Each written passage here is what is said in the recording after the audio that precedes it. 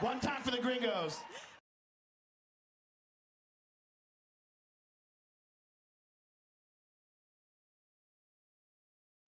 Just wants a little bit more. Oh my God. The champ's in trouble. The champ's in trouble. Assassin Banana. This could be it here. DPT Poke has done it. Oh, DPT Poke. I mean, up into space. That's why you don't want to do it. The counter shot is brilliant. The hooks, the up. Oh my God. Jab overhand. Blue still coming off beautifully, and it's.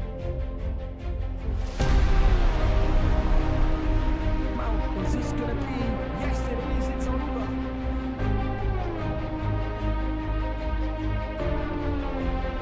Shots again.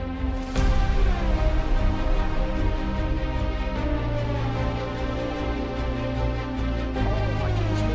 And he's got him. Oh my God. Former lightweight champion of the world. The uppercut and the finish.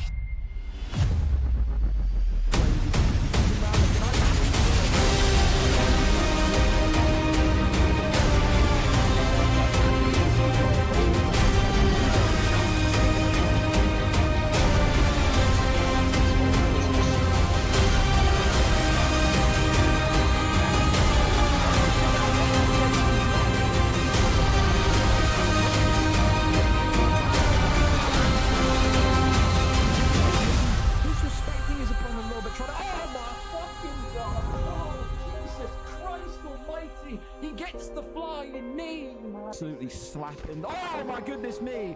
He's slapping something and it ain't cheap. There's now 1-2's over. Tries to get the takedown and gets another big slam onto him. But all right.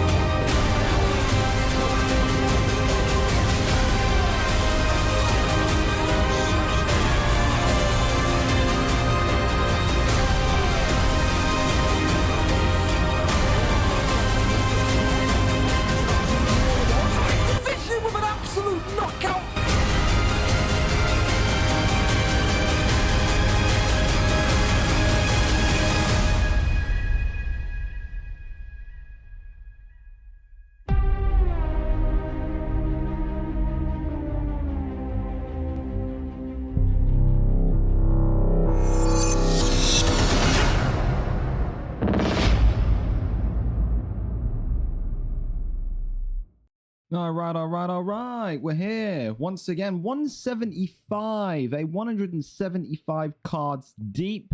People said this should have been a mega card because 175 is kind of like a milestone. I disagreed. I kept it for the 10s. So, of course, VFL 180, which will be next month, will be the next mega card. So you have to sit tight until then.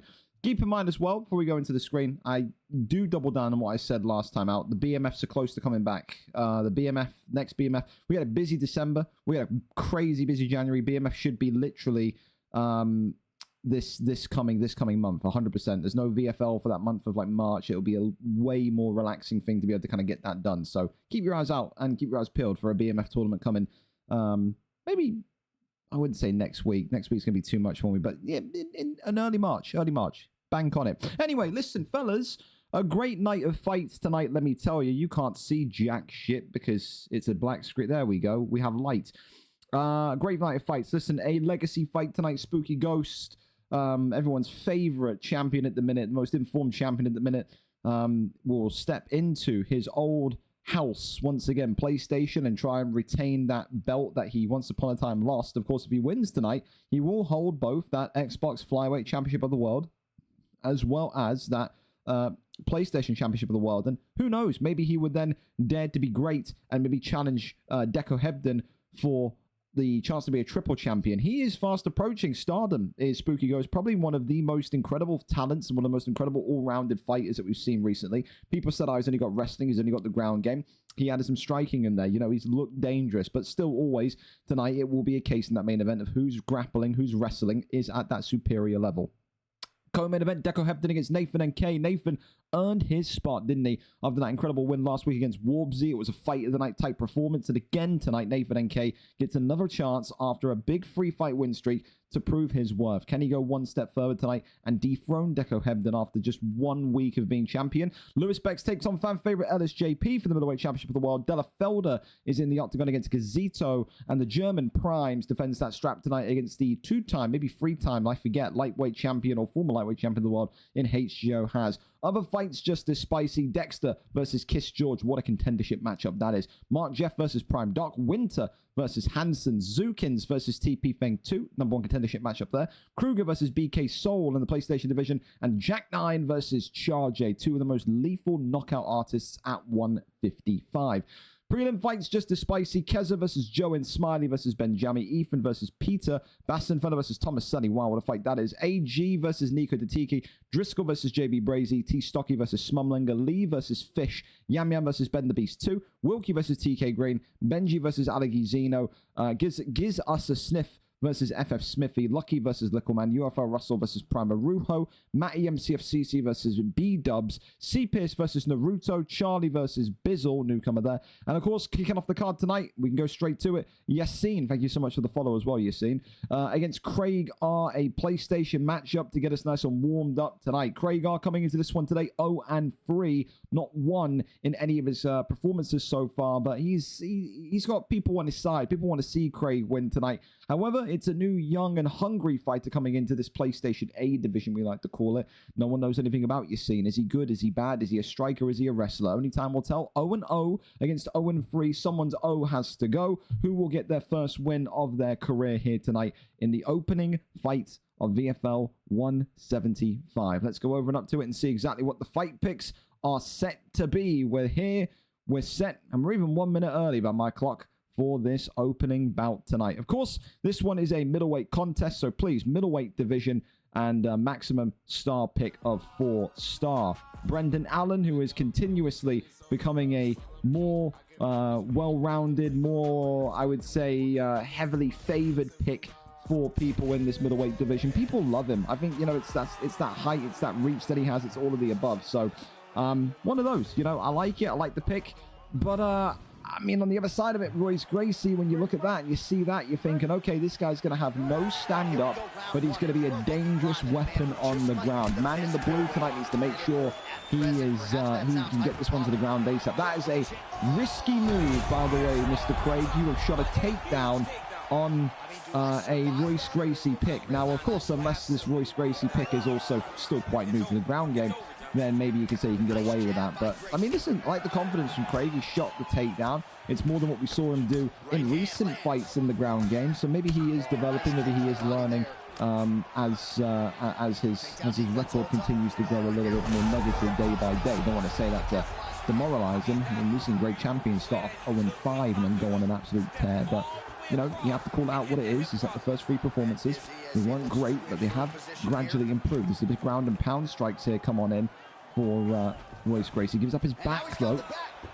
In the end, Yassine ends up getting back to his feet. An interesting thing, though, if Yassine doesn't want to keep this on the ground today, how long can he survive on the feet? Royce Gracie has some of the worst, least powerful striking that you will find in this middleweight division. I mean, it's literally like, your dad. It's your dad in blue trunks in the octagon. It's Andy Bluefin if he was just slightly Brazilian, isn't it? I mean, imagine that. Picture this guy in the blue trunks behind the desk with a Unity shirt on, yelling, high line, high line. That's Bluefin right there, 100% it is. Takedown there, not able to connect and land, and you can see these strikes continue to come forward. Big uppercut there comes forward, creeps through as that head kick comes off once more as well. Craig R, so far, liking what he's doing in there, shoots another takedown, lands the takedown, and now maybe we'll look to try and maybe convert his chances, so to speak, on the ground. However, not possible, gets right back up to the feet. Swinging the miss on the head kick. Got to be careful with that. He's throwing that head kick out there. Does not want to get countered. Will regret that massively if he does. Left hand there continues to come in as the 1-2 pity patter takes striking very much. He's back with us, goes back down low. The body shoots the takedown again. Takedown this time is denied. Great takedown defense there by Yassine, who then counteracts with his own takedown. And there's that uppercut again. Said that's the big thing for Craig, is he's got to watch out, because he is throwing punches in bunches, and he is almost getting kind of clipped by that uppercut counter. And there you go, body shots there. That's really nice. That's really nice from Yassine, who knocks down Brendan Allen with those heavy body shots. Like we said, Craig put himself in a position, and this could be the end of the fight here. No, it's not. 1 or 2 strikes away, you could say, but I said, for all the good that Craig's done, he's just gone a bit too gung-ho at times with his punches, and you can already see that in the top right of your screen. The stamina very much is not great going into the end of round number 1. Shoots the takedown and will get the takedown once again. And that's the thing for Craig. Get confident, shoot the takedown, but you've got to find out a way to try and keep him there now. That's the only thing. Round 1, hate to say it, love you Craig, I do, but that's a Yassine round due to that body rock, due to that near finish from Royce Gracie. So far so good for the newcomer, who wants to start off his career 1-0 in this PlayStation division. There was that brutal body shot that dropped Allen, and then again with Royce Gracie, he was so close when he was over in that stack guard position to running down the strikes and finishing this one in quick fashion. Here we go though, round number 2 up and underway. I think for Craig, now it's all about if you can get this takedown, which he does. Do you know any of the denies to keep him down here? Because right now it's that kind of, we call it the Bailey 18 effect, don't we? He can take you down, but he can't do anything else. And if you're just shooting takedowns with no real idea of what to do when down there, it leads to positions like this. Royce Gracie has got the armbar, and this one could be about to be extended. Gets out of it though, no ability to convert the sub there so far. Tries to get up and does. Yassine nearly getting an armbar locked in there, but in the end not too much to see. Head kicks now coming forward. Craigar abandoning the jab and just going straight for headshot execution shots, you could almost say, as he continues to just maneuver on backwards. Big knee to the midsection, chooses to shoot the takedown again. Another big slam here from Yassine, well, onto Yassine should I say, but again it's just, this is, for me it's just such a pointless exercise, because Craig is expanding so much stamina as well when he's shooting those takedowns.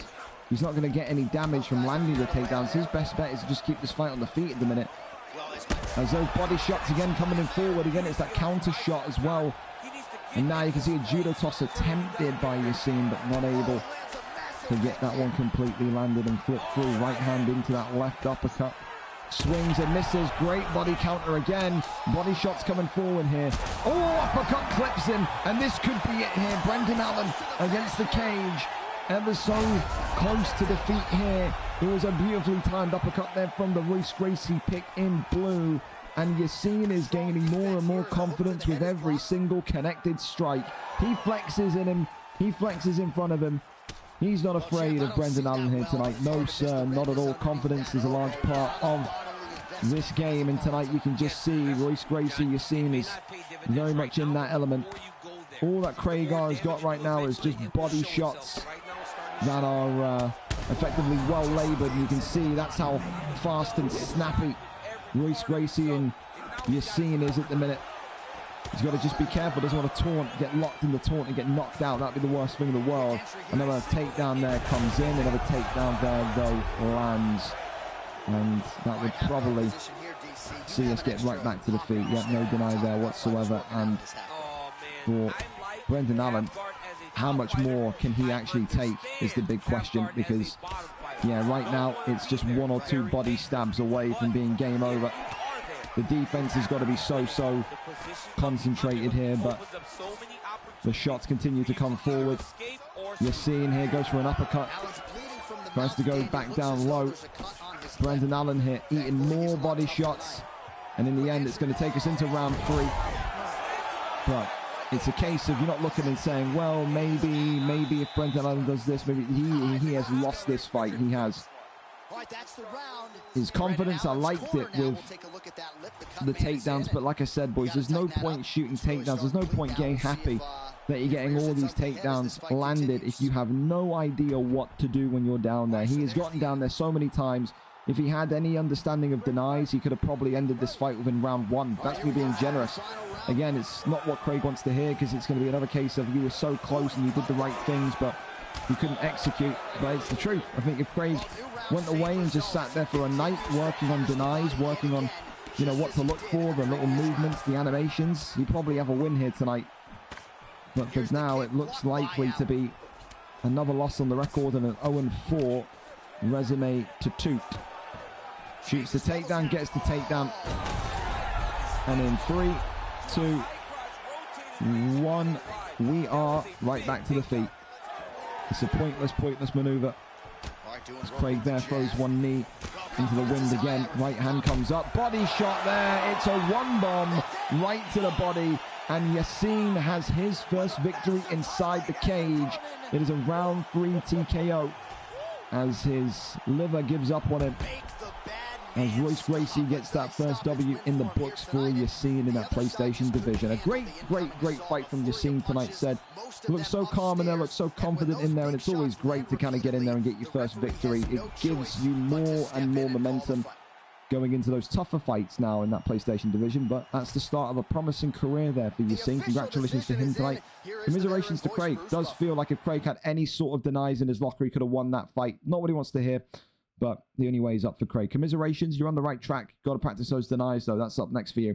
Right up next, then we're going to... Well, I know we're flipping this fight because C. Pierce is going out to dinner or something with his girlfriend. So I think everyone's agreed to kind of flip fights around, so that's fine. C. Pierce against Naruto up next. We know nothing about Naruto. Look at that. Completely not on the record list. We don't know what the fight style is tonight. C. Pierce, though, we can tell you, is a veteran in this division. 1 win, 6 losses on a 4-fight losing streak. He'll be crossing his fingers, putting his hands together tonight and praying, hoping, believing that he can go off and enjoy a nice warm meal with his lovely lady as a winner tonight. Will he, though, or will he end up going to dinner and be telling his missus about how he's 0-5 in the virtual octagon? Sad times if so. Let's go over and see if he can get the job done tonight, and if he can go forward and go to maybe 2-6, start to unlock some of those bigger fights. We're there already. Jairzinho Rozenstruik against Sergey Pavlovich. Of course, 2 fighters that are consistently used, fan favorites now. You know, Jairzinho,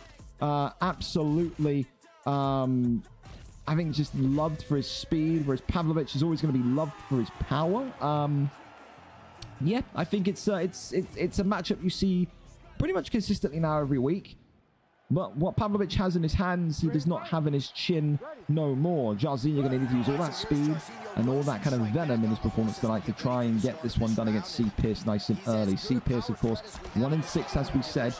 But, you know, he doesn't look at those 6 losses as losses. He looks at them as 6 lessons as to how maybe he can improve and only get better and better as his fight career goes on. Of course, Rozenstruik tonight in the black trunks for C. Pierce. Naruto making his debut tonight in the white with Sergey Pavlovich. And so far, both of these two throwing in some big bombs to test the opening. Oh, look, that sweeps the leg there. That was quite nice, wasn't it? Tries to go for a cheeky little uppercut there as well to C. Pierce, and then launches forward with a head kick. Doesn't really get too much of a clean connection on it, but so far, you have to say, even though it's only 1 minute and 30 seconds accelerated in, C. Pierce tonight on the front foot, on the aggression, and looking likely to be the more confident of the two. Always difficult with you in Naruto because, you know, everyone remembers their first fight. I think, you know, regardless of what weight class you're in, when you have your first fight, whether you're in heavyweight, bantamweight, flyweight, there's always a kind of element of nervousness, isn't there? You know, there is. I think you have to kind of factor in that there's people watching. You've got to factor in that people are going to be, you know, criticizing your mistakes, your poor shots, your poor selection. So, you know, it does fluster some people. Takedown there, though, lands. Beautiful shot, I have to say, by Naruto, who now gets that posture up, and we get some big strikes here raining down on C. Pierce. Big shots right down the middle, though, in this heavyweight division. Nothing more to see there, though, and ends up kicking him off, does Corey. So, a really nice escape there. Head kick there, though, from Pavlovich. Sends him scurrying backwards, and Naruto was now swinging double overhands. What we like to call the KSI technique. Absolutely it is. Works off that jab, tries to go for that jab overhand. And C. Pierce now eating a big uppercut right down the middle. Shoots the takedown here, does Naruto, and lands it over into side control. He goes. C. Pierce going to try and get that flip, and look at that, he does. Really nice. Gets right back to his feet, though. Doesn't want to be down there with Pavlovich, who looks like he's happy to shoot the takedown and happy to go ground game-esque tonight. Tries to work that body shot. No, he doesn't. Elbow there comes forward. Works off the 1-2. Still there, being looked into as that body shot comes forward again. So far, you can see as well, I think Pearce is so nervous. He's spamming buttons. You don't even tell he's spamming buttons because he's pulling out strikes. He's throwing a strike and then he's stopping. He's throwing a strike and then he's stopping. You'll see it here. When he does it again, I'll try and point it out to you. Because he does that, that's when you know that your opponent is effectively hitting all the buttons at once with no real timing. That big head kick again, though. The head kick of Pavlovich tonight proving to be so destructive for Naruto. Overhand comes in and clocks C. Pearce. Head kick there comes in. The uppercut drops him. Naruto here in round number 1. Has he got it done on his debut? No, he hasn't. C. Pearce just marginally surviving it. And that's going to be the end of round number 1. C. Pearce just too nervy. That's the best way I'd describe it. The first minute and a half for Pearce was absolutely fine. Was controlling the tempo, was working off the jab well, was pushing Rosenstruck backwards. But then it's when that first head kick came in, it's when that first head kick connected and stunned C. Pearce with Rosenstruck that he effectively started to button spam. He effectively started to walk backwards. Lost all that composure, lost all that faith, and that overhand again comes in. Gotta keep his hands up to C. Pearce. Shoots the takedown, does Naruto. And now here we go again. Posture up is good. Rains down the strikes here. Naruto in this beginner's division of heavyweight, looking for his first career win tonight on his debut. Gets back to his feet though. C. Pearce needs a miracle. He needs something. Head kick drops him again. C. Pearce like a blind man walking into traffic. He can't stop it. Get this man a cane and a guide dog. He needs it. Body shots now coming in. Overhand swings. Uppercut comes in from Naruto. Overhand again. Body shots. And now here comes that unrelenting pressure. Avoids that head kick to C. Pearce. Left hand and right hand still coming forward from Pavlovich. C. Pearce is just now fully in retreat mode. He's walking backwards. He ain't throwing any strikes. He doesn't know what to do. He doesn't know what to throw. He doesn't know where to go at this point. Uppercut though clips him. Head kick kills him. C. Pearce. Oh, he's going to go to dinner happy tonight. Oh boy, out of nowhere, just like that, C. Pearce. When he was needing a miracle, he looked above and the Lord above granted him one. Gets it done here against the grain in round number 2. And C. Pearce is going to be looking back at that as probably his greatest win to date.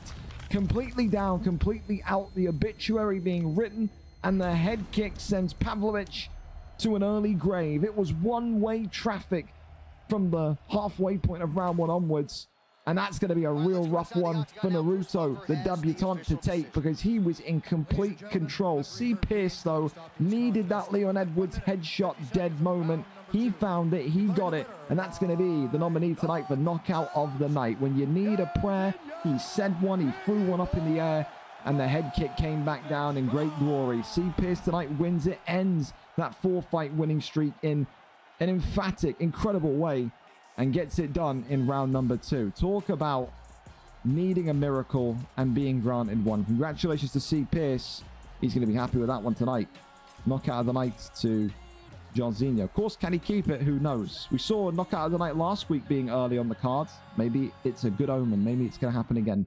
Up next then, Charlie 18 and N17 Bizzle. Charlie 18, 1-1 coming off of a loss in this division. Of course, was a great fight in the heavyweight division, but Bizzle, again, similar to what we just saw there. We have no idea about him. How good is he? Is he a stand-up artist? Is he a wrestler? No one has any clue. So many new players and fighters coming into this league now because the game being on Game Pass. And we love that. Keep on coming down. We love that. We're welcoming in all new players, all different skill levels and ability levels. And tonight, maybe Bizzle will stake his claim for a late charge, or an early charge, should I say, for that light heavyweight strap. Let's see if he can plant his feet on the ground firmly. Can he take out the heavyweight veteran, the one-on-one light heavyweight Charlie 18? Let's go over and see who wins this one. Charlie 18 against N17 Bizzle. We are there, we are set, and we are ready to go. Thank you to these two as well for agreeing that move and also being ready somewhat early. It's great to see so far.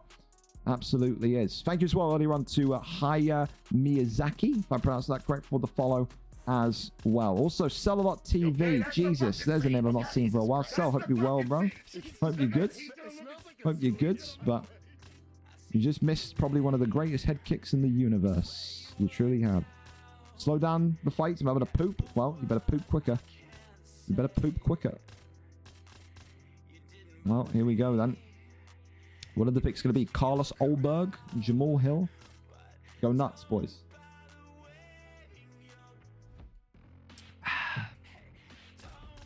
What are we going to see? What are we going to have out here tonight? Khalil Roundtree can be an option. Charlie absolutely settled on Jamal Hill.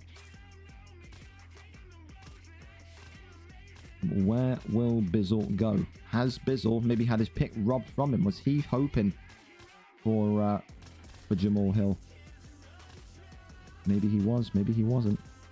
Of course, 4-star picks only, so he's going to have to find something. Johnny Walker's got a good record against Jamal Hill. That height and reach, of course. Volkan Ozdemir. Well, listen, after so much pondering and maybe consultation with maybe his corner, he's opted for Johnny Walker. Not a bad pick against Jamal Hill. Like I said, you've got speed on your side. You've got length, but nope, he's changing again. Nikita Krylov. Seemingly the pick now. Nikita Krylov a lot more kind of nimble, a lot more kind of agile. So there is that as well. Is that going to be the pick? He seems like he's not completely sure. He's not readied up yet, but go and double check that I've got nothing in my DMs. Fellas, can we ready up? What are we doing? Are we playing 50 questions over the thingy? He's asking me which fighters can't I use. You know what? I'm not even going to answer that. If you read the thing, you'll know which fighters you can't use. I'm being asked if I would trade Jalen Carter by the Cowboys. Not in your fucking lifetime, Douse. Not in your lifetime.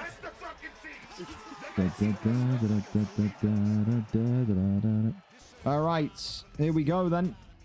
Here we go. Jamal Hill and Nikita Krylov. Up and underway we go. Jamal Hill tonight, the favorite for Charlie 18 in the blue trunks. Bizzle, of course, in the yellow trunks, the newcomer, looking to make his mark today. Of course, big thing for Bizzle is how do you fight? You know, there's so many styles in UFC, especially that work in this light heavyweight and the heavyweight division. It's always intriguing to see what kind of one these new fighters occupy. So far, looks like the occupied style is that of a pressure boxer. You can see Bizzle in the yellow is just continuously walking down Charlie, not showing any fear towards maybe that range striking, which he needs to be careful of, because Jamal Hill right now, Charlie, is piecing up Krylov with some great surgical precision striking right now. So I think that's the thing, you know, Bizzle got to make sure he understands as well with Nikita Krylov how to use him. You got some great kicks in your arsenal. Use those body kicks, use those teeps, use those leg kicks. Jamal Hill though grabs the leg, and now look at this, has him in top mount position. This will be interesting to see how well Charlie's developed in his ground game. I think Charlie knows if you want to kind of go up in this division, you want to kind of go up in the weight class, you have to be able to get that ground game going. Two good denies there. Now rains down the strike on Bizzle, who could be in trouble already. Can he get out of here? Charlie saying, you ain't going anywhere. And what a world of confidence this is going to be building in Charlie 18 tonight, who's just demonstrating some great denies for the light heavyweight level and has got this fight done in near enough one round. 2.5 minutes to go, and now it's just survival. Bizzle has got the legacy controls on. He is lost down here. He is in an ocean without any lifeboat, without any paddle. And this one, 100% now, is game, set, and match. Welcome to the octagon, Mr. Bizzle. You have got some work to do. You are not going to survive down here with those legacy controls. It's a rough and rude awakening. Again, we call this light heavyweight division still one of those beginner divisions. He'll be looking around going, this is the beginner division? That's how it is over here. Tonight, you were given a harsh introduction. It sucks. But listen, it will motivate you to maybe go and develop, enhance your game. I think in a fight like that, because Charlie's been around for so long now, in a fight like that, I would love to see Bizzle go up to Charlie after that fight and say, great fight. I want to be able to do that. Can we spar sometime? That's what you want to see. So that's what I would encourage him to do. You know, A lot of the guys that come in from FIFA, you either fall into one or two categories. Either you're quite humble and you can accept losses, or you can't accept losses and you're a complete dick after you lose. We've seen it in both cases on the stream before. We have. I'll be interested to see tonight what Bizzle does. Because I think when you're so new to UFC, and when you don't know about denies, you don't know about timing, that is the best possible time to start learning. I think when you're already kind of invested in a certain fight style, and you're doing things quote-unquote wrong, and then you've got to undo everything you're doing wrong and then reteach yourself everything the right way. It's so much more difficult. When you're brand new, like Bizzle clearly is, that's when you're like an open book. That's when you're a complete sponge and you're just taking information. I would love to see him go up to Charlie, dap him up, prop him up, and say, hey, let's spar some time. Can you teach me this and that and this and that? That's what I as a league owner love to see. Will that happen? I don't know. Probably not. They'll probably call each other dicks and never speak to each other again. But I digress. You know, it's a great win from Charlie tonight. Going to give him huge amounts of confidence with what he's shown in terms of ground game. And no doubts about that. He's going to be happy with that one. That's exactly the type of performance he wanted to show tonight. To prove to not only, I think, me, but to also himself that he can wrestle, that he can do the basics on the ground. So really like that from him, and really want to see more of that from him. Commiserations, of course, tonight to Bizzle. There are many more opponents in the sea, many more fish in the sea.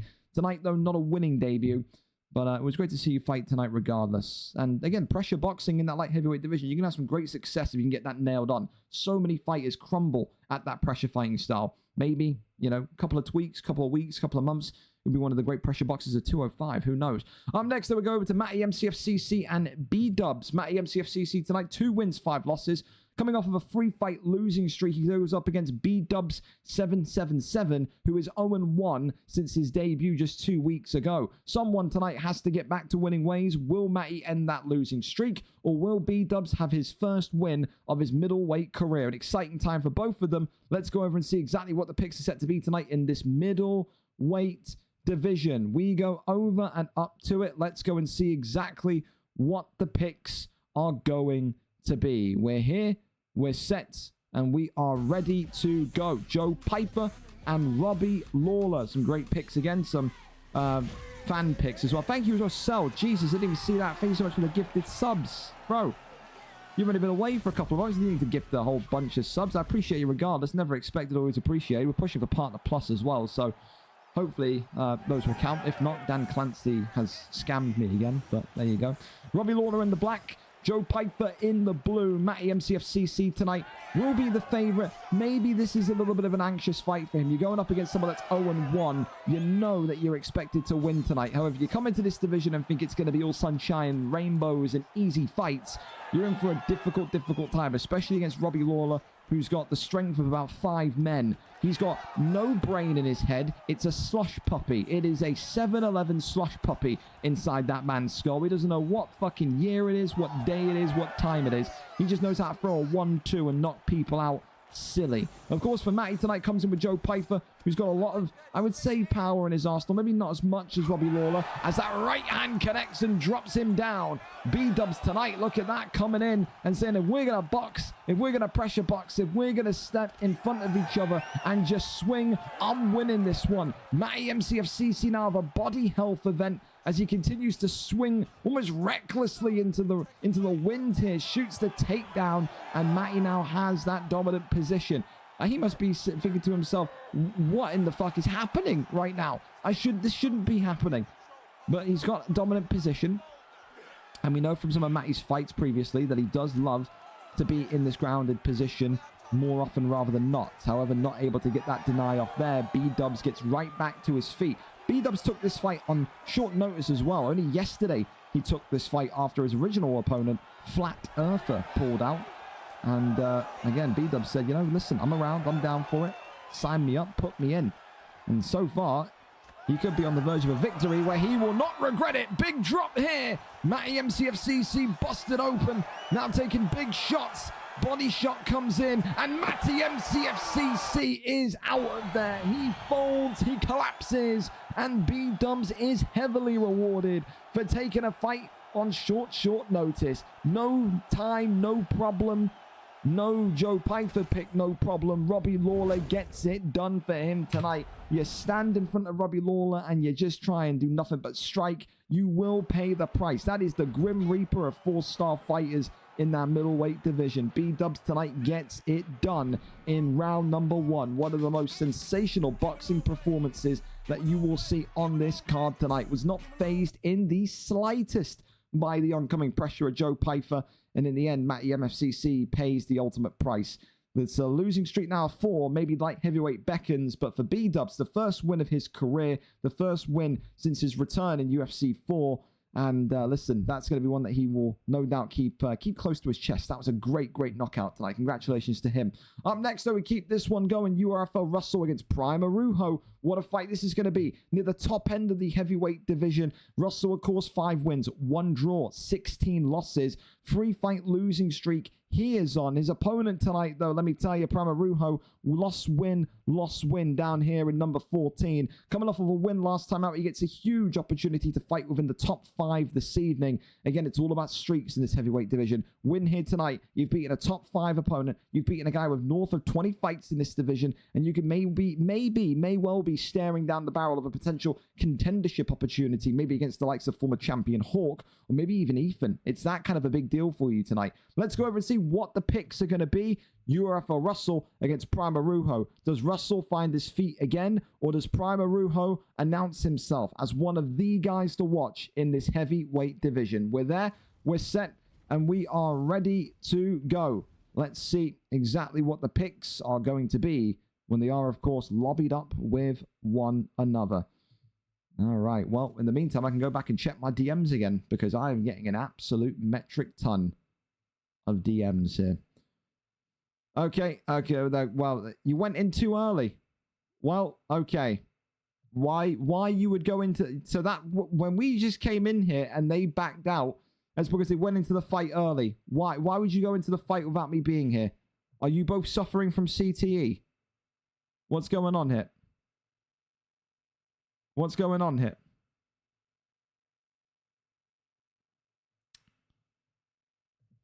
Well, I guess we'll wait. Do not ask, eh? Well, in future, just think. Okay, that's all I gotta say. Seat, okay? Think a little bit. It smells like a zoo.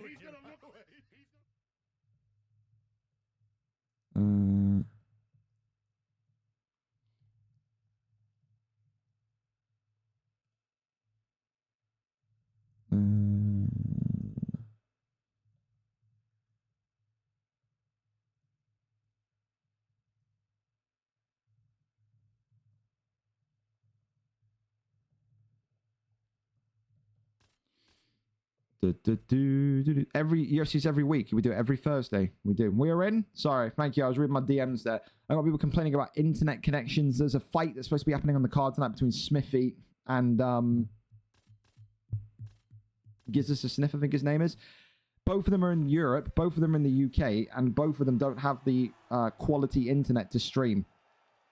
We're in 2025. We got 2 people in Europe, in a continent like Europe, that are both struggling to stream. I don't know anymore. If you can't stream, listen, I'm being dead serious here. You can't stream, I can't put you on the card anymore. Not even unaired. You don't even get an unaired fight anymore until you show me that you can actually stream without lagging and it turning into a Minecraft stream. Anyways, give these two the respect they deserve. UFO Russell tonight coming in the white trunks with Derek Lewis, of course.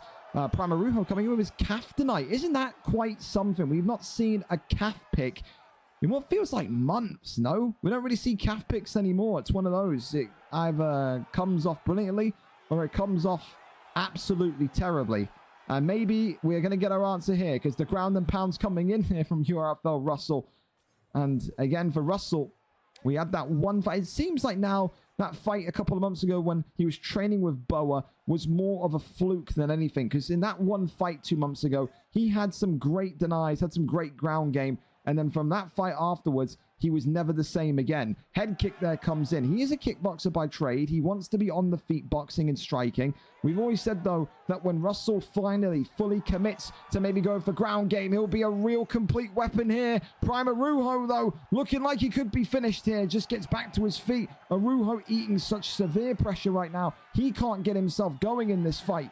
He is in absolute dream world in terms of how he's getting hit and clipped from the left and the right side.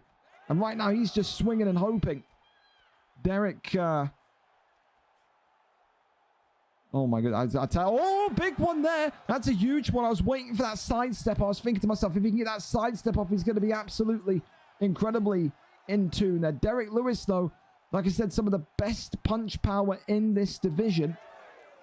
And no doubts, that's why he's gone with him tonight. He's got underrated speed and very well-rated power.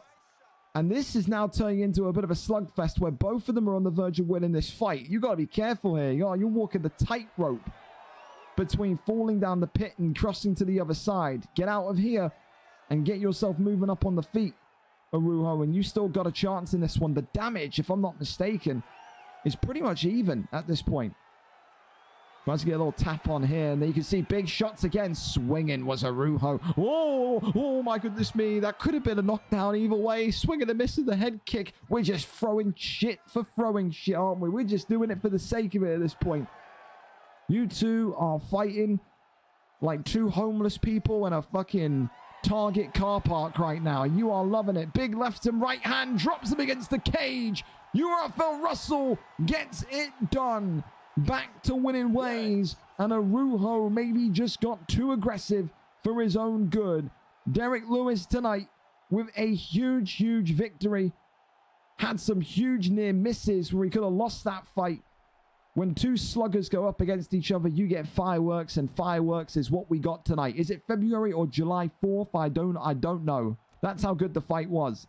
Sheer violence, sheer brutality. Both of them, no doubt, going home in an ambulance tonight. But UFL Russell is the man that walks out with his arm raised. A round one victory here tonight. Gets it done against Prime Arujo. And Prime Arujo now is, again, in that really unfortunate situation and position where he's known as a 50-50 fighter. You got to think, loss, win, loss, win, loss. Is the next fight going to be a win? You got to break that chain. You got to go and get 2 fights, 3 fights in a row where you're winning, and you'll be right there for the title. For Russell, great way to end his 3-fight losing streak. 6 wins now. Doesn't move anywhere in the rankings, but it wasn't a fight where Russell was thinking about going up the rankings, going down the rankings. He just needed to win that fight. Does so tonight. Gives him a huge boost of confidence. Congratulations to him. A huge performance there from him. Up next, though, we go over to Lucky 13 and Lickleman. Lucky 13, of course, 11 wins, 16 losses. The veteran of this division, a one-time champion of this division, but only now with 1 win in his last 5 appearances. Lickleman, of course, 2 wins, 3 losses. Also chasing the end of a 2-fight losing streak as well. Started off his adventure in this division with 3 wins and 1 loss, and since then it's all gone downhill. That's that division of 205 in a nutshell. You are up here 1 week and then down here a month later. It's one of those. Tonight, only one of these two break their losing streak. Tonight, only one of these two get back to winning ways. Lucky 13 is the lineal number 1, but I think he knows he's nowhere near a title shot. Again, tonight, it's not about keeping number 1 or dropping down or XYZ. It's just about getting back to winning ways. Lickleman comes in with aggression, comes in with a great forward pressure. But again, Lucky 13 in his heyday was the most anti-pressure fighter you'll see. Works on the back step, keeps the fight calm, keeps the fight going multiple rounds. He'll need to do that tonight if he wants to survive the test of Lickleman. Let's go over and see it. Number 1 against number 12, former light heavyweight champion against the up-and-coming Lickleman. Let's go and see exactly what the picks are going to be here tonight. Lucky is live for us. Great to see Lucky back in the cage again. Always a joy to see the big man in action. And it's going to be Azmat Mirzakhanov, still struggling with the name, against Vitor Perino. Lucky 13 with Azamat. And Lickleman in there with Vitor Petrino. Again, people love the Petrino pick. They do. They do. George, thank you so much for the prime as well. Hope to see that you're back as well. So you request tags the other day. That is smashing. Hopefully you're back full time now. We'll see next week, 176. We will be there.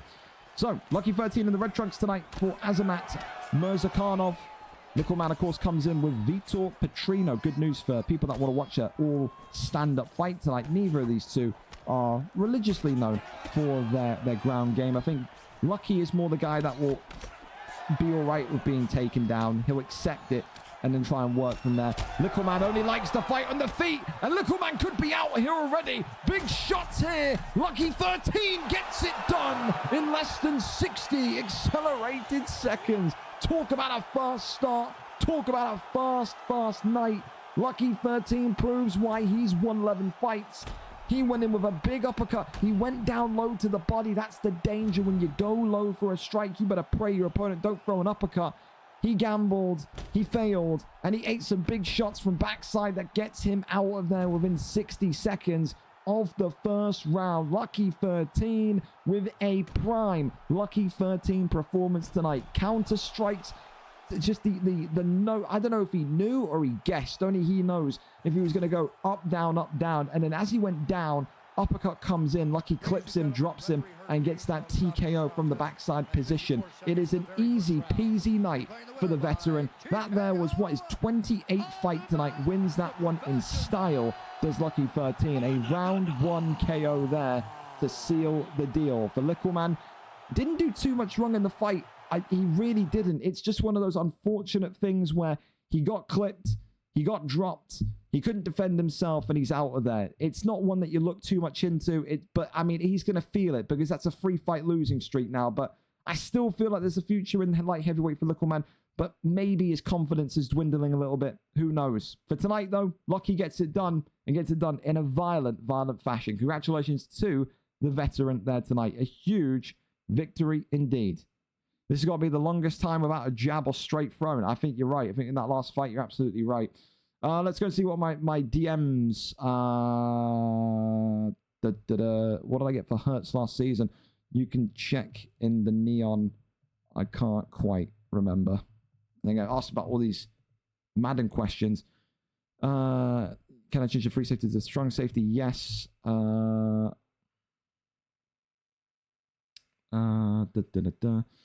None of my fights have lagged before in game. They've only lagged in stream. I don't care. Like, that's my new rule now. If you can't stream, then you don't fight until you show me that you can stream. Like, sorry, that's just how it's gonna be.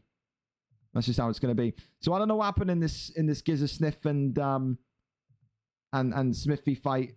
Smithy was saying that he wants a no contest because his internet's rotten. Well, it's not going to be a no contest because the fight happened.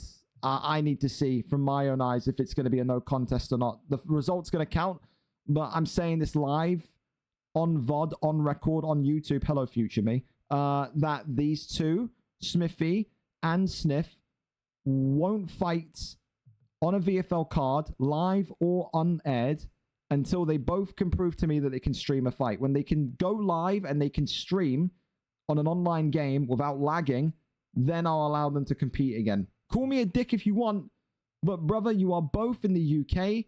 We're not talking like one of you's in New Zealand and one of you's in the US. We're talking UK. There should be no reason as to why neither of you can stream, and there should be no reason as to either of you saying my internet is too bad. If your internet's fucking too bad and you're both in the UK, time to get an upgrade. Is that out of pocket? You be the judge, but I don't care. Like, you can't be... It is 2025, fellas. I was hearing excuses about my internet shit. I can't stream my internet shit back in 2011, right? When I was running WWE leagues as a teenager with acne. I'm not hearing it fucking 14 years later. It's 2025, boys. You gotta get your internet sorted. It's that simple, yeah? Sorry if that's a dick thing to say, but it's the truth. Sometimes the truth hurts. Yeah, it does. All right. Up next then, let's go over to it and see if Benji and co are good to go early. This is a great record time for the co. We're half an hour early. This is going to be an early night. This is fucking smashing news, boys. Benji and Allergy. Are Benji and Allergy good to go? If you are, then we can get you guys going nice and quickly. It's up to you. Ready if you want to go early. So some brutal knockouts tonight as well. So fast, so quick. So fast, so quick.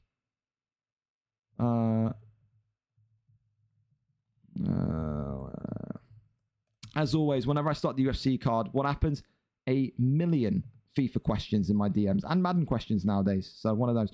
Of course, if Benji and Allergy Zeno can't go early, I'm not going to flame them. But if anyone else wants to go early, whether it's Wilkie and TK Green or Yam Yam and Ben the Beast, if anyone wants to get their fight going early, the floor is yours, boys. We are in such great time right now. I want to keep that going. So if you can go early and you want to go early, then the floor is yours. Just tell me, toss a stream link in, and we can get going early. One of them. It's really that sniff hurts the fight. His Wi-Fi feels like Tesco's free Wi-Fi. Yeah, then you can't be allowed to fight until he improves that, dude. It's just the facts. It's just the facts. What's your thoughts on the new card that got announced yesterday? I think it was. Taporia's got a massive ego, but I understand it because I would pay so much money to see Makhachev and Topuria, which looks like it's going to happen in June. Love the Volkanovski fight. I mean, everyone loves Volkanovski. You hate Volkanovski, then you just hate nice people. Volkanovski and Lopez is nice. Paddy Pimblett against Michael Chandler in a co-main event. Yeah, I still don't really get the allure of Paddy Pimblett, but that's just me. I know some people love him, dude, but yeah. It's not my cup of tea. I think Paddy Pimblett is a hype train that they just keep on pushing until they can't push anymore.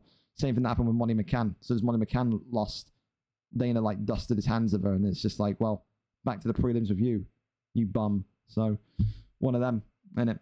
Anyone else want to go early? Wilkie and Green, Yam Yam Ben the Beast. Anyone at all? Anyone at all want to go early? So we have never been in a position where we're this early. If you want to go early, even if you're up here, if you're Driscoll and Brazy or Reese and Thomas said it, I'll give anyone. As long as you're not the main card, the floor's open. You want to go early? You can go early. We're that far ahead. I wish I was Joe. We're in that kind of weird position where usually we're 10 or 20 minutes behind because of people being late. Now we're in a position because we've got no fights because everyone's come on time and everyone's early. So, yeah, one of those. In an online fight, I'll be ready in a minute. That's fine. Take your time. I can't flame anyone here. I can't. If Paddy doesn't improve his head movement, the Chandler will annihilate him. I just feel bad for Michael Chandler still, dude, because of like the whole McGregor thing.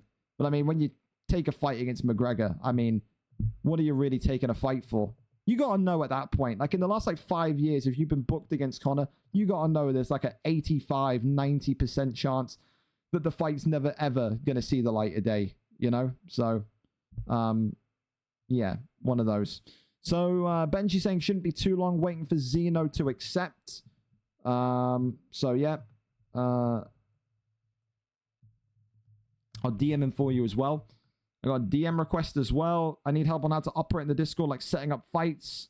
Reaper, are you in the stream? I can just verbally tell you if it's easier. Let me know. If not, I'll DM you after. I don't know why I've said that if you're not in the stream.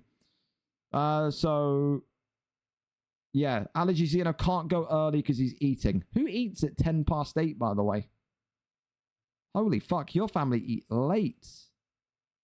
We eat food here at 5 o'clock. Bang on the money, okay? This is early. I'm at my opponent to see if he's here. Yeah, again, if anyone wants to go early and they want to get out of here early, then just at your opponent. Ninky New is your opponent who's actually in the stream, Wilkie. He's literally just commented above you. So as soon as you two well, as soon as he's done with his online fight, then we can go to you. We can. I don't know if Yam Yam is here. Yam Yam said to me there was a possibility that he wouldn't be here today because his power was going out. Again, Birmingham is literally like a third world country within the UK, so it's like, yeah, I'm not surprised that the power's fucky over there. But hey, any shot at Brum I can get, I'll take. I will. Sorry, Dan. But if it's there, it's there. You know what I mean? It's a tap-in. It's a tap-in. Me and Lee can go. Hey, run it. Let's go with that then. If you and Lee are ready, whoever puts their link in first, I'll go to their fight first, and then whoever puts their link in second, will go to you afterwards. We'll get you guys going and moving as quick as humanly possible. So you know me, if I can get you home early, get you out early, I'm all for it. I'm all for it. So toss the links and go from there. Well, if you're called Nunes, no tapping then. Well, it's true. But hey, keep on missing. Doesn't matter though. Salah's having a Ballon d'Or season. We ain't winning shit. So it's I mean we got Mikel Moreno up front. I mean we're fucked too. The most ironic thing that probably happened to us this season is that Van Persie's going to get the final job. We're probably going to draw final in the Champions League, and Van Persie's probably going to group us or eliminate us. Then you'll see real head loss from that fan base. Oh, you will. Oh, certainly, yes, you will. You just joined us. You've gotten here as we're in one of the positive periods of the card. We're actually so far ahead that we're waiting for fighters to come on. Next fight was scheduled for 8:10 in 20 minutes. We're trying to get some fighters on early so we can keep the action going. So don't go anywhere. We're working on getting a few links sorted. Again, as soon as you guys are in the lobby, Got the link set up. Toss it in the stream section. First one I see in there, I'm going to. All right. Gives me a chance as well to plug this. 2 things to announce. Number 1, of course, the prediction card. If you don't know what that is, then please, the prediction card channel is there in the Discord. It is your chance to win free cash from our great sponsors, Instant Gaming. All you got to do is tell me who wins on the main card tonight. It's not anything tricky. There's no catch. It's free to play. You just go in and you write down your answers. Who wins all of our main card fights tonight? You haven't got to tell me the round. You haven't got to tell me the finish. Just tell me who wins. If you can guess all of those answers correct in a big list, you win a free cash prize. And on top of that, next week, we'll be renewing our partnership as well with none other than HelloFresh. So we're going to be giving you guys some incredible deals again with HelloFresh. Get you guys some free food to chow down on. Imagine that, going up to your parents and being like, hey, I've got food sorted for the week. Don't worry about it. Especially when food prices and energy prices and house prices and the cost of living crisis is kind of so high. The last time we got this done, effectively, I think it fed a family of 3 for 5 days of the week. So if you never used HelloFresh ever, and you want some free food, a box of free food, I got 100 people a free, 106 people actually, a free box of food last time out. I want to do another 106 at least. So yeah, keep your ears to the ground on that one. Of course, though, it'll only count for people that have never used it before. So if you had it already, then hey, listen, I hope you renewed your subscription and you're still taking advantage of it. Yeah, but yeah, I'm getting comms that people are ready. I need your link. Come on, boys. You know I love you, but I'm not doing all the legwork for you. There's a stream section. There's a stream channel there. Put your link in. I'm not going around and chasing you and looking, all right? So send it. Send it, send it, send it. Link is there. I can disagree with you. The only links today were from Yassine, C. Pierce, Bizzle, Matty, Russell, and Lucky. You have not posted a link in the stream section. I will make it so everyone knows that this stream section exists. As God is my witness, I will. I will. So whenever you put the... There you go. See? Now you got it. See? Just like that. That's how easy it is. All right, next fight then. We're there. Wilkie and TK Green. Wilkie, 5 wins, 9 losses. On a 4-fight losing streak is the former #1 contender in the 205 division. TK Green, though, what a return he's had. A loss and a win. Last week, though, his win looked phenomenal, didn't it? Tonight, he wants to use that boxing base of his to dethrone and reaffirm the fact that Wilkie maybe isn't cut out for this new look light heavyweight division. Wilkie, of course, took a couple weeks, couple months even away. He is now 1 loss away from being 0-5 in his last 5 light heavyweight fights. It is a do or die moment for Wilkie today. Should Wilkie lose, he has to expect, he has to understand that a move to heavyweight is more than likely going to be in his future. For TK Green, win here today, you go to 4-3. Doesn't move you anywhere in this division, but it gets you onto a 2-fight win streak, which is so important in this 205 division. We're up and over to it. TK Green against Wilkie. Let's see exactly what the picks are set to be. We are here, we are set, and we are ready to go. Nikita Krylov against Ovins St. Preux. Wilkie going back to his Brazilian Jiu-Jitsu roots, his wrestling roots tonight, to hopefully get this one done and over the line. He does not want to be back in that heavyweight division. His pride is at stake here. Let's see if he can find a way to get this done. Wilkie today in the red trunks with OSP. Krylov in the yellow for TK Green.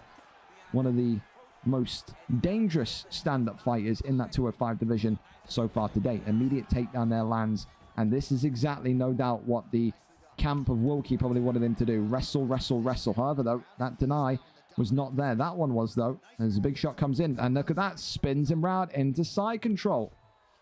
This is what you wanted to see from Wilkie. I think back on his return, we know that he's a great wrestler. We know from 5-6 months ago, he was in peak form in this ground game position. And then he just kind of like went wayward and went to being a striker. And it didn't really make sense because we were saying, you know, he was so close to a title shot, so close to being a champion with the wrestling base. And he just seems to switch it up randomly. Tonight, though, he's gone right back home in terms of his style. And right now, he is controlling this fight on the ground. Postures up again, and TK Green, I'm not going to lie to you, could be in some big trouble here. Because it's not the fact that he's absorbing damage, it's the fact that he can't get out right now. As the heel hook comes in, so there you go, there's a way to get on out. And he's going to try and crank the leg here, perhaps, of Wilkie. Is he going to be able to handle it? The answer is no. Wilkie gets back into backside. Postures up here. Good couple of strikes coming in from OSP again. Got to be careful of that stamina, though.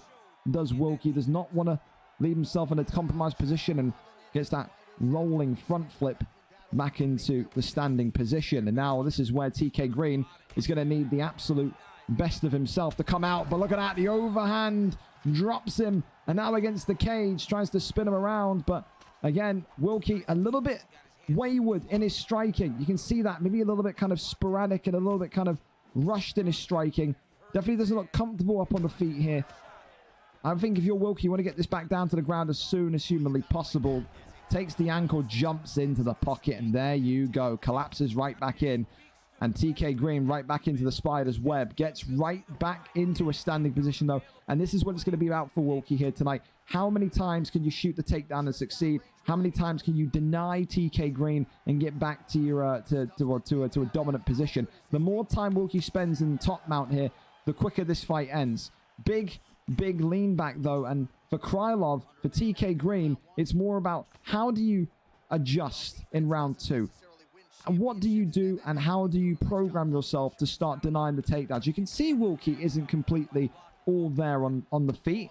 It's quite simple for the man in yellow. You've not taken not taken too much damage. He gets clocked there with the overhand, but he hasn't taken too much damage. He just has to defend the takedown and work his boxing. If he can do that, he will win this fight. I don't want to be rude to Wilkie, but it's just the truth. It's just the truth. I think if he gets a couple of takedowns denied, Wilkie starts to panic and Wilkie starts to make more mistakes. End of round 1 in, and Wilkie is clearly taking that round here tonight. 10-9 on the scorecards as we go from round 1 to round 2. It is so simple. It is so linear for both of these two. If you are Wilkie, get the takedown. If you are TK Green, defend that takedown for dear life. You cannot go back to the ground if you are TK Green. Absolutely not.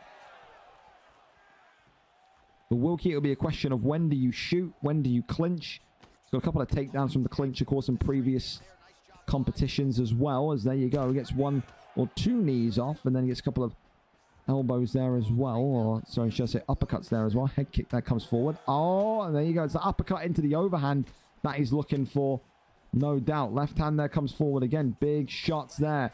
Left hand continues. Oh, there's the overhand. That comes forward. It's that uppercut into overhand combination that Wilkie is really liking on the feet. It's his almost get out of jail free card, you could say, when he starts to look a little bit flustered up top. For TK Green right now, he just can't find the consistent connectivity, can he? He's just in a bit of limbo in regards to how he approaches Wilkie. As now he starts to look even a little bit more, I don't know, unconfident in himself when he goes forward. Look at that, though. Big shot again. Wilkie looking for the finish here. Head kick drops him. Jumps into the pocket. Will the losing streak go? Gets flipped. Oh no. Wilkie now into top mount. But he's on the bottom and oh my goodness me. TK Green gets up. You had so much opportunity to get some power strikes in there. He gets up. That shows you how much of a fear factor Wilkie's got on the ground when he's on the bottom of top mount. Even then his opponents don't want to be down there with him. That has got to speak so much to Wilkie. You've got to get this fight down to the ground. He doesn't want to be there. Big knee drops him. Jumping into the pocket. Goes with that transition into side control. Will he look for top mount? Can he get to top mount? The answer is yes, he can. And now this could be the game right here. Big shots coming in. And Wilkie, has he done it? No, he's 1 strike away again.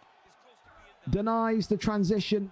It's got to be now, surely. TK Green is stuck like he was in round number 1. And this one is all over. Wilkie back to what he does best. Wrestling, dominating with control, and smothering opponents on the ground. He gets it done in round number 2.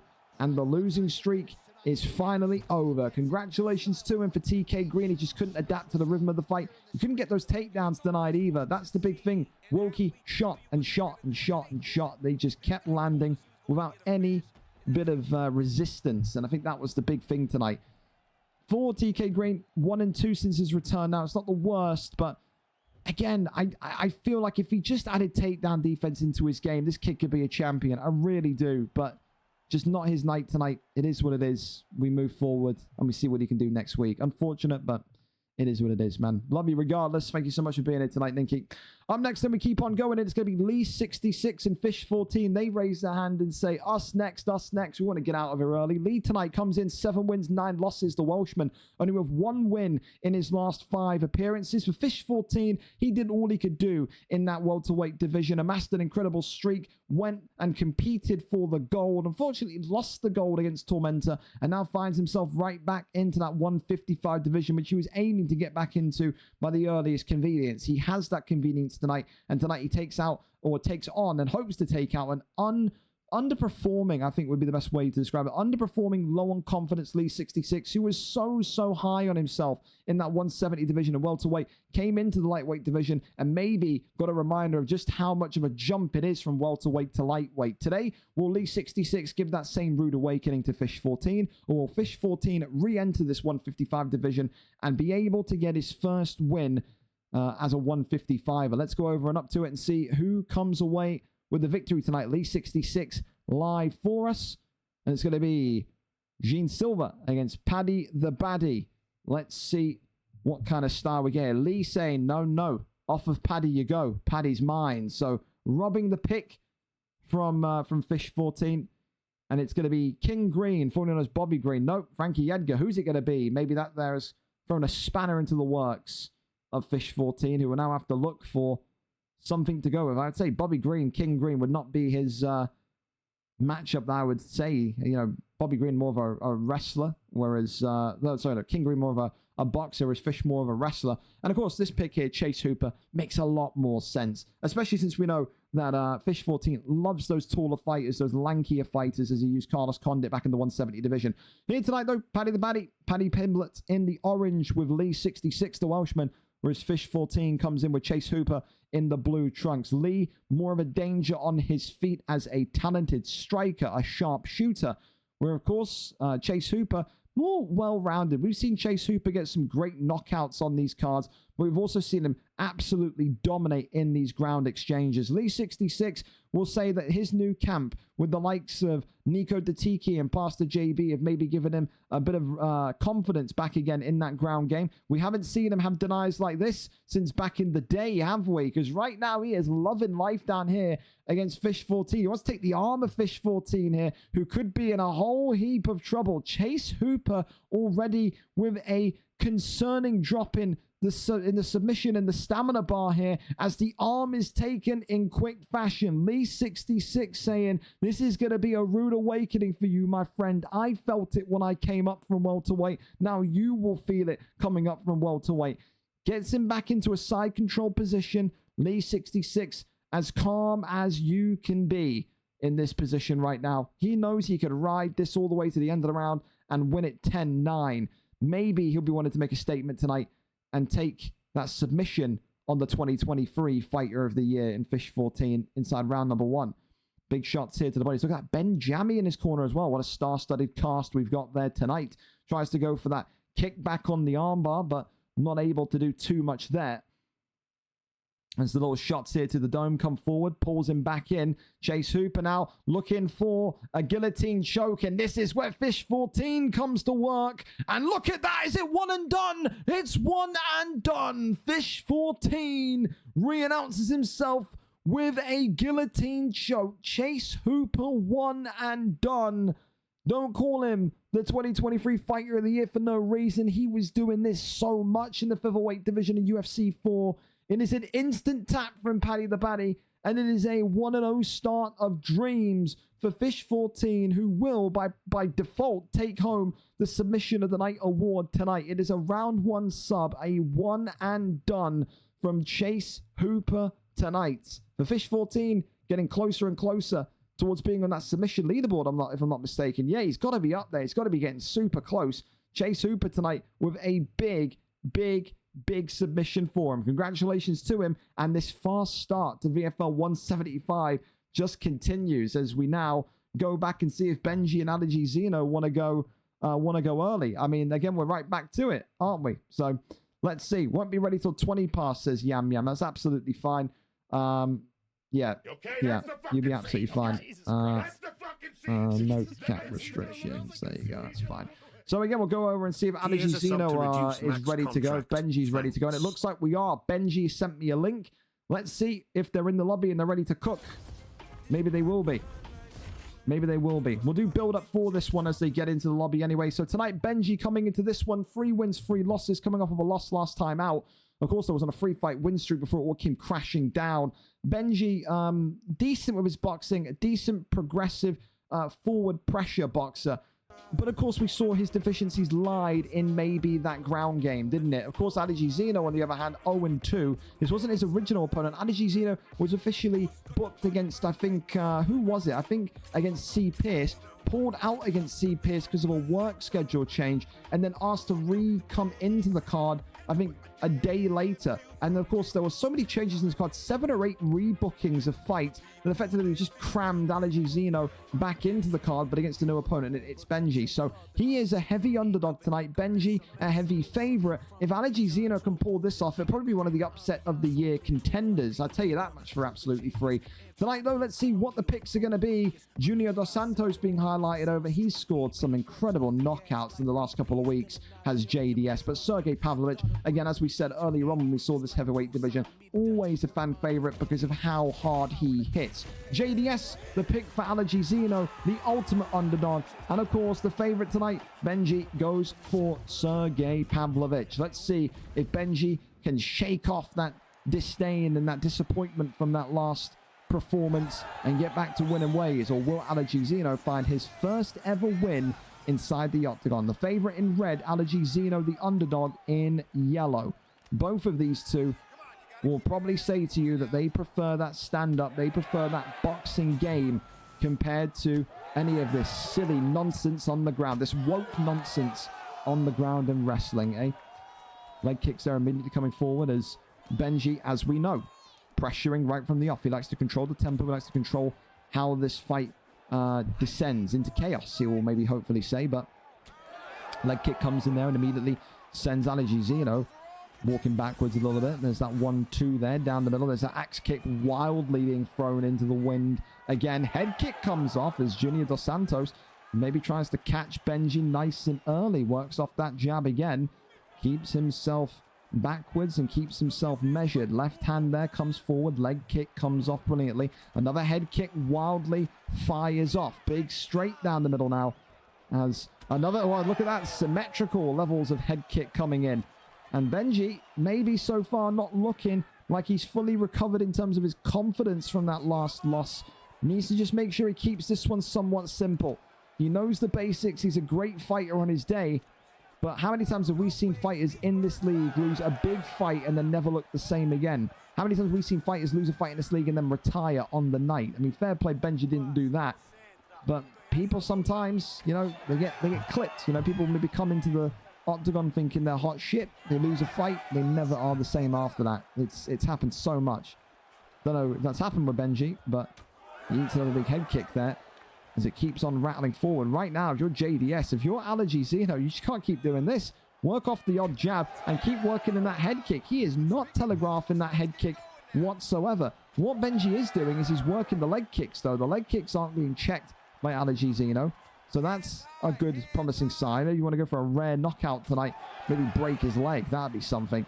And, of course, as Benji will know, the perfect way to stop those head kicks coming in is to do this. Walk him down. Not give him that distance that he needs to launch and to tee up that head kick. So just keep pressuring him. Keep walking him down. Keep stiffing him with the jab. And there's that big right hand as Sergey Pavlovich now finally has that forward pressure.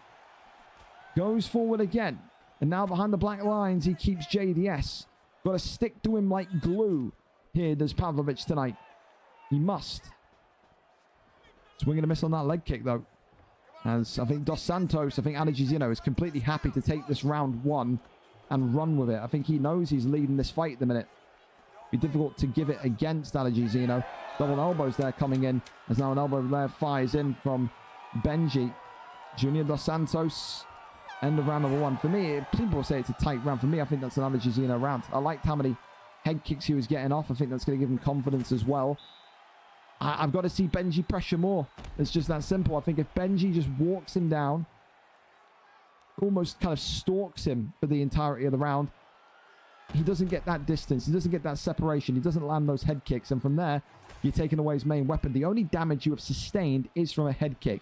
So take that away and charge at him. Charge at him. And no respect there at the beginning of the round. So that's interesting. That came from who? That came from Allergy Zeno. Allergy Zeno sent in a no respect message, I think it was.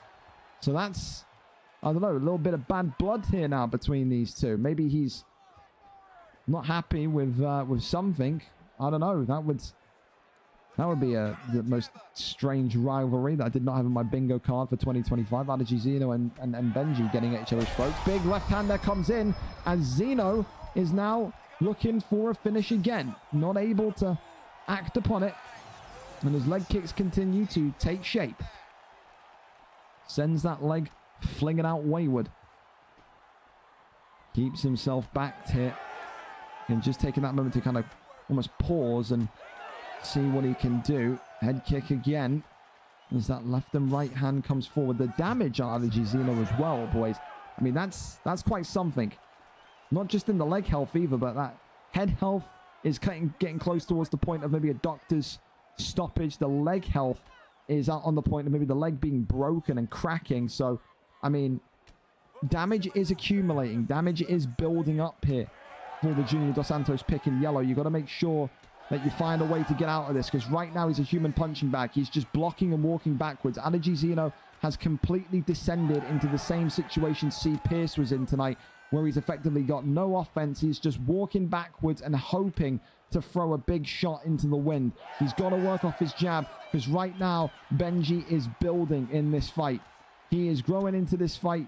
He is controlling this fight again, and he's fighting smartly. It's an absolutely brilliant, a beautiful round from the Sergey Pavlovich pick so far. Just don't deviate from this and you're A-okay. From Allergy, from Junior Dos Santos, you got to just give up on these head kicks now, bud. You have to. I mean, if the first 16 don't connect, you know, you've got to try something else. It worked in the first round. He's adapted. It ain't working this round. Big right hand comes forward again, and Sergey Pavlovich continues to just bloody the face of Allergy Zeno, who may not have a say as to whether this fight continues or not if the doctor steps in here.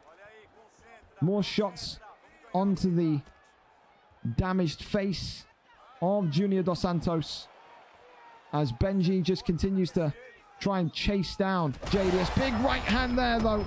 And now this could be the moment. Benji looking for the kill shot, survives it.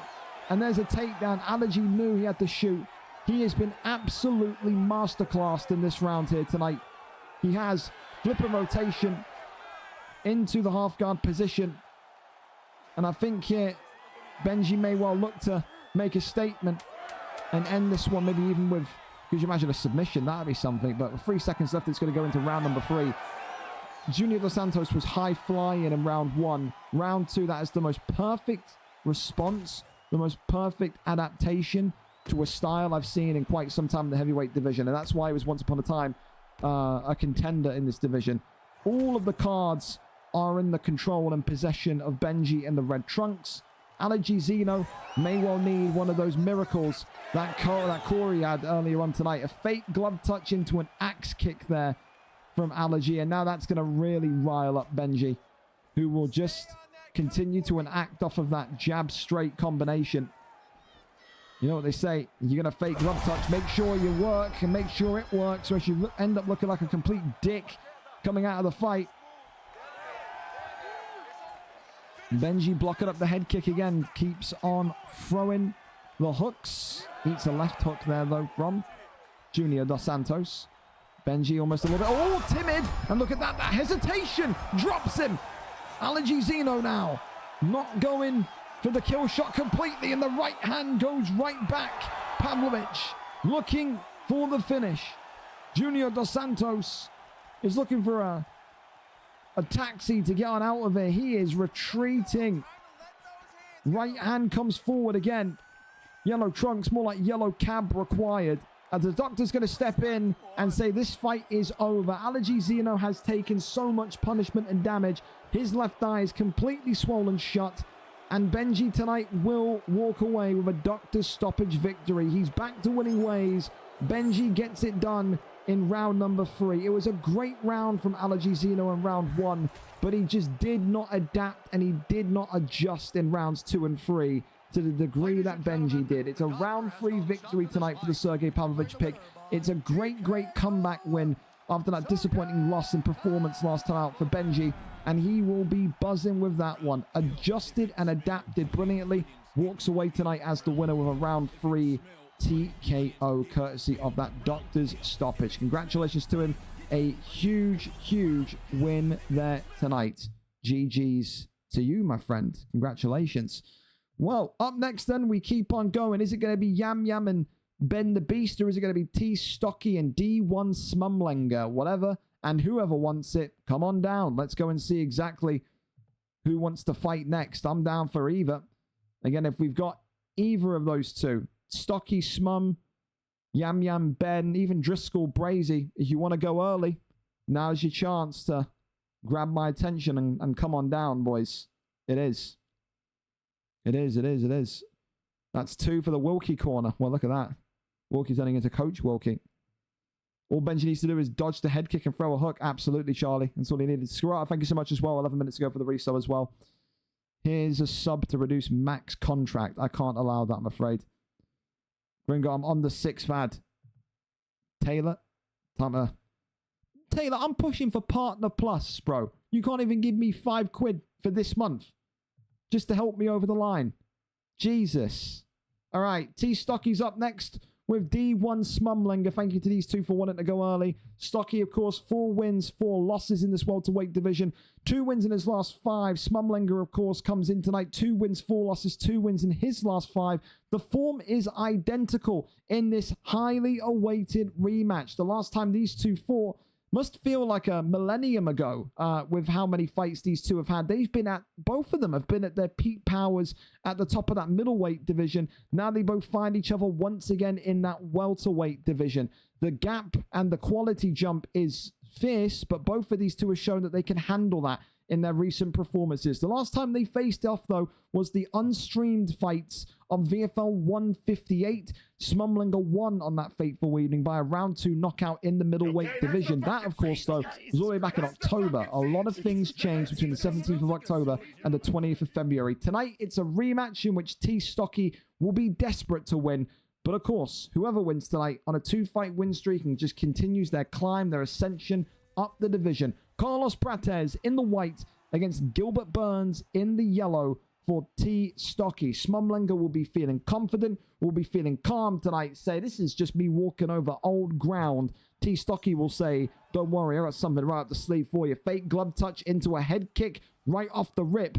And tonight, Smumlinger not wasting any time in getting himself going. Both of these two with a heated exchange. And there's the immediate shot there from T Stocky. I wonder if he was expecting such a fast-paced start. Smumlinger, of course, generating more and more heat, you could call it, in recent weeks. Wants to be almost the villain of that 170 division. Couple of fake glove touch head kicks here and there. I think we saw that at the end of his middleweight career as well. But he doesn't care. He's not here to be liked. He's here to win. And no doubt he was doing a lot of winning in that middleweight division. There's that guillotine choke, though, already, though, from Carlos Prates. And T Stocky going to need to make sure he can get out of here. And he does. Gets into dominant position once more. Half guard here now for T Stocky in the yellow with Gilbert Burns. Great deny there, though, from D1 Smumlinger, who's on the bottom, of course, in the white trunks with Prates. Posture up is there. Keeps on going. Goes to that right side now. Elbows coming in, but again, just transitions over into sprawl.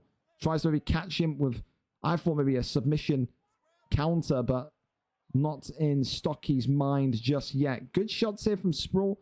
Some people hate the sprawl position. I love it for body damage.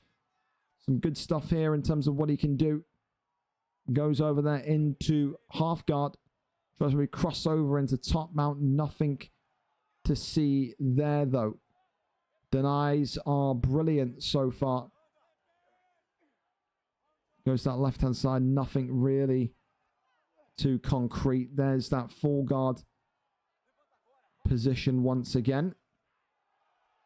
As the elbows continue to come off, and there's him pulled in once more. Elbows there. now from Prates as the big shots coming in down from T. Stocky. This is the thing.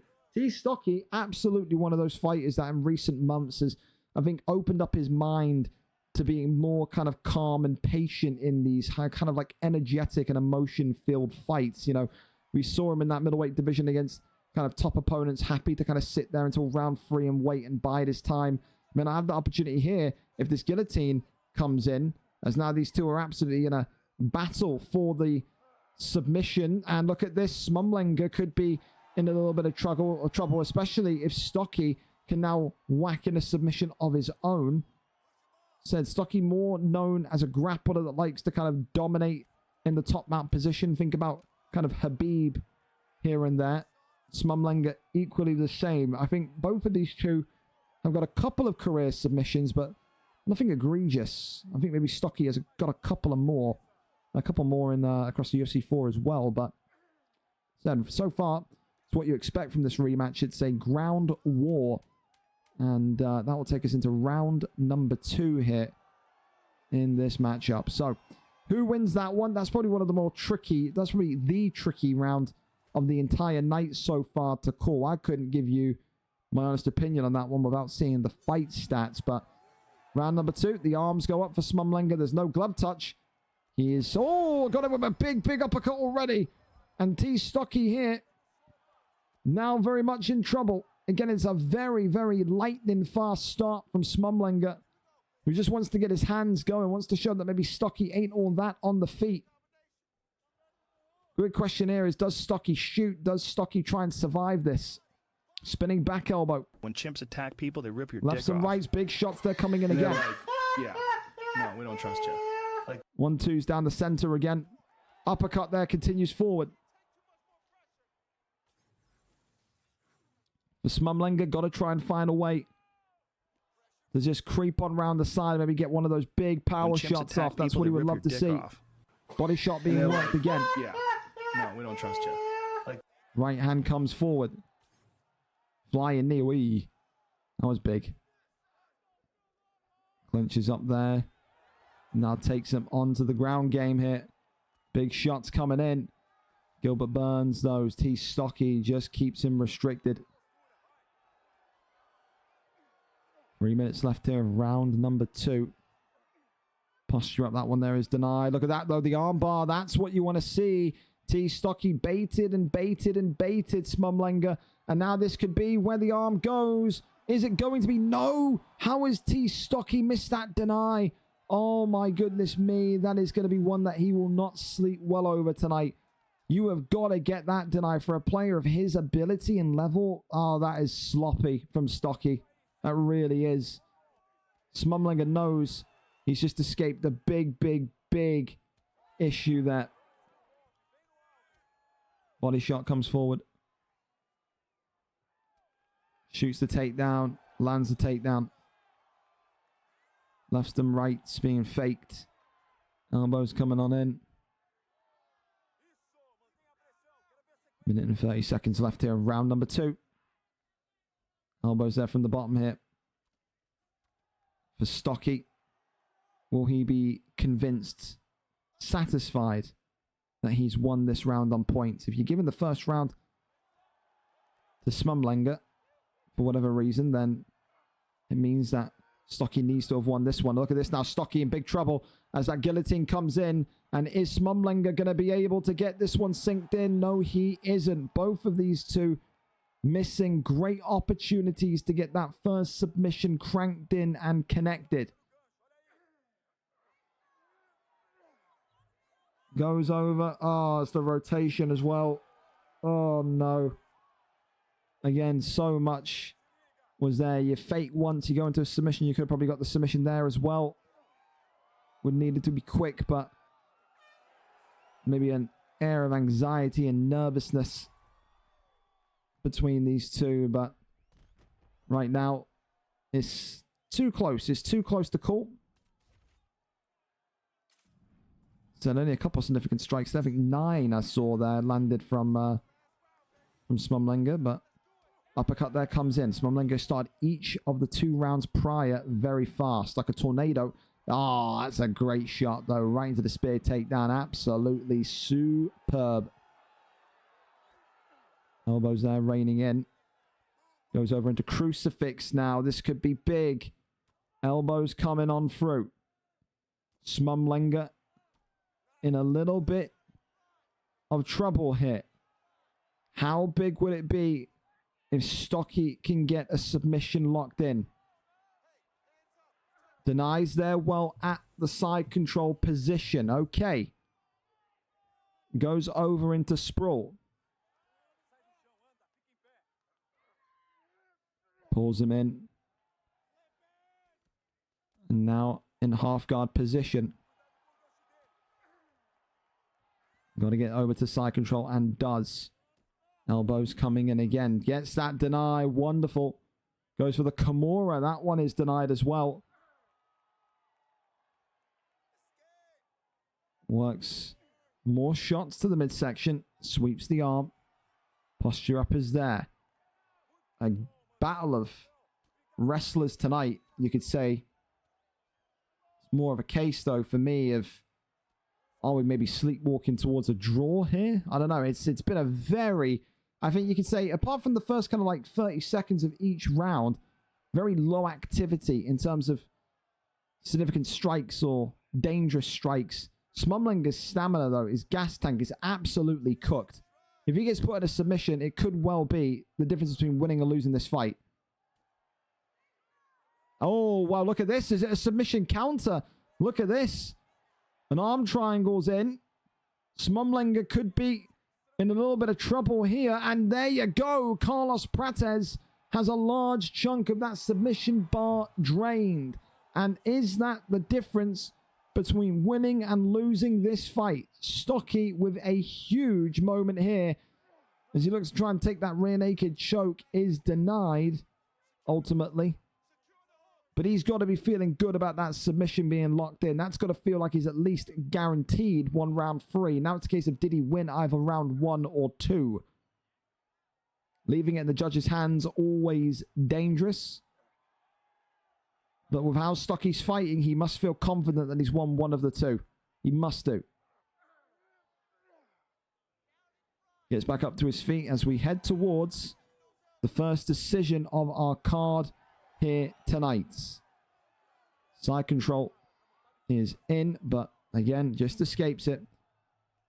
As this one goes all the way in a fun, action-packed welterweight matchup. Who wins the rematch is the ultimate question. Are we in line for a trilogy? It was a great third round from Gilbert Durinho Burns, but did he do enough? We crank up the volume and we wait and see from our good old pal, Brucey Buffington.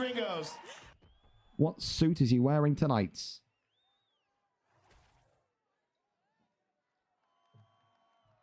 Well, there you go. Gilbert Burns has it done.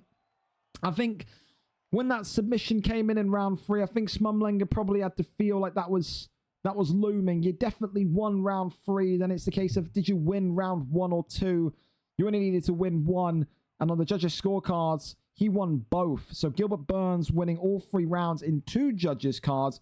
Judge 1 giving Prates round number 1. So they're 1-1 now. That trilogy will eventually be loading. Tonight, though, the last laugh goes to T. Stocky. A great Gilbert Burns performance. You don't see too many Gilbert Burnses in the welterweight division, but he did tonight. A really good performance, a really nice performance, and a good win tonight from T. Stocky. Congratulations to him. The rematch has been won. Over to our next one then, and we talk about rematches. Well, no better than Sir Yam Yam and Ben the Beast. So you go back to UFC 4, I believe, when these two last competed against one another. Of course, Ben the Beast has had quite the hiatus away from action. Of course, the last time these two faced each other was VFL 127. So it was UFC 5. It was on the unstreamed bouts of 127 where Yam Yam won by a round 2 knockout. That, though, was all the way back on the 14th of March, 2024, nearly a year ago. 11 months ago, these two competed against each other. Of course, since then, Yam Yam's gone on to become one of the most yo-yo fighters in this division. He yo-yos between middleweight to welterweight, welterweight to middleweight. He's had a run at the title, not once, but twice. He's been the champion once or twice. He's been dubbed the best boxer in this division once or twice. However, Ben the Beast tonight comes in with intent to stake his claim, put his name up in the bright lights, and potentially alert the division that the king is home. Will he be able to defeat Yam Yam on his return? Will he be able to avenge that loss from 11 months ago? Or will Yam Yam make it an 11-8 record here tonight? Let's go over and see exactly what the fight picks are going to be. Yam Yam against Ben the Beast is live for us as this card early continues to rumble on. Thank you again to these two for being here and being able to come in with us. Thank you as well to Grand Wizard and Nat N for the follow. Thank you as well Shezza for the gifted sub, to Raging Banks, and also LFRT for the gifted sub to Shezza. Look at that. Absolutely smashing from you lot. So, there you go. Opinions on Ilya vacating the title. As I said, I think the guy's got one hell of an ego on him. I do. I think he's got one hell of an ego on him. But, yeah. I like the fight of him and Islam. I do. Here we go. We're up and underway. Brendan Allen in the blue. Chris Curtis in the black. Chris Curtis tonight for Ben the Beast, the returning man. Yam Yam, the man that beat Ben, in the blue with Brendan Allen. Both of these two known for their high quality boxing. Again, when Ben was back in the middleweight division before his hiatus, he was on the verge of being, again, one of the best strikers in the league. Well, for middleweight at least, I'll say. Ring rust is a big thing. We say it every week when we see a guy come back after a year off, a year and a half off. You know, how, even though you've been playing OWC and practicing against friends, you know, being in there against someone that's been actively competing every week, is used to the pressure of fighting on stream. How do you perform against them? Not all of it's going to come back all at once. I think you've got to be able to kind of accept some bumps and bruises along the way, an odd loss here or there, but you've got to be able to kind of get in there and just stake your claim. You've got to show no fear. You've got to show confidence. There's a great takedown there, though, from Yam Yam, who started to add that wrestling into his game, and probably maybe at the right time there, because he was split open ever so slightly. The damage not great, but it is there, and it is present for Yam Yam. It's the elbows now. We'll continue to maybe think about being come in, but look at that. Goes over into the sprawl position here. Does Brendan Allen, as now works the shots to the midsection again. So Yam Yam wants to get back to middleweight royalty. Lewis Bex, of course, defeating him last week, who will also defend his title tonight against Ellis JP. What a matchup that's going to be. But for now, Ben the Beast is showing that his denies are still very much there. Look at that great defense again. Continues to sock shots to the body of Brendan Allen, and all Yam Yam can do is drag this one back over into the half guard position. Nice to maybe fake and cross over. Nothing there though. Rains down the strikes. Big one comes in, kicks off and kicks away. So back to the feet we go. And as things stand, you'd probably look at this and say that Chris Curtis, Ben the Beast, is probably up on the scorecards. I think it would be fair enough to say. Of course, it only takes one big shot, doesn't it, from Brendan Allen? It does. Left hand or right, as yeah, left hand there comes on forward. Big shots again. Just being worked down the center. Goes for that uppercut. Lefts and rights. Uppercut flies in. Elbow there. Swipes in. Knee there to the dome. Big shots once again. Yam Yam there shooting. Yam Yam. What a great shot. I tell you what, his wrestling isn't completely there yet, but his shot selection this week and last week in the loss that he had, really nice. People struggle to stop that takedown from Yam Yam, just shitty because of the timing. Really, really nice there. And that's going to take us over and into round number 2. I still think Chris Curtis gets the round for me. I do. Again, you can see the visible damage on Brendan Allen as well. But, yeah, for Ben the Beast, looks... I think that first half of the round, he needs to just readjust himself, reacclimatize himself. But he's looked good in that first round. Doesn't look like he's been out for 11 months whatsoever. A little bar of respect there from Ben the Beast, telling Yam Yam he respects him. Let's have a good fight here tonight. Immediate shot there coming through. That kind of protected face of Brendan Allen. He's there to just walk forward. Look at that again, that big right hook doing the damage. It's that uppercut being mixed in there with it now as well. Really nice fluid boxing. But talk about fluid boxing. And Yam Yam walks the walk. Big overhand stuns Chris Curtis there. And this is what you wanted to see tonight. These two juggernauts of the division just letting it go. Big shots now from Sir Yam Yam. The former champion growing into this fight as the aggression dial is turned to the maximum. And it feels like maybe a knockout may come in this round. Big left hand again. Brendan Allen teeing away. Ben the Beast got to protect himself. Got to just get out of there at times. Big elbow swoops. And again, the timing of the elbow from Dan and Brendan Allen, they're absolutely spot on. Double jab into that. Straight. Oh, but look at that now, though. Ben the Beast with an equally big shot. Big knees here. Yam Yam not protecting himself fully. That's a big drop now. And the violence and the bloodshed starts to come forward. As we reach the halfway point of round number 2. Elbow there swipes in. The jab straight. Working that head health and that block all the way down. Shoots the takedown. Denied excellently by Yam Yam. Works shots to the body now. In sprawl position. Tries to go for a submission.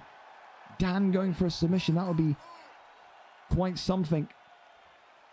Posture up is there. And oh, he wants it on the feet. He says, let's give the fans what they paid for tonight. All out warfare inside round number 2. Oh, drops him brilliantly. Ben the Beast here looking for the finish. He's in top mount. And Sir Yam Yam able to escape. Needs to get back to his feet. Does not want to be in Chris Curtis's top mount. No way. Strikes here. Thrown down the center from this half guard position. Full guard now. What a fight this has been. Fight of the night so far. Absolutely. Denied brilliantly.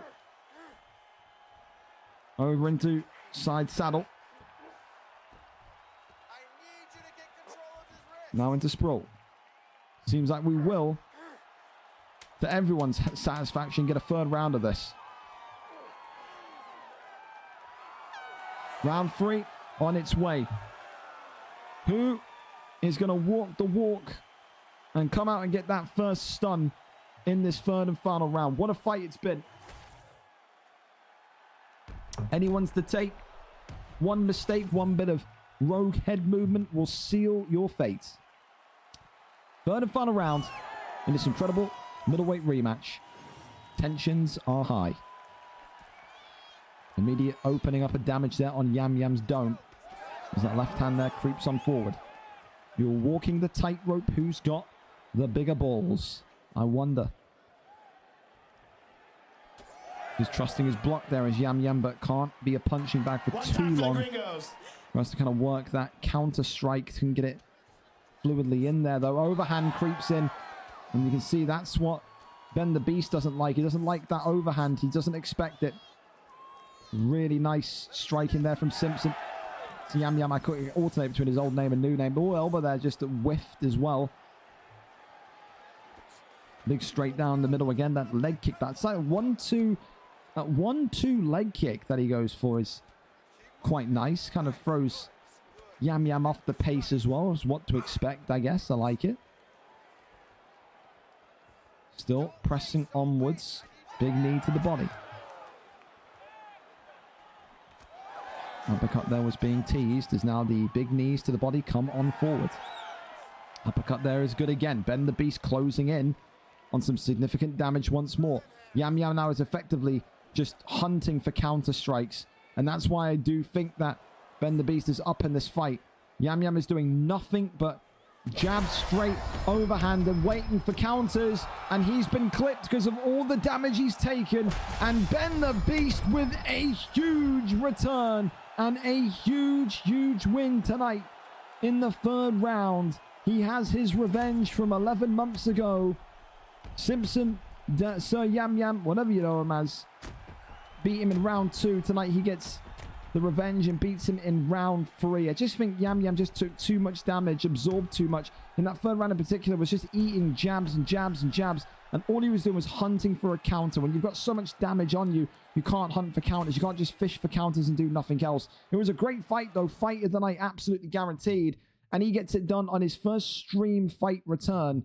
Does Ben the Beast. A huge, huge result there. And that has alerted that middleweight division that maybe there's a serious contender in their midst. A huge one tonight from the Chris Curtis pick.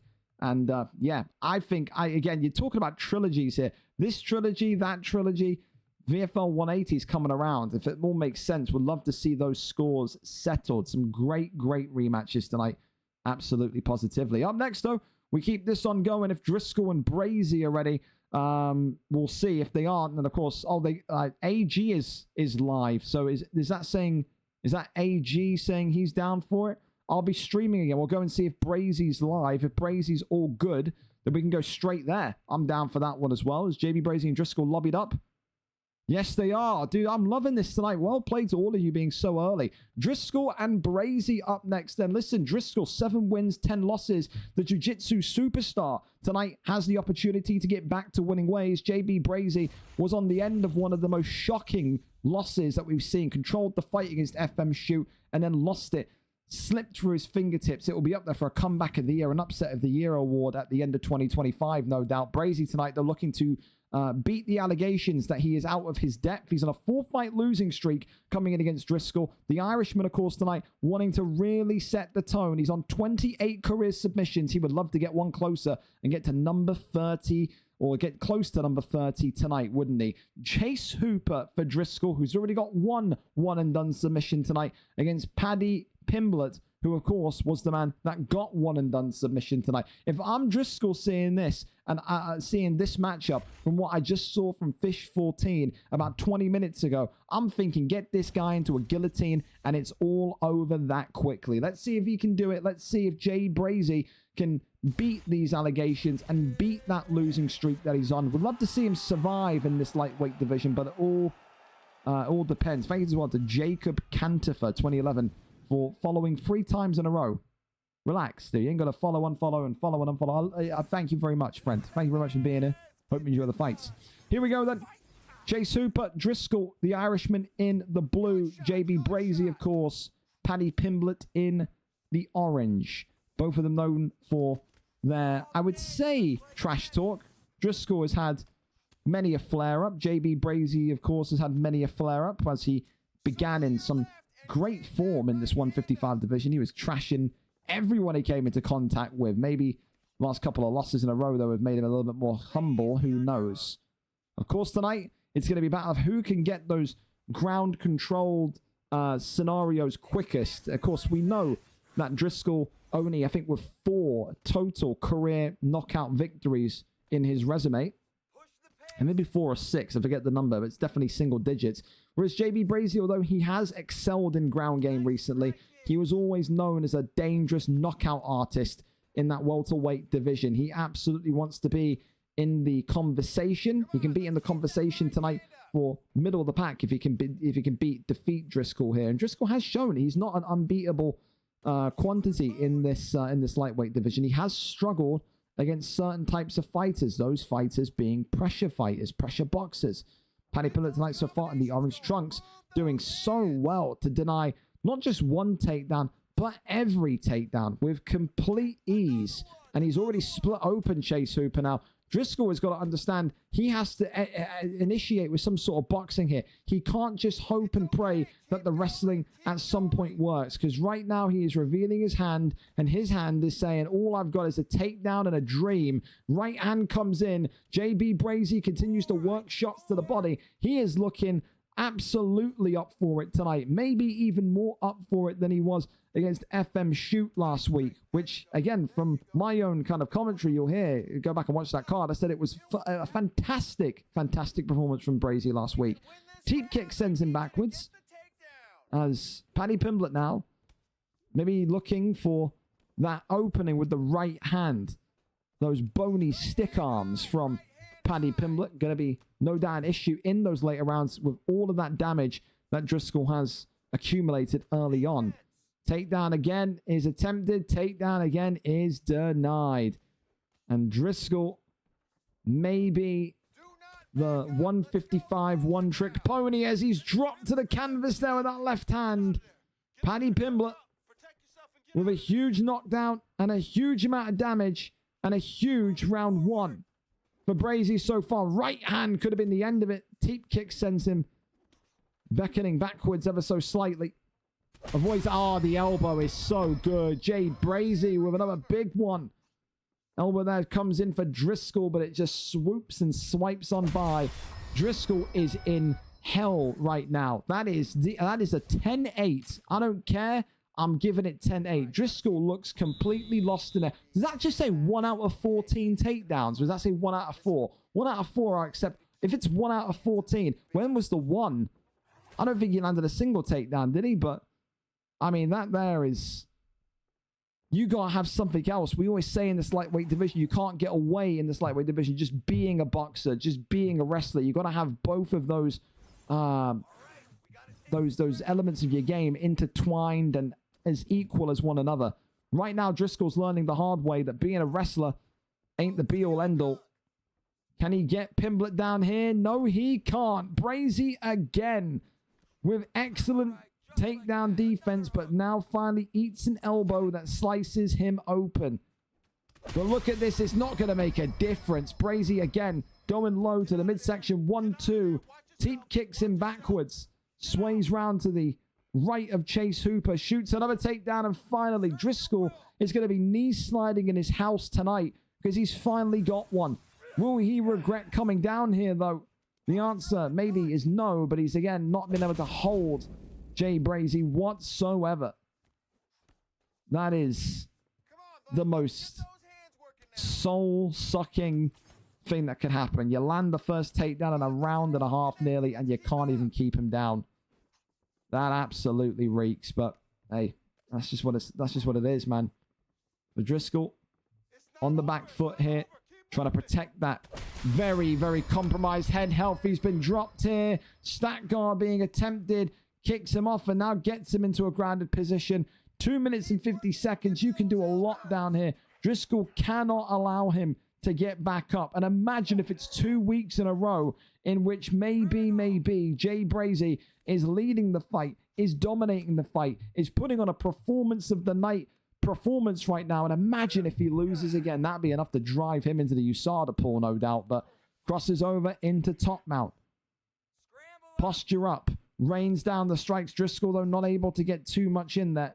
Only one to that right side. But now he has got Jay Brazy completely locked up. Tries to go for that armbar. That one there, though, is anticipated. Brazy says, not today, old man. Not going to be happening. Little taps it to the dome again as Driscoll maybe just looking to try and find anything he can here in round 2 to give him that edge. Big shots here down the middle. Collapses back in. As the upwards elbow continues to find home. Pulls him down and pulls him in. Goes for the arm, but no, kicks him off. Never mind. For JB Brazy, maybe he's thinking that this fight is winnable here in the last 42 seconds of round number 2.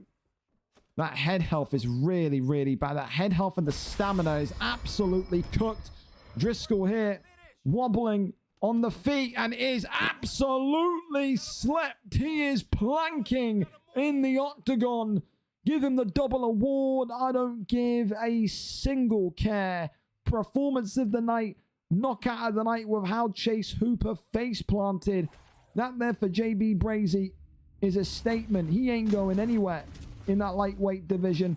He was due a win last week. He didn't get it. He's got to win this week. And Jesus Christ, it was his most dominant performance to date in that lightweight division. Huge knockout, huge victory, and a huge statement made here in round number 2 this evening. Paddy the Paddy gets it done once again. A favorite making a return in that 155 division. And unfortunately, that takes away C. Pierce's Jair Rodriguez knockout. Jair Rodriguez. What am I talking about? Jairzinho performance, or knockout, should I say. All right, then, over to the next one we go, and it's going to be AG against Nico Detiki. Again, appreciate AG and Nico here tonight being able to go so early. Again, massively helps everybody, I'm sure you can imagine, as I need to try and find AG's name because there's so many AGs in the VFL Discord. I'm going to scream. Oh, he's put it in the stream channel for us. What an absolute fantastic human being. Here we go, then. Next fight.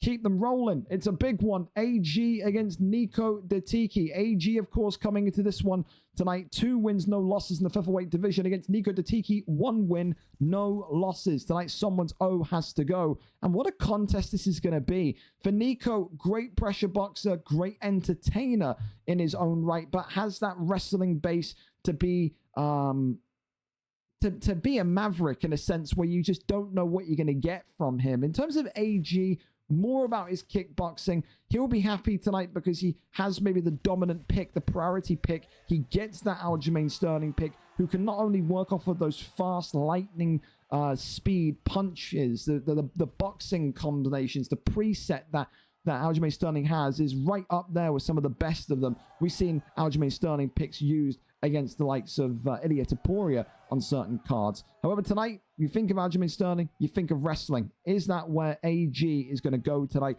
Nico Detiki in the white representing the United States, whereas AG, of course, in the red representing Europe here tonight. Of course, for AG, go to 3-0, and you start to really believe that the title isn't that far away. For Nico, was kind of a run-of-the-mill lightweight, was moved up to this division, I think about 2.5 months ago, and now has the opportunity to shine in front of so many of the onlooking eyes tonight. Again, for both of these two, their stock has never been higher. Both of these are expected to be in that conversation for 145 gold in the next month, 2 months. I think, no doubt as well for AG, there's almost an element of expectation since he comes in from that kind of stacked bantamweight flyweight division, almost to the point where, you know, we always used to see with Webbo, didn't he? You know, you go down into the featherweight division, he would say you have to win the belt or you've been deemed a failure. You failed the bantamweight, flyweight, school. Of course, the Webber doesn't factor in the fact that he failed to win it twice, but, you know, it doesn't fit the agenda, so we'll leave it there. This featherweight division stacked, though, boys, it is. It just continues to get better and better each and every single month. Great takedown there landed, and now AG with Aljamain Sterling and the red trunks has the ability to just get himself moving here. And I think that's what he wants. He wants to kind of just take away all of this forward pressure that Aldo's presented so far. And, okay, no, he doesn't, because he's just got back up to the feet. So maybe not too comfortable down there. I don't know. You never really know. You can never get into the brain of AG correctly and say, well, this is what he's going to do. This is what he wants to do. He has so many different styles and so many different ways of making life miserable for you. As those big shots come on there, as that leg kick is also thrown into the mist. There's another one that connects as well. Superman punch comes in. The uppercut is also there. Right hand back into the leg kick. There's that straight. Head kick there comes off nicely. Shoots the turning takedown. Sterling there. In the end, keeps himself somewhat upright. Maybe Aldo could have swept the leg there. Shot into his own takedown. Nico there, though, working the leg kicks. Really like that. Don't see that too often from Aldo picks anymore. They never really use that brilliance of Jose Aldo's sharpness on the legs, but Nico's certainly doing that tonight. Big shots there coming in again as that right hand continues to work from Aljamain Sterling, but there's that uppercut from Aldo. Drops down AG. Raining down the strikes here. Nico Detiki goes into stack guard. And the big Greek could have another big scalp. He gets it done in round number 1. AG with Jose Aldo secures victory 2-0 in this division. Nico Detiki's stock keeps on growing and growing and growing. Can he be stopped in this explosive division where, again, anyone can beat anyone? That's just how damn good it is. That's why it's such a fun division to be in. It is a high-stakes gamble division. That's the best way you can really describe it. Well, congratulations. It's another big win. It's another most round 1 wins I've seen in quite some time. 1, 2, 3, 4, 5. Only 5. It feels like there's been more than 5. 6 round 1 wins. I don't know. Cards flown, though. Loving it. No complaints here. Up next, if they're ready to go 30 minutes early, which they are, we can keep this going. Bass Inferno tonight against Tomaselli. Bass Inferno, 5 wins, 8 losses in this lightweight division. Only 1 win in his last 5 performances. Objectively, you could say Bass Inferno has maybe clocked out of UFC at this point. Has he? Hasn't he? Only he can tell you. You can tell this guy's going to be just doing a Webbo when UFC 6 comes out. I know he will. But tonight, he goes up against an informed Tomaselli who was struggling in the featherweight division, who was no way near that bantamweight, flyweight threshold anymore, went into featherweight, I think lost 3 or 4 fights in a row, and now has found his rhythm, his mojo in the 155 division. Tonight, 3-0 Tomaselli, number 11 in the division, goes against the 5-8, number 10 ranked Bass Inferno. Both of these two have had their highs and their lows. Bass Inferno at one point was the featherweight champion of the world. He must look back that and say, what the hell happened? For Tomaselli, he was once upon a time competing and contending for bantamweight and flyweight championships of the world. He almost must look at that and say, where the hell did that go? Where did that ability go? Well, let's see what happens tonight. Will Tomaselli make it a perfect 4-0 streak, or will Bass Inferno have arguably one of, if not the biggest win of his career? We are up and ready to go, Bass Inferno and Tomaselli, live and ready to take us in. This fight could have been on the main card. That's how stacked the main card was tonight. It's going to be King Green, is it? Or won't it? I would say King Green would have been nice, but he's going to have Conor McGregor instead. Is Tomaselli, unless, of course, Bass Inferno opts to take Conor. Conor McGregor for Tomaselli. Bass Inferno, will he stick with Masvidal? What will he do? Bobby Green, King Green is the alternative pick. So he says, you know what? Let's not be boring. Let's not go with McGregor. Let's go with King Green. King Green against Jorge Masvidal. It is a striker's paradise. If you like striking, if you want to see people get their heads cracked, you want to keep your eyes on the screen. This could be a very, very fast fight with how these two are known for their round 1 performances. Here we go. Tomaselli in the blue, Bass Inferno in the red. Both of them known for round 1 masterclasses. Bass Inferno in the featherweight division, Tomaselli in that bantamweight flyweight division. And this one is off to a start. Look at them go already. Tomaselli leading the way. Bass Inferno responding with his own right hand from Jorge Masvidal. Continues to work to the midsection, though, does Bass Inferno. He knows it's all about dropping the stamina of these two. Some great pulls from both of them equally as well. Works the jab. Body shot there comes in. A little bit of a calm before the storm, you can maybe say, between these two right here. But big 3-piece combination. Tomaselli now absolutely going haywire. Look at these pulls again. The ducking, the dodging, the diving. Vince Vaughn would have an absolute field day. Look at that. Big shots again. Left hand comes forward. Right hand as well. It's that left to right. So swift, so fluid for Tomaselli. And these pulls and these near misses for both of them continue to just create conversation. 2 fireworks in the octagon tonight. Only one can go bang. Only one flies off. Victorious. Big shot again. Continues to land. That slip straight there was nice from Bass Inferno. And head kick. Whoa, I tell you what, that head kick could have been dangerous. And look at that damage on Bass Inferno already. King Green has delivered an absolute bludgeoning to the dome of Masvidal. Goes down low again, right back to the midsection. Goes to that right hand body shot, comes in. Big straight from King Green again. Tries to kind of lead with that body uppercut. There's that overhand that swings in. Body shot into the spinning back fist. Wow, and the pulls again. Oh, dude, what a great start. I tell you what, I'm proud of myself for making this matchup. It may end in round 1, but oh my goodness me. Tomaselli starting to look for the finishing statement here. The closing arguments coming in from King Green. Tomaselli looking to go 4-0 in this incredibly open lightweight division. Back down low, but how is Masvidal not getting even a stun there? That is so out of pocket from EA Sports. Right hand into the left hand. King Green again, though, just pulling away, just keeping himself calm. Masvidal's stamina taking a little bit of a hit. There's that overhand that comes in. And Tomaselli here trying to find that 4-piece combination.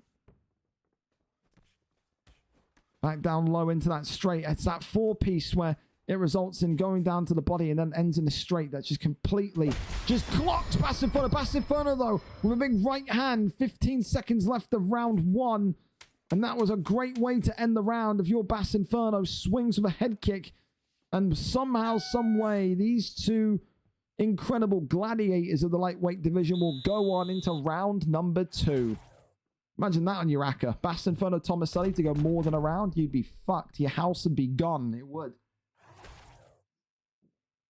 All right, round 2. Here we go. An incredibly close round.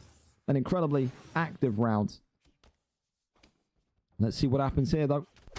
Only one of these two walk out alive. I don't think this one goes round 3. There's no way. Right hand there swings in. The body health of King Green as well starting to take a little bit of damage. There's that big right hand from Masvidal. Goes low to the midsection here.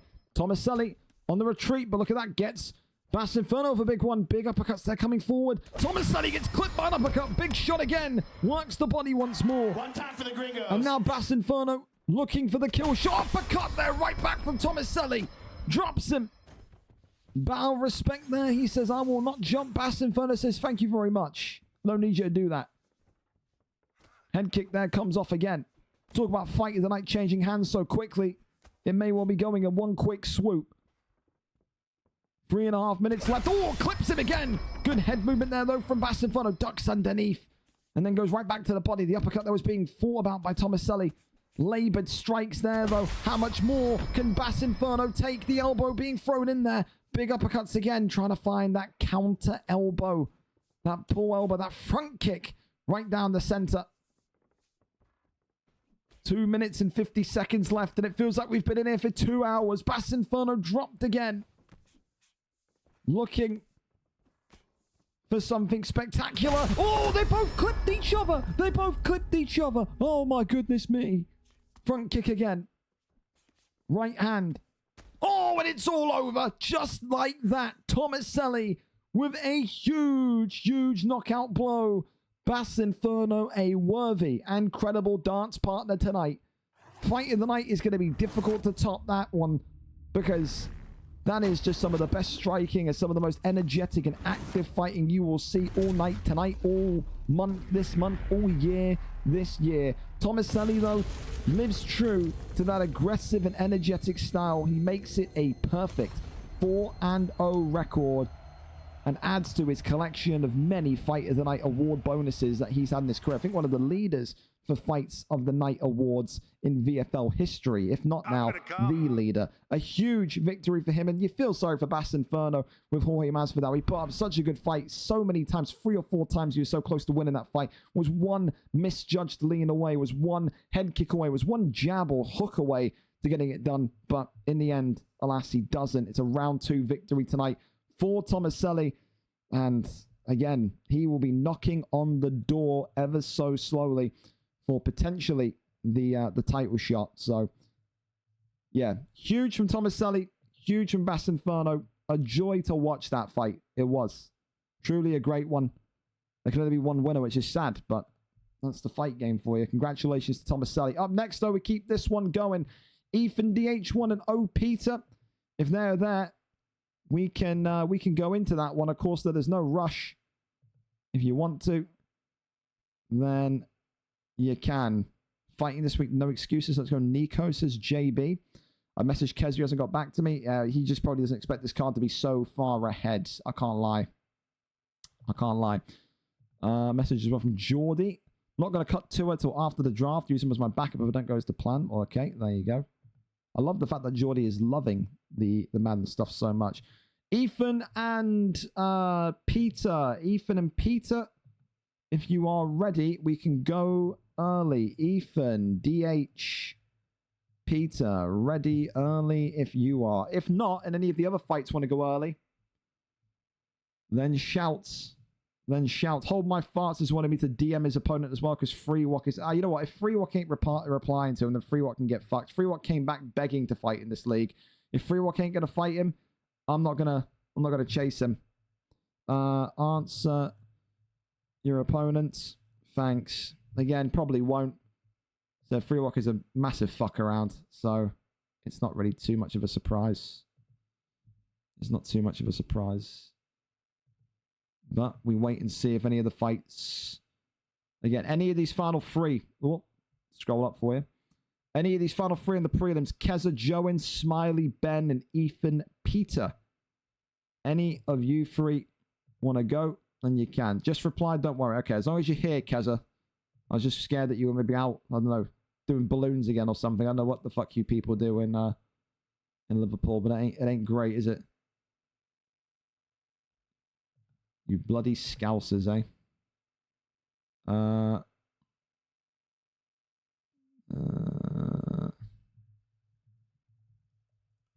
Check small man chat. I don't know what happened in there. It's a little wild.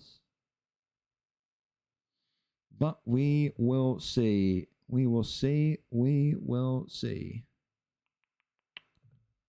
Again, make sure as well you get your prediction card in as well. I'm getting a hold of Ethan, but fights at 9:30, so hopefully he'll answer. We cross our fingers.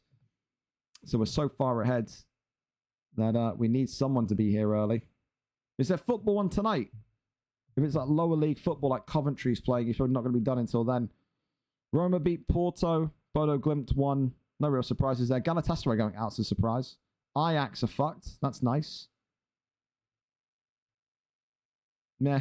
I mean, no one even gives a single fuck about the Conference League, so there's that. There's that. Gringo versus X8. I would have to move room, Harold and Woods. Drug addict accusations in the Big 25. Am I wrong? Card running beyond smoothly. I know, it's almost scary, isn't it? Half an hour in front. We're so far ahead, people aren't even ready yet. You know what I mean? Like, it's one of those rare ones today. Certainly is. Certainly is. But, yeah.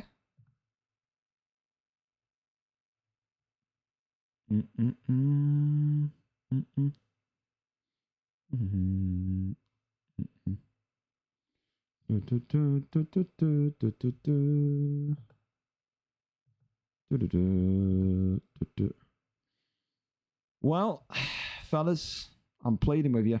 If you can go early and you want to not fight too late, the floor is yours. We've got no me and you exhibition match. Dan, I will fucking scream. I meant in person. Oh, okay. That's kind of rude, but fair. How many people would love for you to do that? And there was a rumor about like 20 people in July and a rumor like 15 people in December that could have kicked the shit out of me. They all chose not to. So I'm undefeated. 35-0. That's what we'll claim that one as. Absolutely.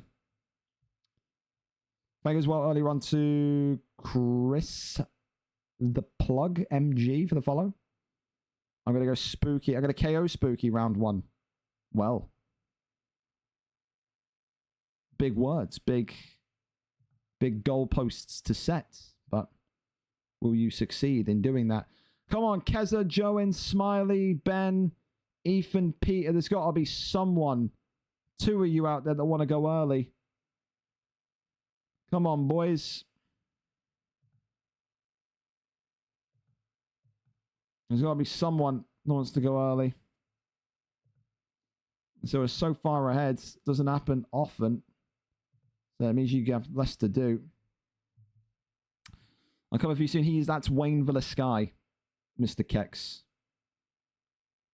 That's Wayne Villa Sky. Former contender, the WBA, not WBA, I'm getting boxing added in now, of that PlayStation division, the other one. So, yeah. Oh, XPG Elites typing. We could be in motion. Can't at the minute, maybe in 10, otherwise 9:30. Well, great. Things you don't want to hear. Smiley and Benjami, we'll try them.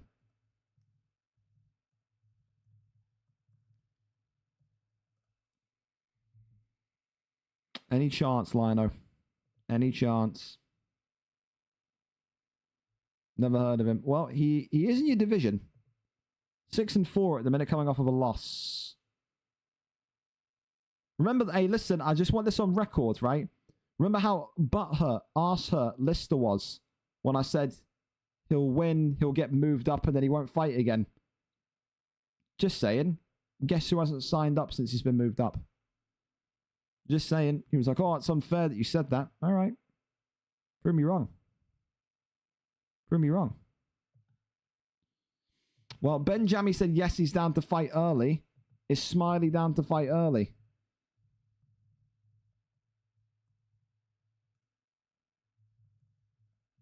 If Smiley's down to fight early, then at least we can keep this going.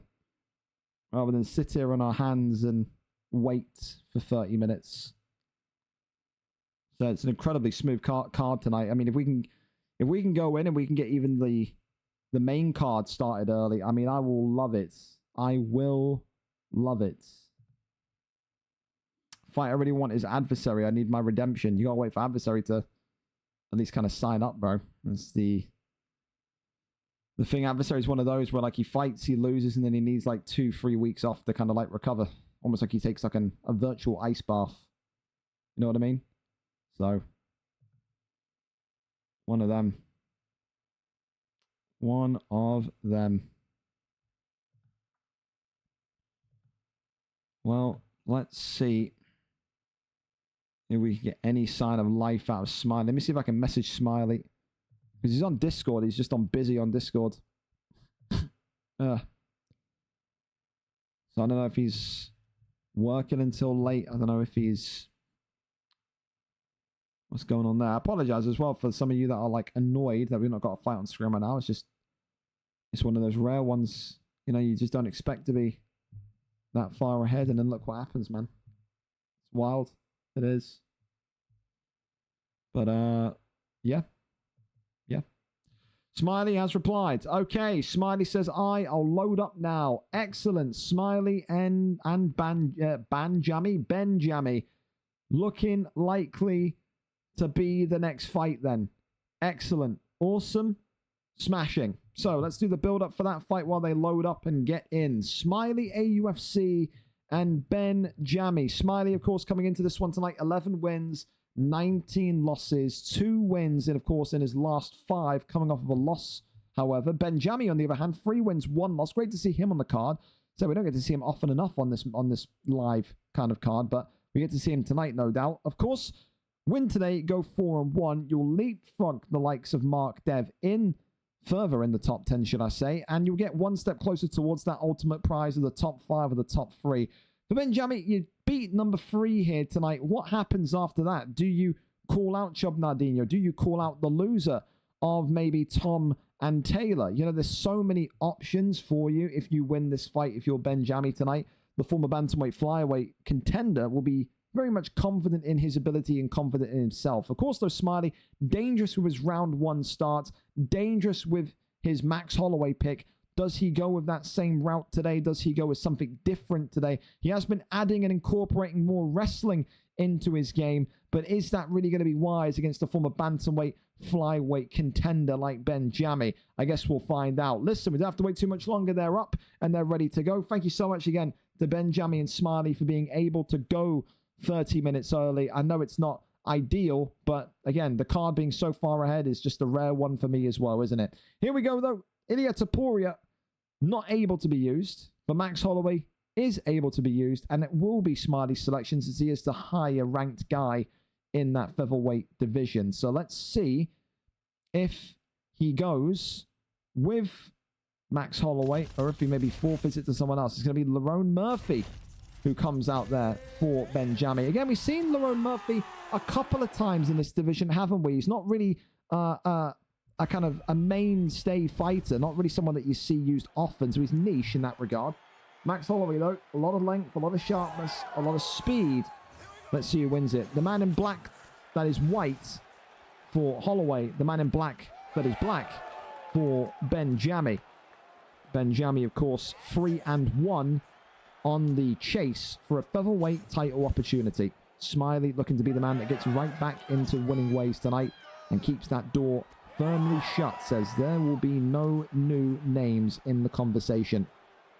Of course, Smiley has started off rounds in this featherweight division where he has dealt incredible amounts of damage, but he's also conceded incredible amounts of damage. Tonight, it's going to be one of those where he has to keep his composure, he has to keep his cool, and he has to be able to kind of find those gaps that Benjami will give him. Benjami fights with a confidence and a swagger of effectively self-belief. He knows he's the big dog coming in from the bantamweight flyweight division. He knows that there should be minimal losses in this division, and therefore he fights to that level. He fights like a guy that knows that he has got eyes on him when he loses. And I think that can either make or break you as someone coming from flyweight bantamweight.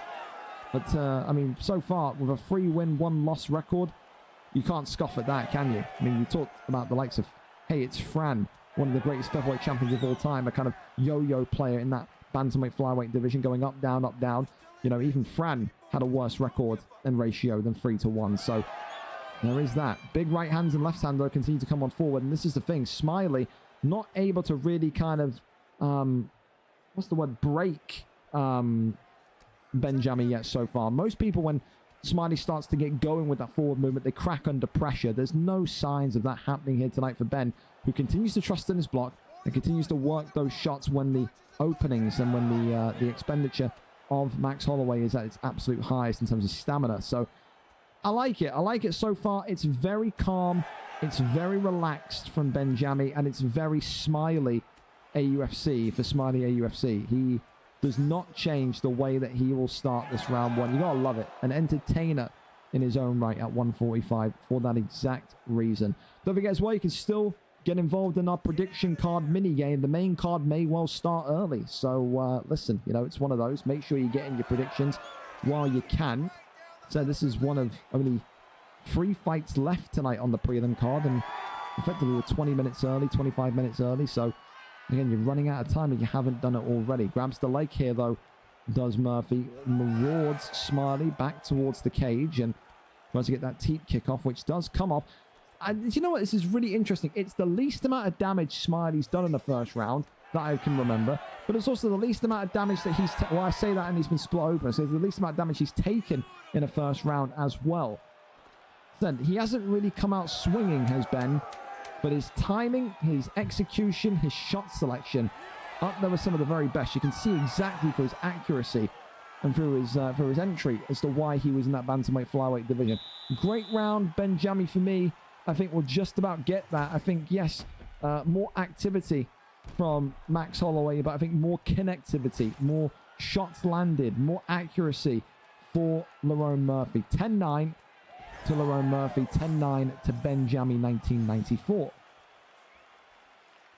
Of course, there's so many rounds in these fights. 2 rounds still feels like a monumental amount of time. You've got so much ability to kind of change the direction, the trajectory of this fight, and that is exactly how you do it. A big front kick that then splits open Benjami, who then shoots the takedown and now begins to maraud some shots forward. Works a couple to the body. As Benjami tries to be faking climb over, but not to be. Over to the half guard position here. Tries to get that flip, the Smiley, but the arm there swept. Half guard posture up. Now goes over into side control. Elbows coming on in, but nothing too dangerous to look at here. Goes that right side. That one there is denied. Elbows there coming off again. It's up and over. Now goes back to that left side. Still nothing. Grabs the leg.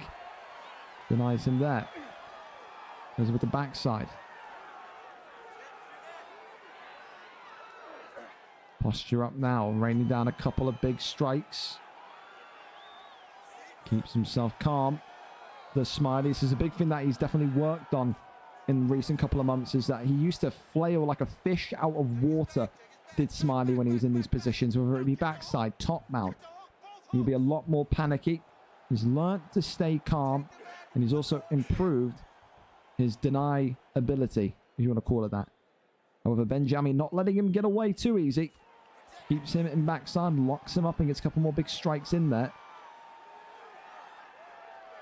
Just continues to remain coy and calm. There's another great deny there from Benjami. Stops him moving. Stops him transitioning. Goes over now into back sitting.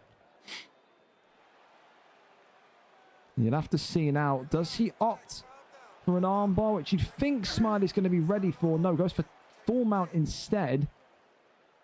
And now this posture up could be really dangerous, especially with that damage already on the dome of Smiley. Goes to that left-hand side, denied brilliantly. Benji now posturing up, and this could be a big one here. Benjami raining down the strikes. Elbow comes in, clatters off the dome of Holloway, who's in really big trouble now. Lerone Murphy gets it done in round number 2. It was the calmest, the coolest, and the most collected performance we've seen tonight so far. Benjami made that look like it was just a walk in the park. He was so relaxed. There was no pressure that he really felt from Smiley. There was so much composure, and that there is all the redeeming qualities you want to see from a future #1 contender. Not Smiley's night tonight, granted, but for Benjami, the stock increases. The calls for a title shot get louder, and he gets it done tonight in round number 2. For Smiley, not the way he wanted to lose tonight. Granted, he couldn't really make him break, and that's rare. I've never seen someone face a Smiley round 1 as well as I've seen Benjami face that round 1. You usually see people try and up the tempo against Smiley, try and fight fire with fire, remain calm, trusted his block, maneuvered and worked so well to keep himself in the fight and keep himself countering correctly as well. Really, really nice performance, and a great one there indeed. So, yeah, great stuff. And, yeah, top tier tonight from him. Right, well, we go back over then, and let's see if we have any more news from either of our final 2 prelim fights.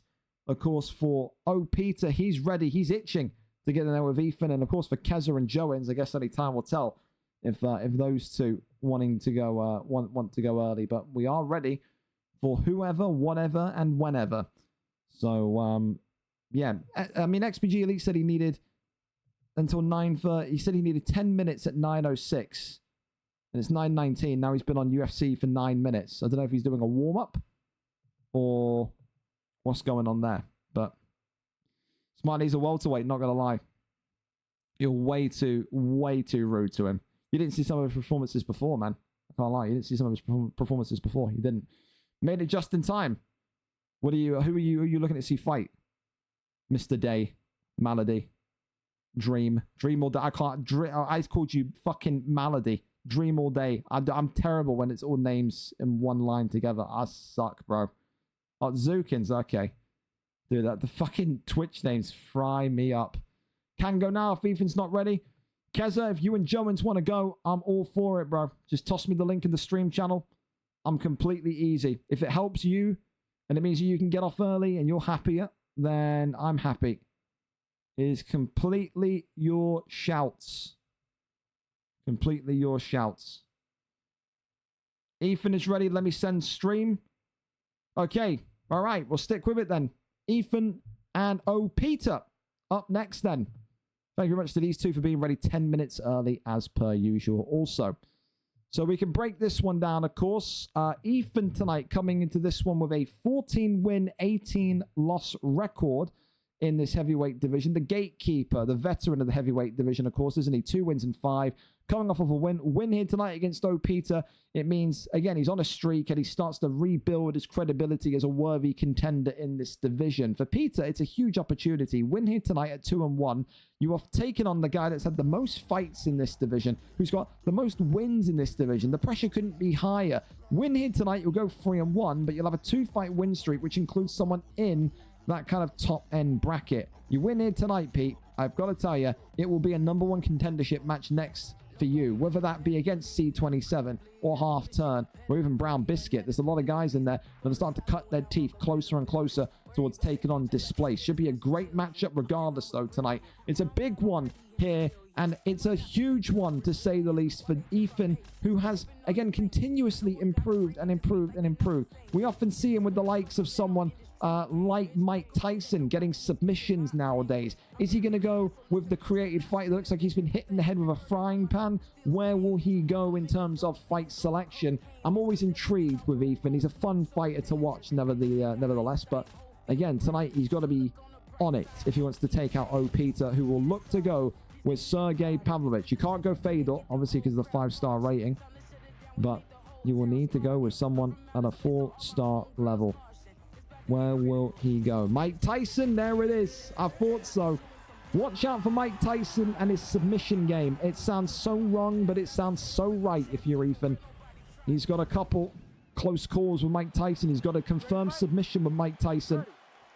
Let's see if he gets another one today. Pavlovich in the white for Peter. Mike Tyson in the black for Ethan DH, chasing his 15th heavyweight win. For Peter, obviously a big one tonight. You get a win here, you're a #1 contendership win away from competing for the belt. But look at this here. Ethan going kamikaze on Peter here. Big shots coming in. And if Peter thought this one was going to be an easy one tonight, whether it's called Peter or George, who knows? He's going to be hitting the head so many times by Mike Tyson, he won't know what his name is. Big overhand comes in again. Ethan making this one look as simple as it could be. A huge, huge start from Mike Tyson in the black. And for Sergey Pavlovich at this minute in time, you've got to limit the damage. You have been clocked. And, I mean, fortunately, you haven't been dropped. Oh, big shots there, though. Peter saying that I've got something for you, Mike Tyson. A little bar of respect there. Ethan liked that one. He's a maniac. He loves the taste of blood, especially his own blood. Big right hand there, comes forward again. Big uppercut there, comes forward. Big counter shots from both of these two. It's the short dinosaur arms of Mike Tyson that make it so difficult, though, for Ethan to fight the way he wants to. Jumps into the pocket after the knockdown and gets right back out of there. Does not want to be in there for too long whatsoever. 2.5 minutes left of round 1, and both of these two have gone through wars to be here already. Avoids that one. Big looping uppercut there, comes forward as the front kick fires on down central. There's that 1-2 down the middle, also comes off. Big one there, comes forward. Overhand swings in, ducks underneath. And now here comes that sidestep. That front kick also rockets on through. Avoids that one, and Ethan DH with a Mike Tyson knockout that would suit the resume of the real man himself. It is a catapult of a shot that knocks down Peter, George, whatever his name is, all the way back down the rankings. And Ethan, now on a 2-fight win streak, his Mike Tyson selection keeps him alive. His Mike Tyson selection has him on a 2-fight win streak here in this division. 15 wins and counting for the veteran, for the gatekeeper of this heavyweight division. Ethan DH, XPG Elite, whatever you want to know him as. Tonight, you know him as a winner. Gets it done in round number 1. A brutal uppercut there from Ethan to seal the deal. Congratulations to him. And for Peter, tonight, you got a little bit of a taste of what that top end of the heavyweight division feels like. Sadly, not your night, but there'll be many more nights where it will be. Don't be too upset. Great performance from Ethan, and a great attempt there tonight from Peter, from George, whatever you want to call it. Yeah. If you want to update your name, by the way, Pete, George, whatever, just tell me. Just toss me a gamer tag on Discord, and I'll update the document. Okay. Well, listen, we're going into the main event of the prelims 35 minutes early. Never thought in my life I'd be saying that. It's probably that's a record of how early we've actually ever been before. Final prelim fight is now live. Yes, the card has gone very well.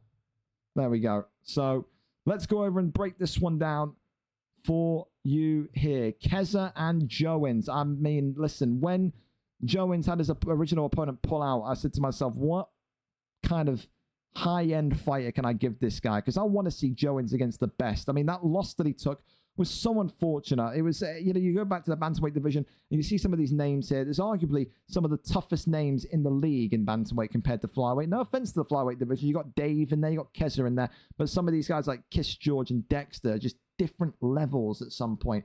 Tonight, though, Joens will have an option to avenge himself. And just look at Joens' record. When you talk about having a decent resume already, only having 5 or so fights in the league, just go back to his debut. Beat FM Shoot to kick off things, then went on to beat Demonic, who was a dangerous wrestler, beat AG to effectively relegate AG to the featherweight division, beat Weber in one of Weber's final fights, lost to George. I mean, that, and by only a round 5 submission, with 5 rounds with George. How many people do you know go 5 rounds with George? Tonight, he goes up against one of the most dangerous strikers in Europe, one of the best strikers out of Liverpool in Keza, who, of course, is chasing, again, the opportunity of maybe ending that 2.5-year beltless streak of his in the bantamweight flyweight division. Tonight, he comes in 20 fights deep, 11 wins, 9 losses. Coming off of a loss, wants to find a way to get back to winning ways. Both of these two coming off of championship losses. Both of these two today wanting to get back to winning ways. Number 2, Keza against number 8, OV Joens. Who wins? Is it Liverpool? Is it Wales? Let's go and find out together. The final one on its way. Let's go and see before we cross over into that main card tonight. And again, a big thank you to everyone on this prelim card today for how speedy you've been. You've been absolutely world class with how fast everything's been. Here we go, though. Brandon Moreno and Brandon Royval set to take center stage here. Let's see exactly what goes on. Keza known for his dangerous starts. OV Joens known for just being a firecracker in every department. Goes for the longer, lankier, taller Brandon Royval, but that doesn't always equate to wins. Here we go. Black and gold trunks for Brandon Moreno. And look at that, a nice bar of respect there. Already both of these legends showing each other respect. So black and gold here tonight for Keza with Moreno. Black and silver in the right side of your screen for OV Joens, looking to go 5-1 and extend that impressive resume with another iconic name at the summit. Big shots here already from Keza, who will work those counter shots like a charm as the right hands continue to swing in from Brandon Royval. Immediately, though, getting those kicks going. That's the big thing from Keza. It's that range separator, is that teep kick, is that kind of shot to the body. Of course, both of these two loving their time so far in the pocket, in each other's company. Is that body shot there, ripples and wraps forward. Big uppercut there, comes forward once more. And head kick there from Keza already. Looking absolutely dangerous is the Scouser tonight. He said to me before a title fight a couple of weeks ago that it's the best he's felt since UFC 4. It felt like he was in his absolute prime again. For Joens, you know, this is a guy as well that will feel like he is at the absolute peak of his powers. But it's another big shot from Keza, which rattles and dazzles OV Joens again. Big shots and great timing. The reaction speed here from Keza is sensational. Some of the best that we've seen so far. Those twitch fiber muscles clearly working at overdrive. What substance has he sniffed? What performance-enhancing drug has he taken? You never know with this young man, but no doubt if he pissed into a cup, it would melt. That's absolutely confirmed. Big shots there coming down the center again as Royval just tries to kind of, I don't know, absorb these hits and try and kind of, you know, fight through it. Almost going for the Rocky Balboa approach of if my face is hanging half off like I've had a stroke, but I survive, maybe you'll get tired. That's the only real thing I'm seeing right now. Neither of these two are going to shoot takedowns. Both of these two want to experience the test on the feet. So far, it's more than a test. It feels like a university exam for OV Joens at the minute. Big shots they're continuing to just find their way forward. Keza breezing, but how many times have we seen Keza in fights before? He's been breezing through, and then either the pad dies, or he gets way over complacent, and he ends up throwing the fight away in some almost kind of hilarious fashion. Big right hand there comes forward again. The teep kick there leads forward as well, works off that jab.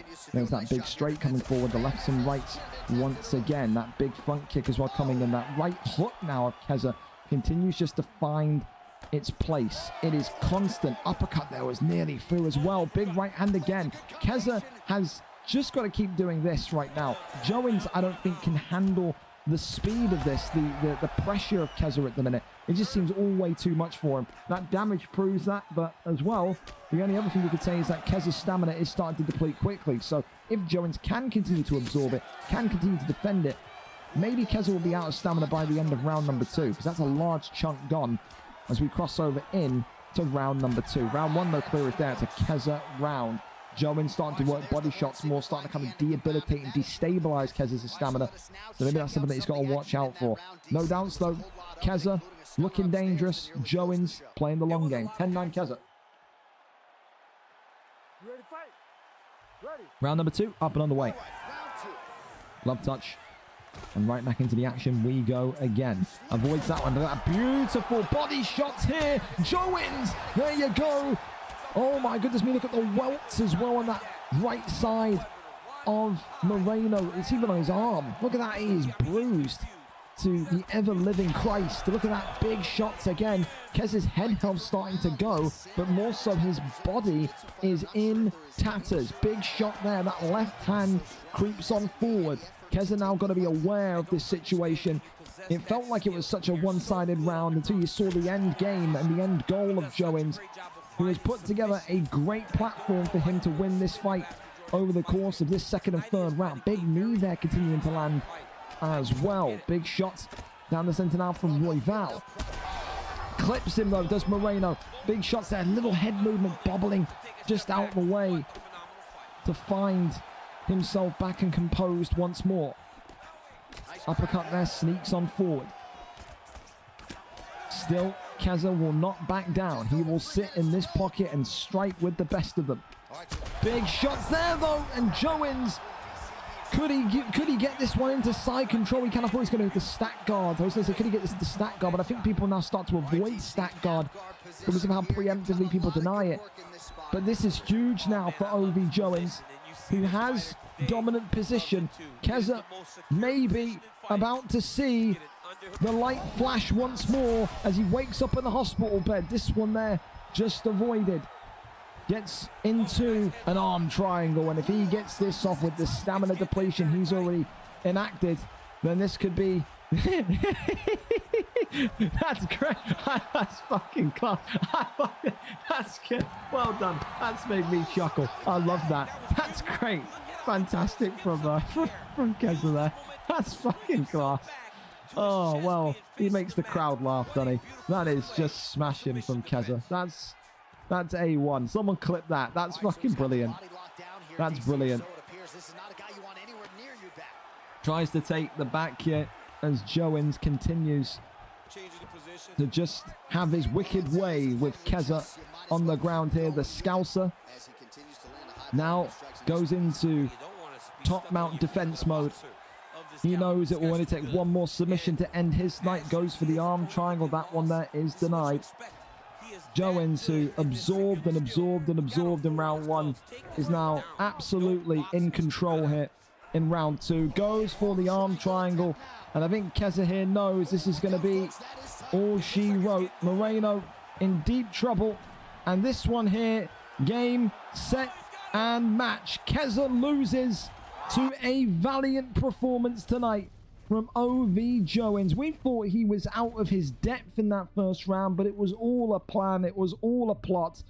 And Keza fell right into the trap there. Joeins with an incredible record, an incredible resume, an incredible statement to that flyweight division that he is far from done in terms of his quest for gold. For Keza, it is 2 losses in a row now. He will feel like maybe there are questions to be asked about his fight style, about what he needs to do to improve, but hopefully it's not the last we see of him. Such a fun fighter, such an entertaining fighter, a fan favorite as well. But tonight you can't doubt Joeins. The all-rounder, the ability to just survive that from Keza in the first round in itself was just breathtaking, and then to work Keza like he did in the ground, just top tier. So the kid's fucking impressive, to say the least.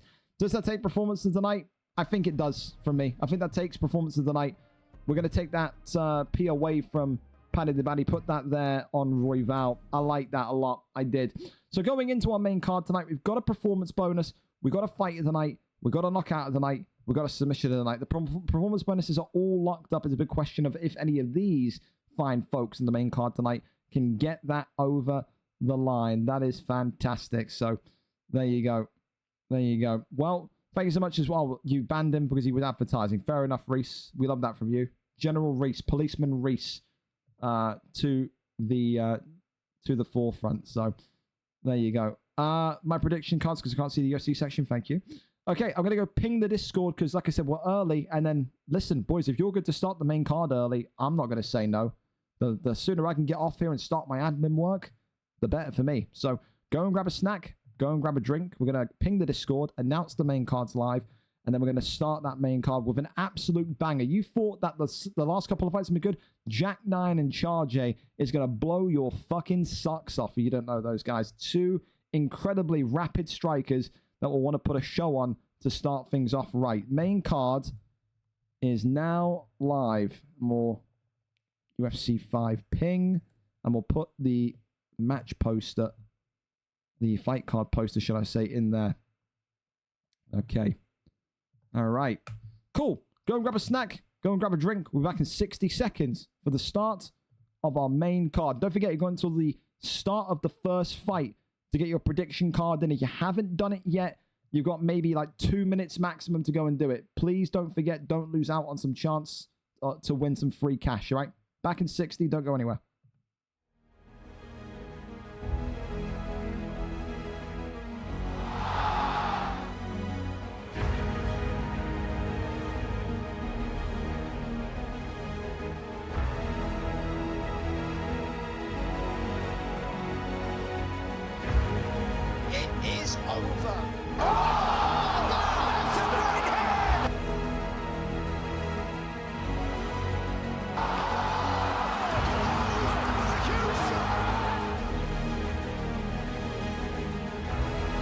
Oh my God!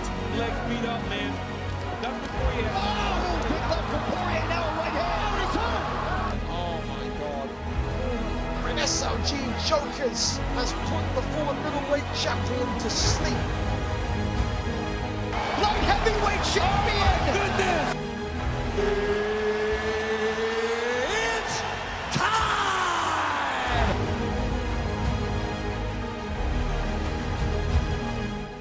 Oh, yeah. Not only am I fucking happy as shit because we're so early, I'm happy because we got some banger fights for you tonight. If you're a filthy casual that's just got here, we're 20 minutes early. You know what that means? It means that we're there for the main card. Welcome aboard. A huge one to start off tonight. Jack 9 and Charge, two of the most dangerous strikers in that lightweight division tonight, will do us justice by kicking us off right.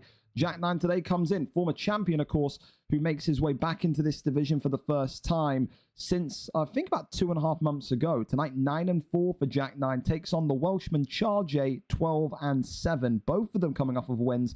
It feels like a number one contendership matchup again, but is it really? I think with so many people in this division now kind of waiting for the departure of Primes, I think Primes knows he's going to featherweight in the month of March. I think, again, Has knows he's going to the featherweight division in the month of March because he's been in that lightweight division for so long. If you win here today, it may not be next week, but it may be the week after that you fight for that vacant lightweight strap. Tonight, it's a big chance for both of these two. It's a big chance to get yourself in that position. Who wins, number 2 Charge or number 4 Jack 9? Both of them dangerous in the kickboxing world. Let's go over and see what the picks are set to be. And don't forget, it's main card tonight right now. So that means all fighters are legal. No fighters are off the table. And we start off tonight with Charles Oliveira and that power-punching, unstoppable force that is Conor McGregor. Jack 9 taking no chances. People say this Conor McGregor pick is like picking Volkanovski in lightweight back in UFC 4. They say it's a talentless pick. It's an easy pick in terms of going for him. There's nothing wrong with it. You just got to take the stigma of what comes with it. Of course, Charlie with Charles Oliveira in the yellow trunks, with Jack 9, Conor McGregor in the white trunks. Tonight, it's quite simple. Get to the ground as soon as possible if you Charge in the yellow. You do not want to stand in front of the train that is this Conor McGregor. Here we go. Round 1 up and underway. First fight of our main card tonight. 5 title fights, of course, as per usual, later on in the card. And right now, we're on for a great and early finish, which I'm sure every single person on this main card is relishing the potential of.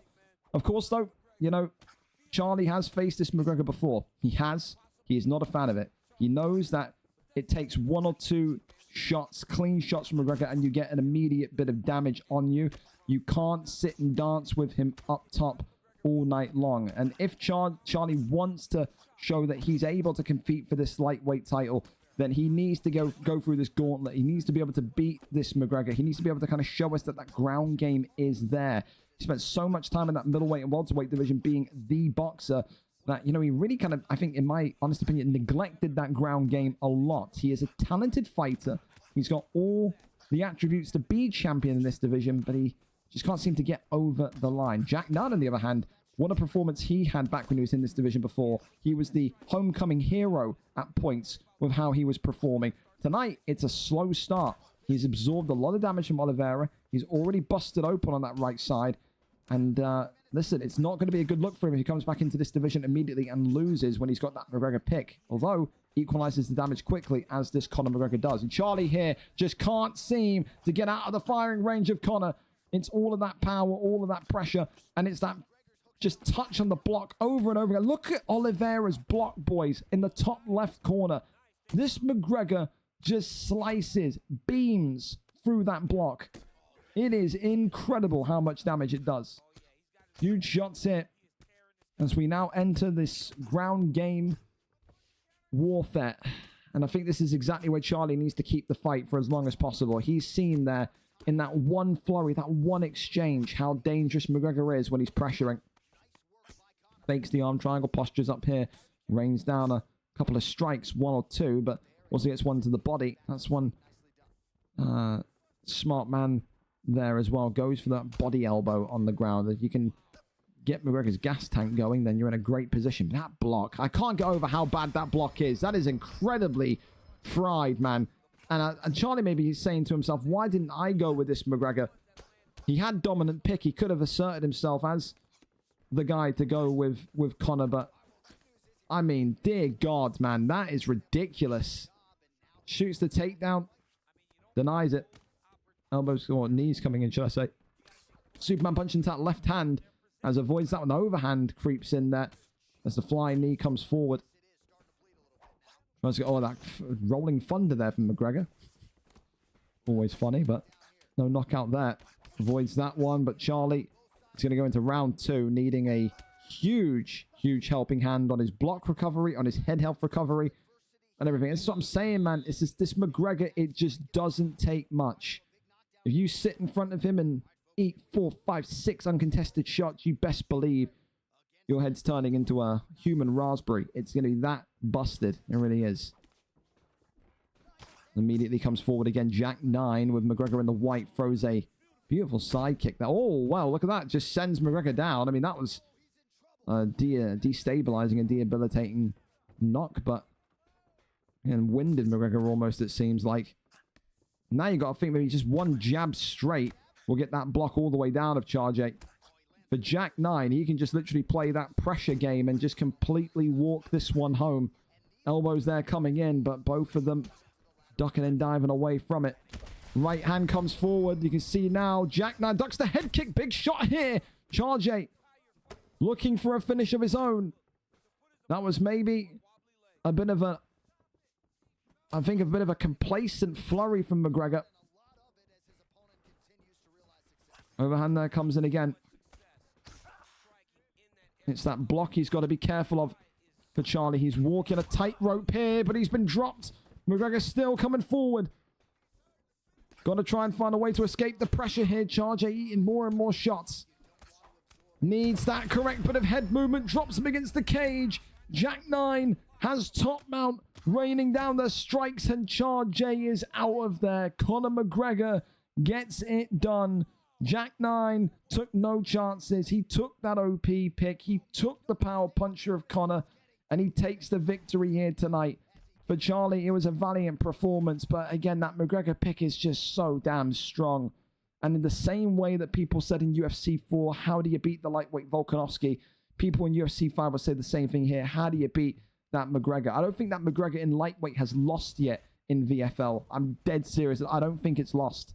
I don't think it will lose anytime soon. A big, big win to start off Jack 9's return to that lightweight division. He gets it done tonight in round number 2. A huge victory, to say the very least. Congratulations to him. Commiserations to my boy Charge 8 there tonight. Up next, though, we keep this going, and the early start to the main card keeps on rolling. BK Soul and Kruger up next for us, and a great PlayStation matchup this is going to be for two incredible warriors. BK Soul is the man looking to make a name for himself, 2-0, as he takes on the 22-8 greatest of all time, GSP legacy type wise for Kruger. We said that he was on the Mount Rushmore of champions in UFC 5, and he still remains there. Still, arguably one of the most respectful, well-rounded PlayStation champions that we've seen in recent memory. But BK Soul will say, it's a new time now. Your time has come and gone. 30 fights, you're a pensioner in this division. Tonight, BK Soul looks to point to the floor of the canvas and say, why don't you stand in front of me and strike with McGregor? Because I'm confident I can outbox you. Let's see what happens. Second fight of tonight's main card. BK Soul comes in with Ilia Topuria in the black and gold, whereas Kruger, the multi-time former PlayStation champion, comes in with this legacy Conor McGregor in white and already knocks him down. BK Soul, I think, went for a shot there, gets clipped by the uppercut. You want to talk about fast starts tonight?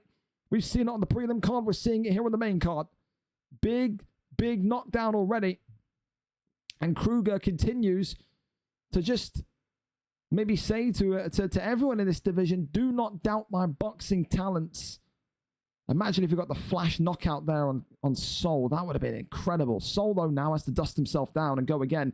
You can't let that slight moment, that brief moment, define the way that you're going to fight now for the rest of this card, for the rest of this fight. We have not seen this version of McGregor out and about for quite some time. It takes a special, I think, user behind the controller to make the most of that kind of light and weird movement.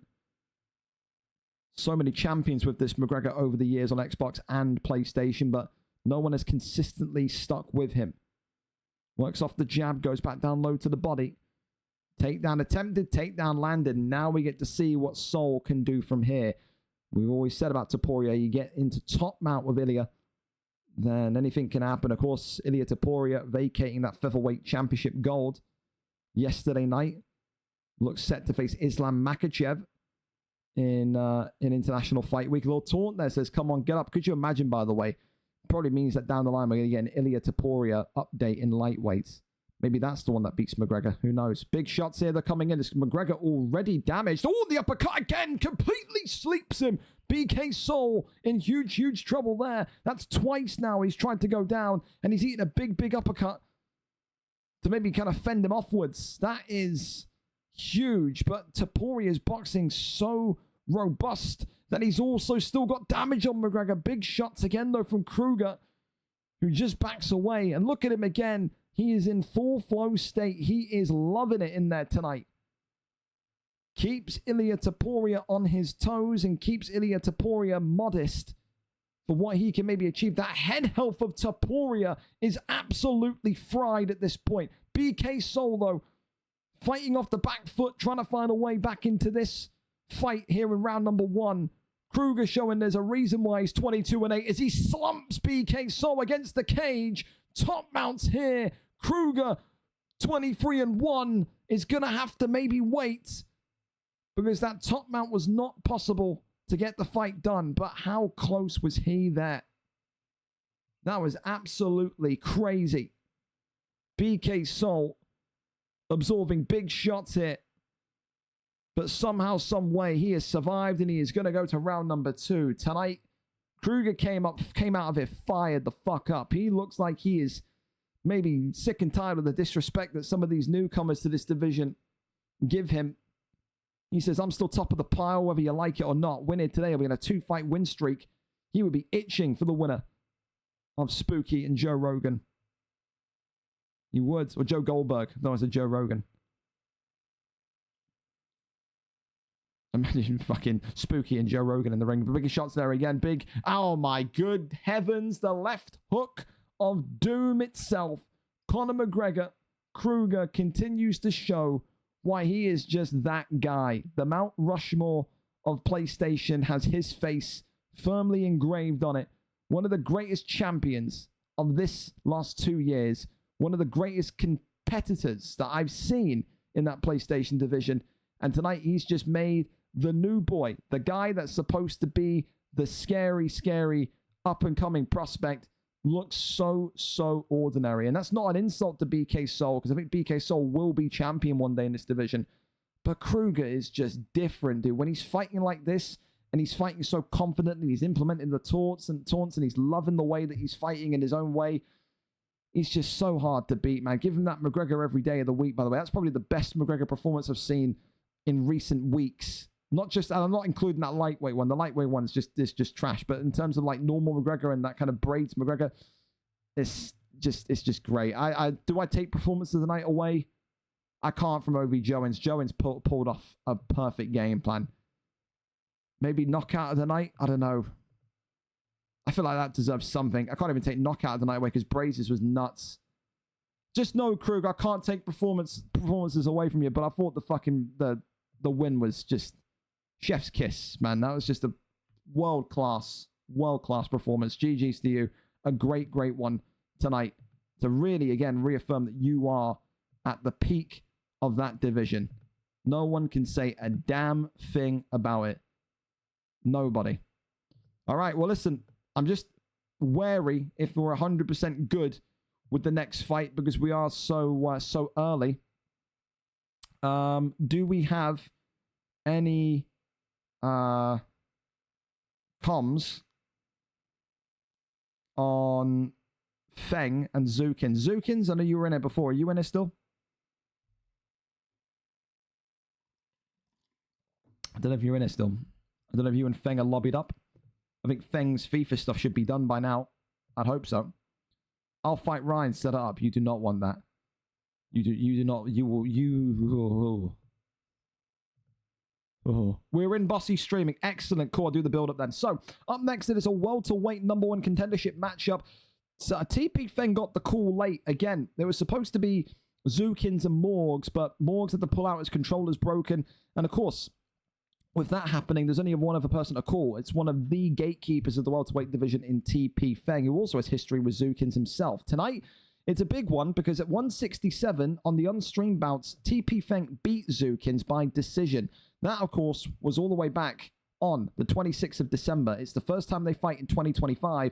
And for Zukins, he has to face an old ghost, an old familiar foe in TP Feng if he wants to cross over the threshold from up-and-coming contender to serious contender. Tonight, you have to go and get revenge if you're Zukins. You got to get over the line. You got to find your feet against someone that made you feel this small back when you last faced them. Of course, tonight, TP Feng will have the opportunity to extend his win streak to 3, as does Zukins. It is plain and simple. You win, you fight for the gold next. Tormentor, no doubt, will be keeping his eyes firmly peeled on this one. 10-12 tonight for the #2 ranked TP Feng, 3 wins in his last 5. 9-4 for the #3 Zukins, 3 wins in his last 5. Both of them on a 2-fight win streak. Only one comes out with a 3-fight streak tonight.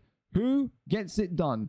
The man representing the United States in Zukins, or the man representing Europe of TP Feng? Let's go over and see what the fight picks are set to be. Your Queen Buckley against Nick Diaz. I mean, listen, that would be quite a statement if TP Feng on the main card comes out and says, I'll go with Nick Diaz and still get it done. That would be the statement to make if you want to go for a contendership opportunity or a title opportunity. He's going to stick with Nick Diaz. And for Zukins, he's going to stick with Joaquin Buckley, no doubts. And I'm excited to see what he can pull off here tonight. This should be a massive opportunity for both of them. Let's see who gets it done. Up and ready to go. Yes, we are.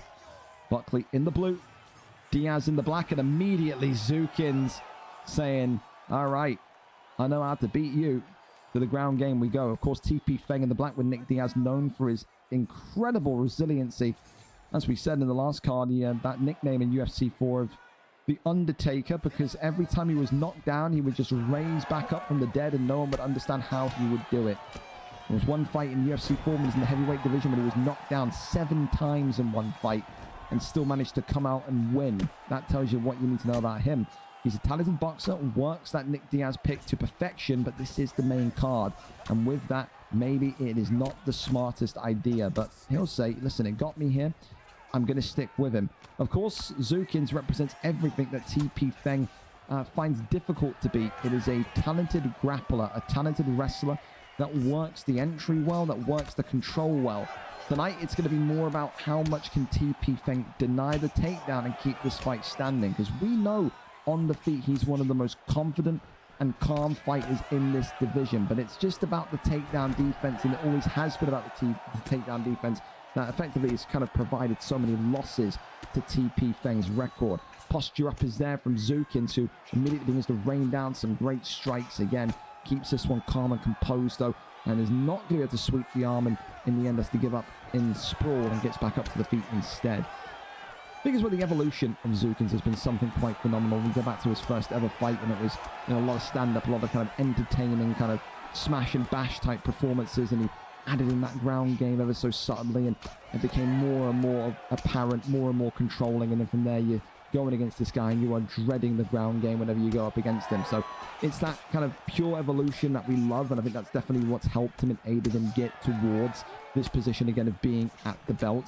He is so crazed by the fact that he could maybe get that welterweight belt before going up in March, and I think no doubt it's a matchup that Tormenta would want as well. Tormenta with his new corner, I think with the likes of Keza wanting to consistently test himself and wanting to go against the best of the best. He doesn't hide from challenges, does the champion Tormenta, and no doubts tonight he'll be looking at this and saying that the man who wins here will be that next challenge. So far so good though for Zukins, who with a minute left, yes, maybe he's not done as much significant damage as you'd like, but just look at the damage onto Nick Diaz. Look at the control in the ground game. I think it's quite simple here. If I'm in Zukins' corner, I'm telling him just to shoot at any point here. Drops him though with a big uppercut here. Zukins looking for the finish at the end of round one.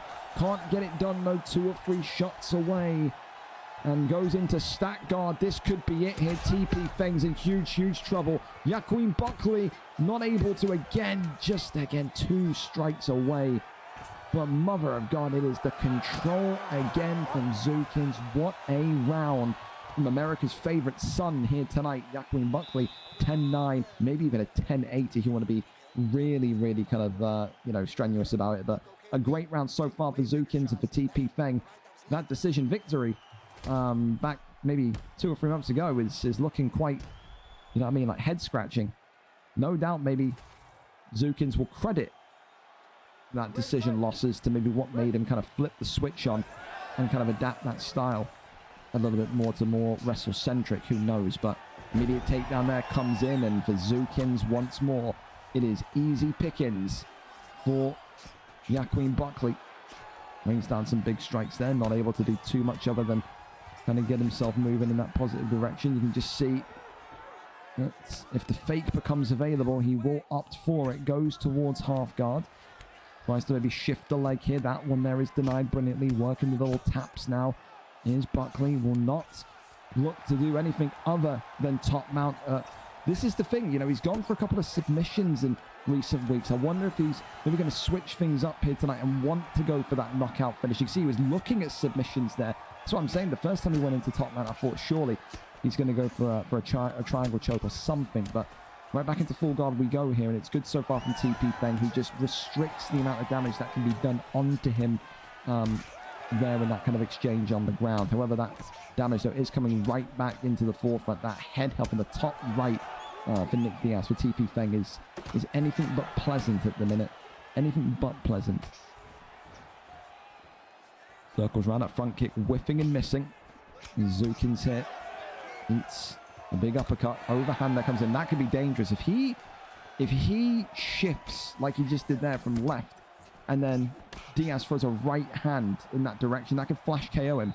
Those are the little slight tendencies that Zukins hasn't, grown out of yet, that can cost him fights in such a coin flip type moment.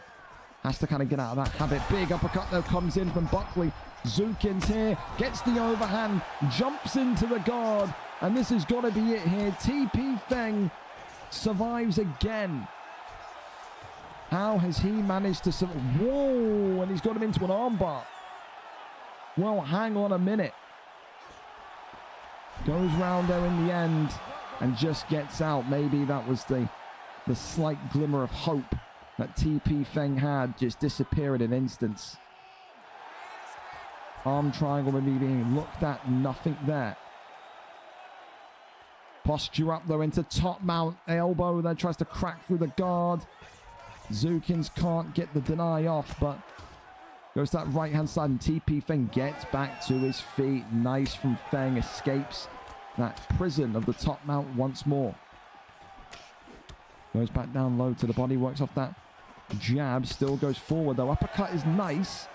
Again, this is the thing. This is what I'm saying. If these uppercuts and these shots were coming from anyone else in this division that had power other than Nick Diaz, do you think he could have got a stun by now? I think he could have.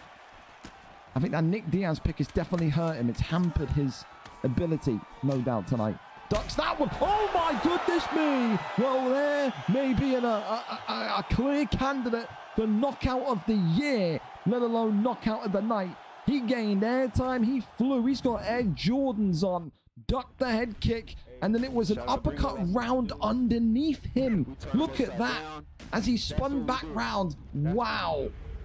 What a knockout for Zukins here tonight. Turn around. A knockout that not only seals him #1 contendership, but maybe well seals him an award bonus come December of 2025.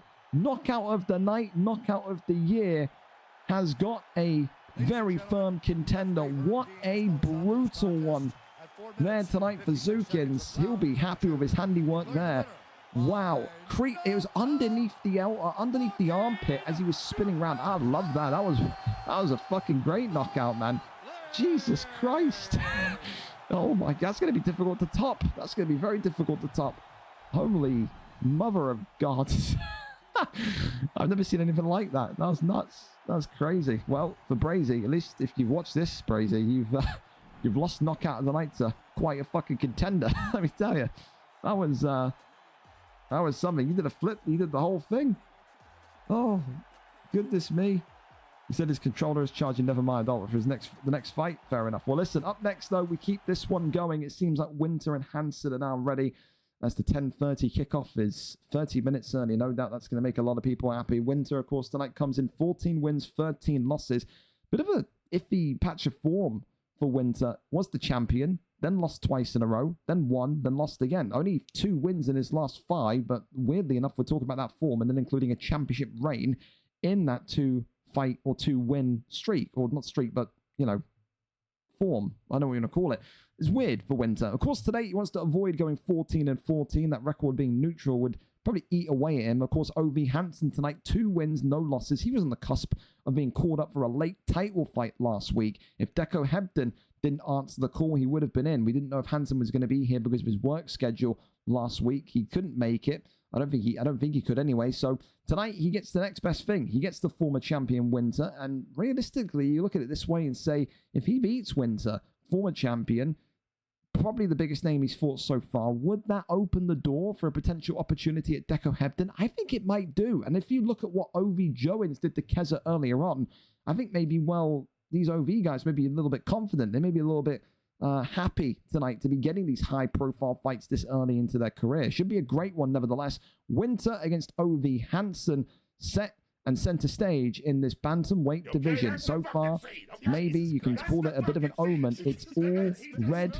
corner victories. Let's go and see what the fighter picks are set to be. Merab Davishvili tonight for Winter, which does mean that OV Hansen will have to move off of Merab. There are no mirrors allowed. So Merab here for Winter, and it will be Corey Sandhagen for Hansen. So going for length/height again, similar kind of routine and model in which OV Joens went with. He's looking to maybe take Sandhagen, or he's at least looking to inspect Sandhagen. He's going to go for Sugar Sean O'Malley here. So there you go. O'Malley and Sandhagen, 2 kickboxers set to brace the octagon with their presence tonight. Always love seeing Winter's Sugar Sean as well. So one of the top guys with Sugar Sean. So should be a pretty interesting one, no doubts, to keep our eyes on. Here we go, though. A big one here for Hansen. He wants to make it 2-0 for the OV boys tonight on the main card.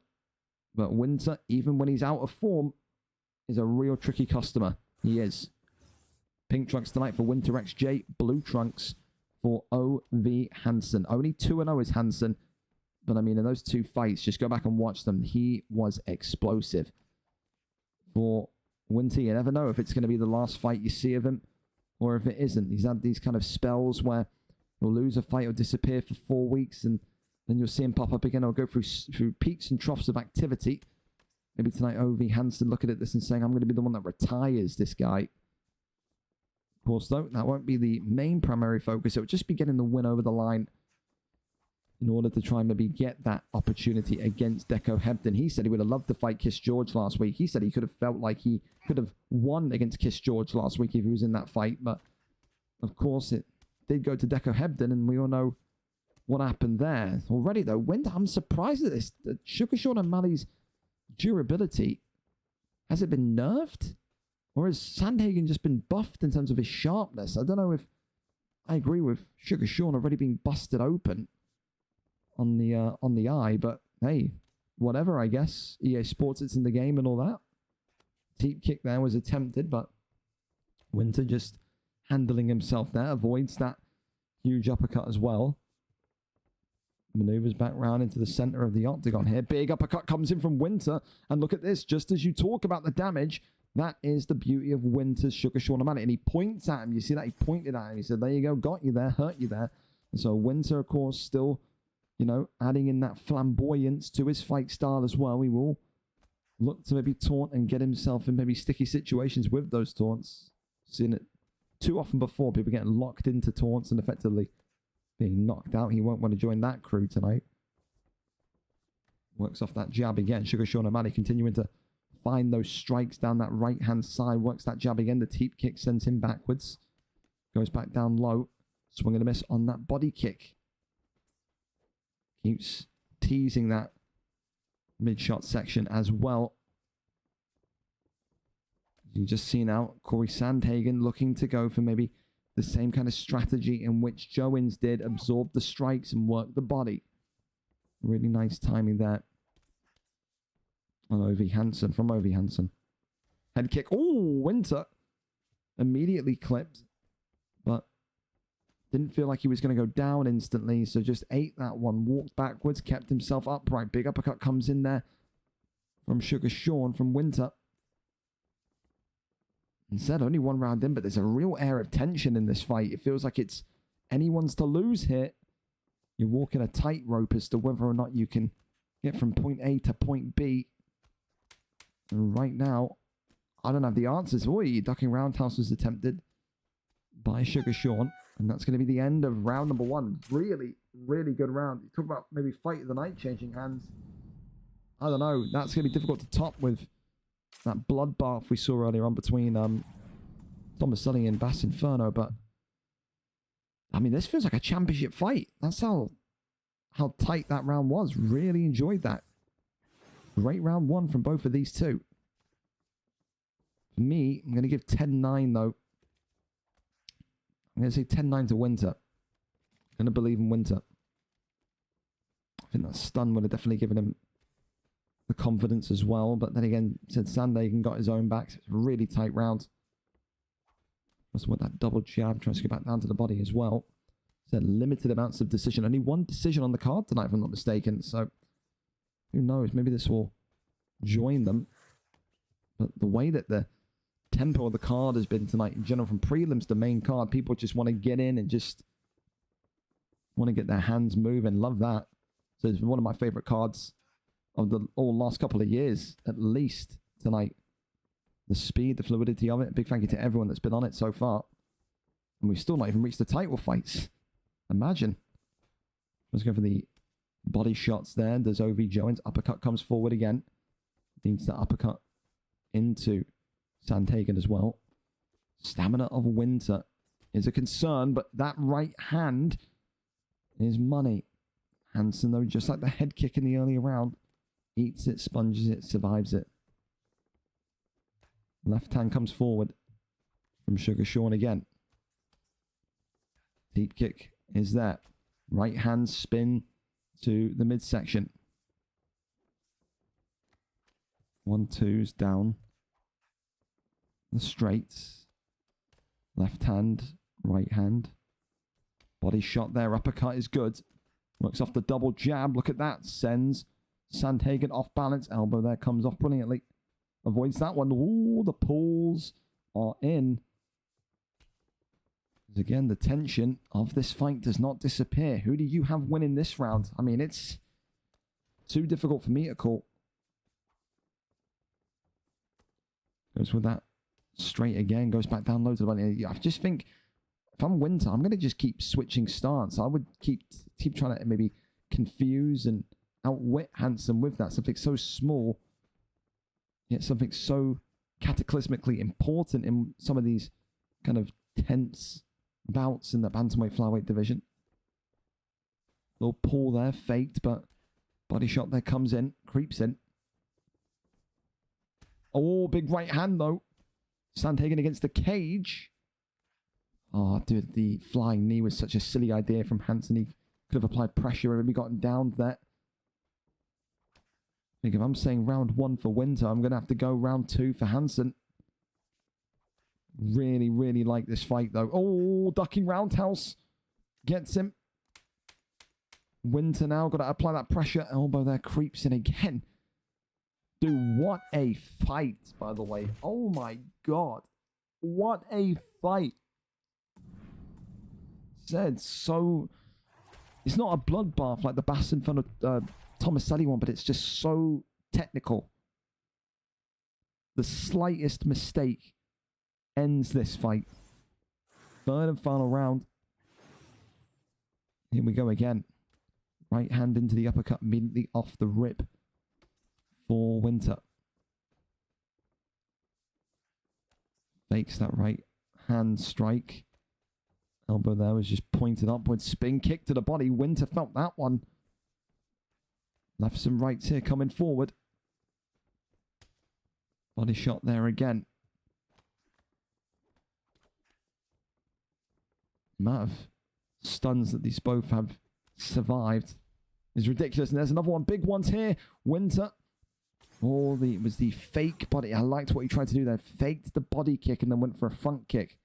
Really like that from Hansen. Ducks underneath and it's a big knee. Right hand against the cage. Winter not down and out yet, but that was close. Knee strikes now against the cage wall, and now the knees to the back of the bottom as Winter eats another big one. Ducks underneath. Great defense though from Winter. Another big one. Look at that stamina as well. More than half the round left of round 2, and that's probably like 33%. It is really, really not good for Winter. Big uppercut that comes in. If he can creep this one with some great counter shots, he could still win this fight. Big shots coming forward from Sandhagen, who continues to pressure. He smells blood in the water here against Winter XJ tonight. Right hand clips him. Big uppercut goes back down low to the body. Uppercut says good night. And Winter is out of there. 2 VFL alumni have gone up against the OV boys tonight. And the 2 VFL alumni have failed to defeat the veteran in the the bantamweight division. In Winter has lost the veteran in the flyweight division. In Keza has lost.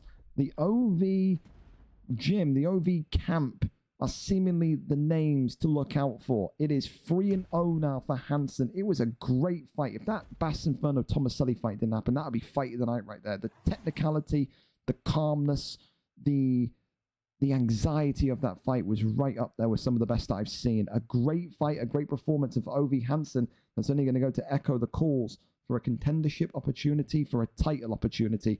Maybe he'll be looking directly into the eyes of Deco Hebden next week if he can keep his belt. A wonderful, wonderful performance tonight from Ov Hansen.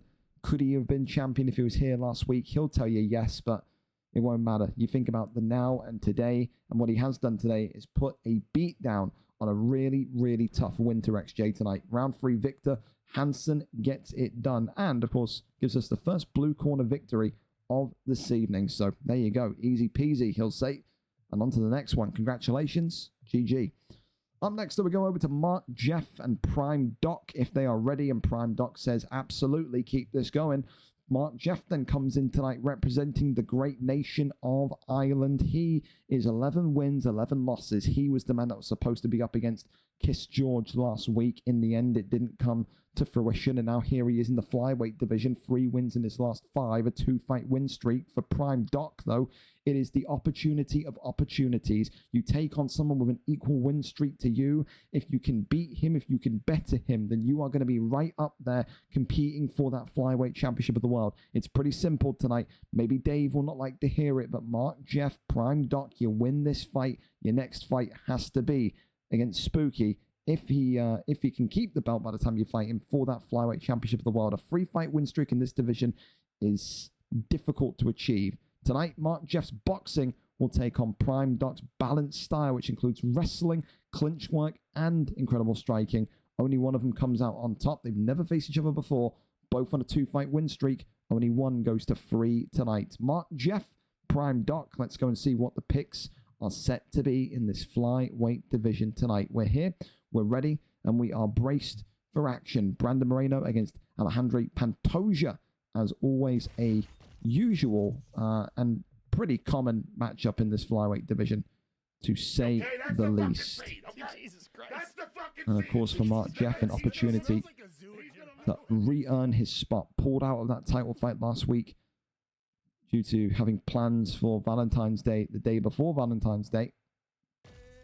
And now we'll have to accept that may well result in him having to go and, put another win under his resume to get right into the title conversation. Well, listen, here we go. Brandon Moreno in the white, Pantoja in the black and gold. Pantoja in the black and gold for Prime Doc, who will maybe feel like this is the greatest opportunity. And let's talk about Prime Doc for a minute. Then Mark the Shark, Mark Jeff, a great fan favorite. But Prime Doc was on the verge of being relegated from this division before that 2-fight win streak. It just goes to show you how important wins are for morale, for motivation, and what that does for a fighter. Prime Doc has looked absolutely brilliant since he's put that streak together, and looks like he's back to his absolute optimum best. However, tonight, if he wants to take out Mark the Shark, he's got to be ready for some incredibly high-stakes pressure boxing. You can't allow the Shark to control the tempo, to control the direction of this fight. If you do, it does not end well for you. An immediate takedown there, though, from Pantoja. But Mark Jeff says, no, we're not doing any of that nonsense. Get right off of me. Of course, for Mark, it's all about how quickly can you bust Pantoja open. How quickly can you work the body shots. How quickly can you make him not want to do anything but shoot. And then if you can do that, you can get the takedown defense on, then you're going to be A-okay. However, listen, so far, 2 takedowns, 2 successful lands. Prime Doc now going to go over into top mount. And again, it's the same kind of game plan people will give you against Mark the Shark. Work the odd jab and then shoot the takedown of a Mark the Shark tonight, escaping that top mount with next to no damage. Works off that jab, that uppercut there flies forward. Prime Doc continues just to try and make himself known to Mark the Shark. Uppercut there creeps in. Deep kick there, counter is nice, goes back down low. Pantoja creeping around the side. Deep kick sends him away. Do like the fact that Mark is utilizing that level change as well. High to low, low to high. It keeps Prime Doc guessing. And now you can see as well the damage on both of them with those health packs. Very much the same. Maybe ever so slightly more on Prime Doc, which would make sense because of the volume of strikes thrown by Moreno and Mark the Shark. But for Mark, he loves these fights, man. These stand-up battles. Especially now that Prime Doc is effectively straight away. You notice that. 2 takedowns, 2 lands, but 2 instant get-ups. And Prime Doc has abandoned the shot. He's abandoned the takedown game. And when that happens, and if it's just pure stand-up, Mark the Shark is going to fancy his chances every single day of the week, isn't he? Continues to just work and walk forward. As Mark Jeff goes back down to the midsection again. As now you can see, look at the fact, again, it's just, he doesn't know Prime Doc what to defend. It's because of that level change. Mark the Shark with one of the best level change combination works that I've seen in this league's near 3-year history. I mean, really good round from Shark. I think if you're Pantoja, don't give up on the ground game so easy. You've landed 2 takedowns from 2. It's just about keeping him there. If you want to wrestle, you can wrestle him right now, though. Mark the Shark will be saying, please don't do that. Let's keep this entertaining. Let's keep this on the feet. Mark the Shark is loving the boxing right now. He's loving the movement. Everything points to a yin-yang fight. Fight stays on the feet. Mark the Shark is winning this. Fight goes to the ground. Well, listen, by history, by common knowledge, Prime Doc will be the favorite to win this fight. As we've now entered a freeze spot. And that's not good. Someone's internet is made out of cheap cardboard and glue.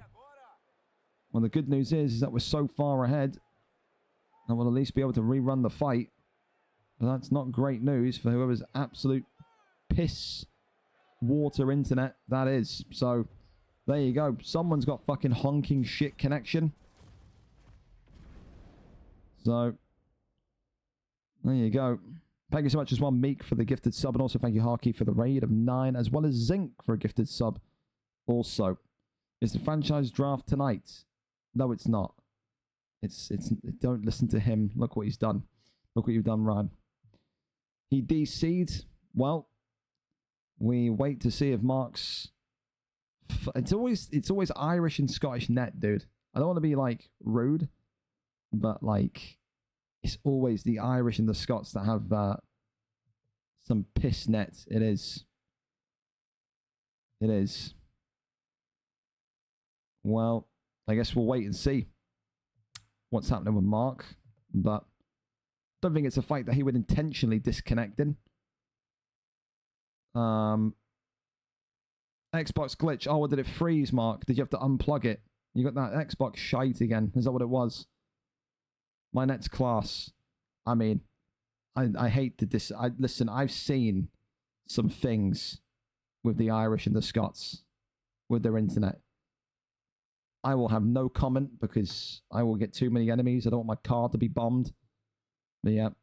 Yeah, okay, yeah, it did. Okay, yeah. Well said, I mean, listen, I'm relaxed because we're 20 minutes ahead.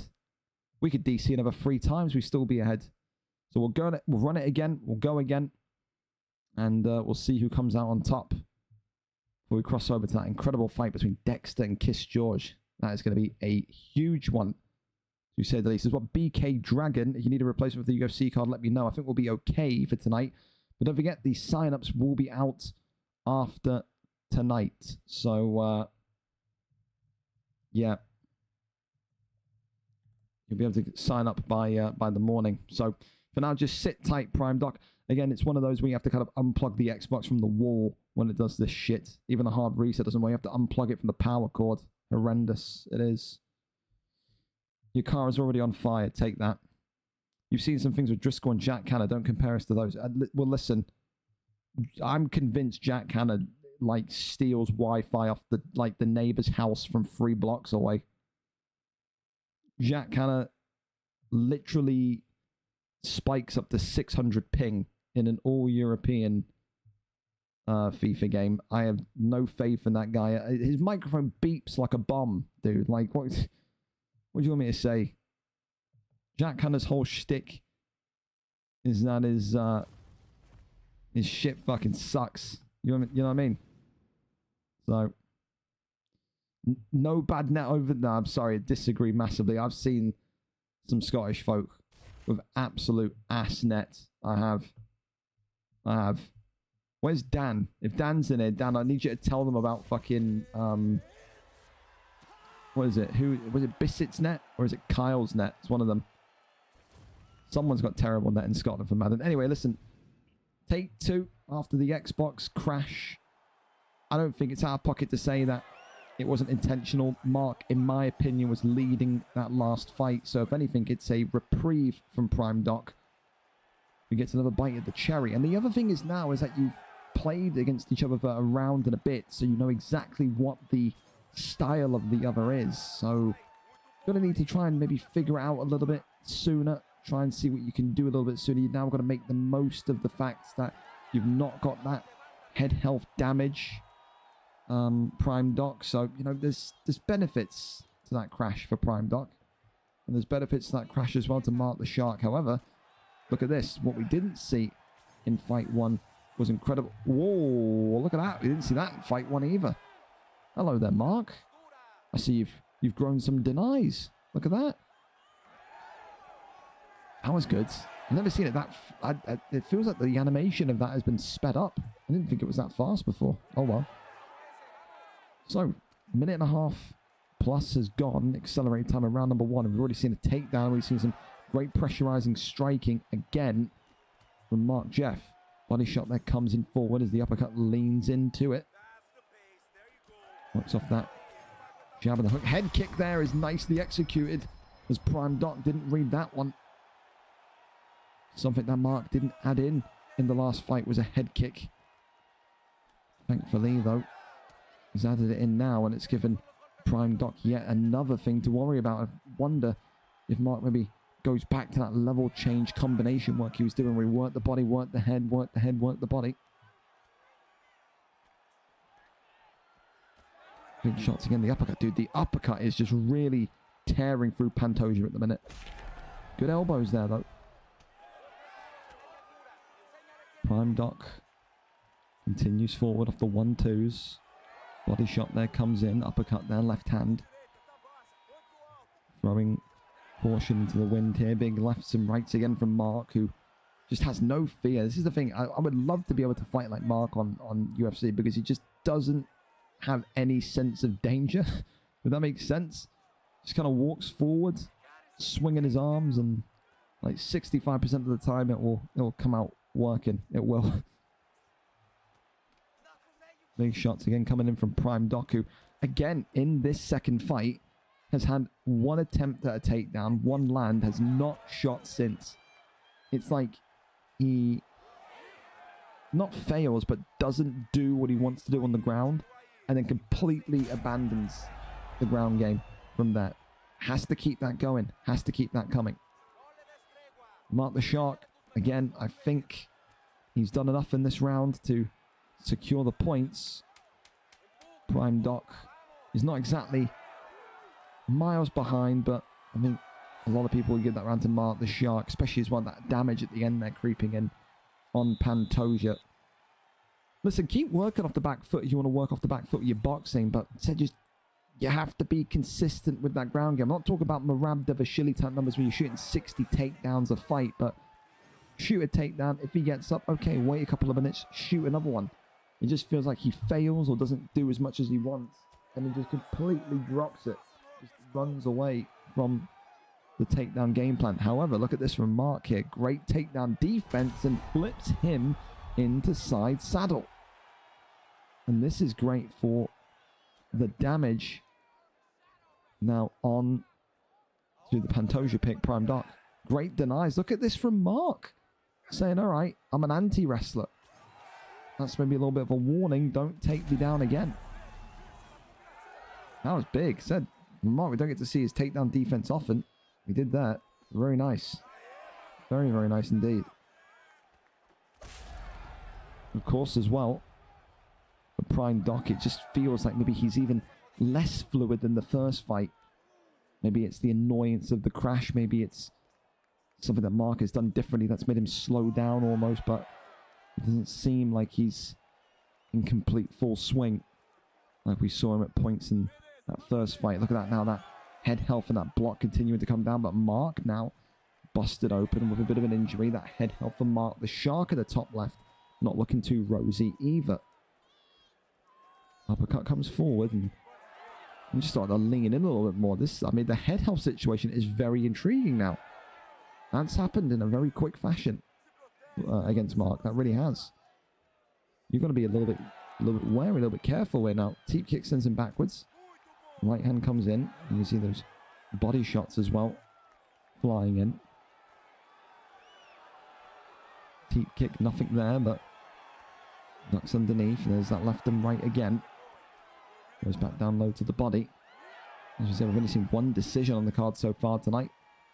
Went from having one of the most stacked decisions card in the last month to now having probably the card with the least decisions on them. Mark's teetering here because now he's more damaged than Prime Doc. It's the head movement of Doc that I'm really liking. The little ducks, the little kind of, you know, side movements to just stay out of the firing line of Mark's sharpshooting striking. As the uppercut there creeps in forward, works off the jab straight, goes to that right hook, goes back down low to the body. Knee, ooh, but it's the uppercut from Prime Doc, who's looking for a knockdown here. Good avoidance of the clinch there from Mark the Shark as well. No knockdown, but the big news is that the stun, the damage, maybe some of the... Oh, well, there's the knockdown. Well, Prime Doc here. Oh, right back.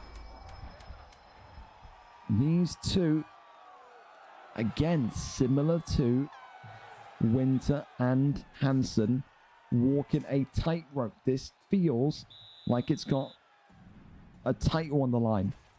Some of these fights tonight, boys, especially in the main card, been very, very good.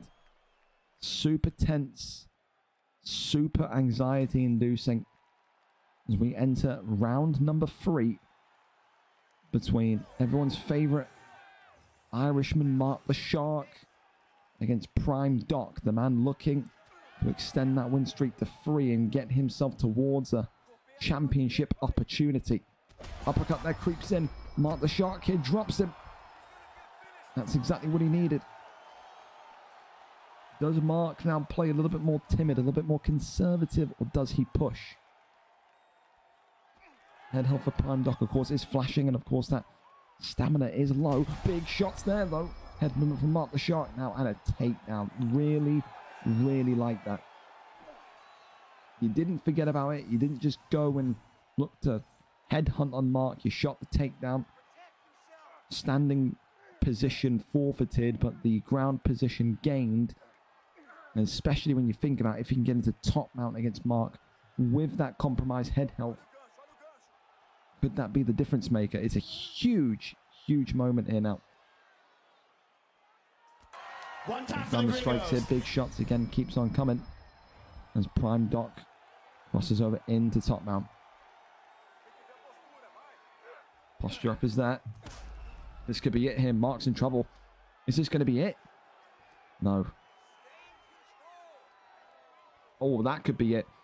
Oh, dude. Oh, Mark. Oh, God, he survived it. Oh, he's got it again. No, Mark. No. No, Shark. No. No. Oh, God.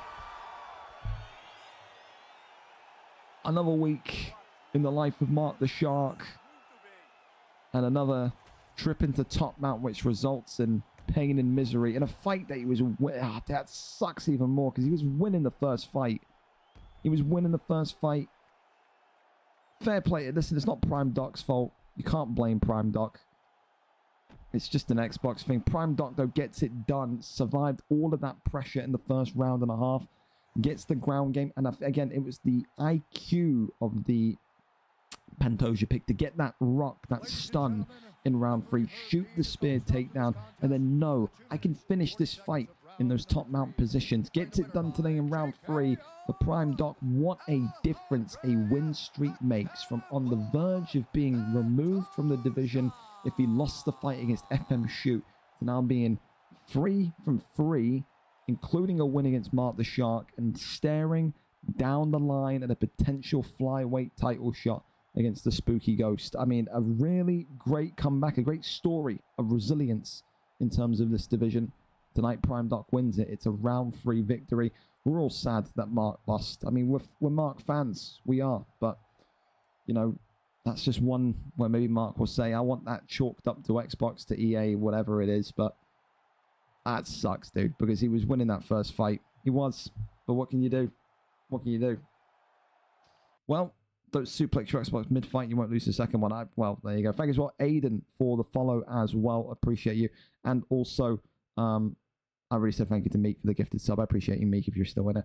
Well, listen, up next, then we keep this one going, and it's our final non-title fight of the evening, and it's Dexter against Kiss George. What a fight this is set to be. Dexter, of course, tonight coming in 16 wins, 4 losses. Of course, the Kiwi from New Zealand having his 21st fight tonight, 3 wins in his last 5, and he knows he's got to get past the former champion in Kiss George, 13-3 tonight. Yes, Kiss George is underneath Dexter, but it's a great opportunity for Kiss George to get immediate #1 contendership right back in this bantamweight division. It feels tonight like if you win this fight, you could be staring down the barrel of a potential title opportunity, especially if you're Dexter. For Kiss George, if you can beat Dexter, if you can find a way through, you will pretty much allow yourself to stare down Deco and say, I was the champion, I defended multiple times, let's run it back again. Let's see who gets it done. #1 versus #3. New Zealand versus the United States. Only one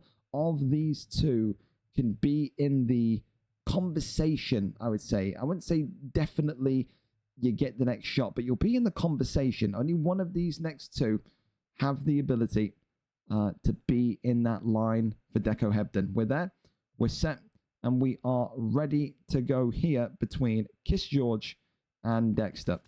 Here we go then. So, Aljamain Sterling against Puita Yan. No, Umar. Is it going to be? It seems like it's going to be the case. Merab Vashili there. To be fair, a nicer ping. I've seen Dexter be on 300 before, 214. Not bad. It's about 100 less. It's not all that bad. So listen, you know, if you Kiss George, you know what's going to be coming in. It's the wrestling, it's the submission game, it's all of the above. You have to be able to cope. We've seen Dave win on a decision against this kid before. And he's the International Fighter of the Year for 2024. Was Dexter fighting out of New Zealand, the first ever, only ever New Zealand champion across both consoles. But that means nothing when you think about maybe some of the fights that, you know, he has had that have been very close, very fine to the wire. It makes you wonder what would have happened if it was on neutral ping. But again, alas, you know, he fights on that awkward ping just like everyone else does. He's the one that trains with Europeans to get himself prepared and ready. Great takedown defense already here from Kiss George, wearing the black and gold with Merab Vashili tonight.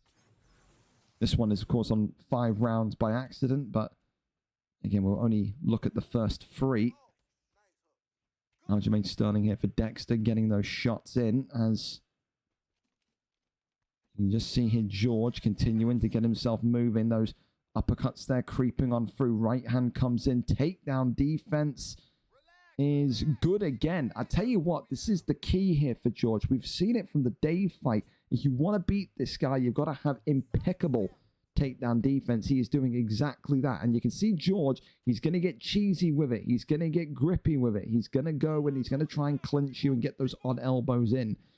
Maybe tonight some of the people that have faced Dexter before will not blame him, but this takedown defense from Kiss George here, boys, is out of this world levels of good. And right now, Dexter, psychotic genius, can't find the land, and he can't bypass George's clinch. George is completely controlling this one, but we have to kind of reference this. He was completely controlling the Deco Hebden fight in round 1 last week. He can let things slip in a spectacular fashion. He can. Another takedown and another deny.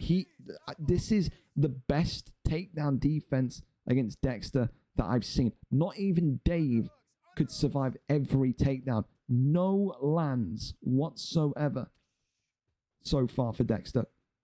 He is looking very lost in that at this minute in time. Spin kick there attempted, but goes back down low to the midsection. Flying knee comes in, ducks underneath that one again as the clinch work is attempted to be rained on through again. In the end, George avoids another takedown. Uppercut there, flings on forward. I think it's frustration. I think you can look at this performance right now from Dexter. He is furious with the clinches. It's not illegal. Is it going to get you fans? No. Did Deco survive it and find a way to get beyond it last week? Yes. Right now, though, wow. I mean, you want to talk about statements. Islam tapping out Charles. Kiss George wrestling Kiss George tapping out Dexter. I mean, oh, that would have been something. But Kiss George right now, looking like a man on a mission here in regards to getting back to that bantamweight throne. All signs point towards Merab Dvalishvili so far. For the Dexter, for the Aljamain Sterling pick, you got to find a way and quickly to get back into this fight. Really not a great round. It seems like when the takedown is eliminated, he seems lost. And I think add that lostness onto the fact that he is completely furious. I can feel his fury through the screen at the amount of clinches. I can feel it. He's going to have to cope with it, though.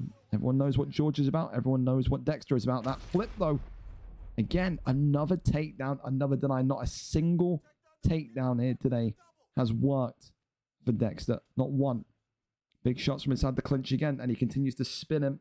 Vertigo very much coming to the forefront. Big knees against the cage here again. Wants to drain that body health even more. Shoves him away in the end. Shoots the takedown, turning takedown. Not possible. Again, it's denied. This is the best takedown defense against this guy, man. So you can all hate George as much as you want. Yeah, he fights like a word that rhymes with flag, LAG. But it's not illegal. You can't put a limit on clinches. You just can't. We're having a clinch counter in the chat. But he's doing everything correct right now. Denying the takedown, frustrating his opponent, and just effectively controlling the way that this one works. Controlling the way where this one goes in. Wow, look at this. Goes into a guillotine. Goes into a big one here. But now, for the first time, we're on the ground and we're thinking maybe there's Aljamain Sterling have a little bit of something for us. If he can flip out of this, which is possible, what we've seen before, it would be great. But look at this, the arm triangle's in, and it looks like Merab Dvalishvili and Kiss George could still well tap out Dexter here tonight. He's denied him once, but that one there is denied equally as well. George, though, yoinks him back in. Is it one and done? No, it wasn't. There you go. It was a big chunk of the block, though, off of that submission bar. And Dexter just, dude, I can't stress this enough. And I think Dexter is a phenomenal fighter. I do. But he has looked completely lost in there tonight. Kiss George has given him, I don't know what you want to call it, an education. I don't know what you want to call this, but it's been a beatdown. It's been a beatdown. Controlled the stamina well. Denied every takedown until his last breath. Worked those clinches well. And now George is just teeing away on the body. He knows this one is nearly all said and done. Big shots coming in. Clinches up here. Does Kiss George. Flying knee comes in. Goes back down low. George looking to finish here. In round 2, sways round the sides. Dexter is completely gassed as this one goes into round number 3. It is one-way traffic. If George loses this fight from here, I don't think he'll ever look at himself again the same in the mirror. I really don't.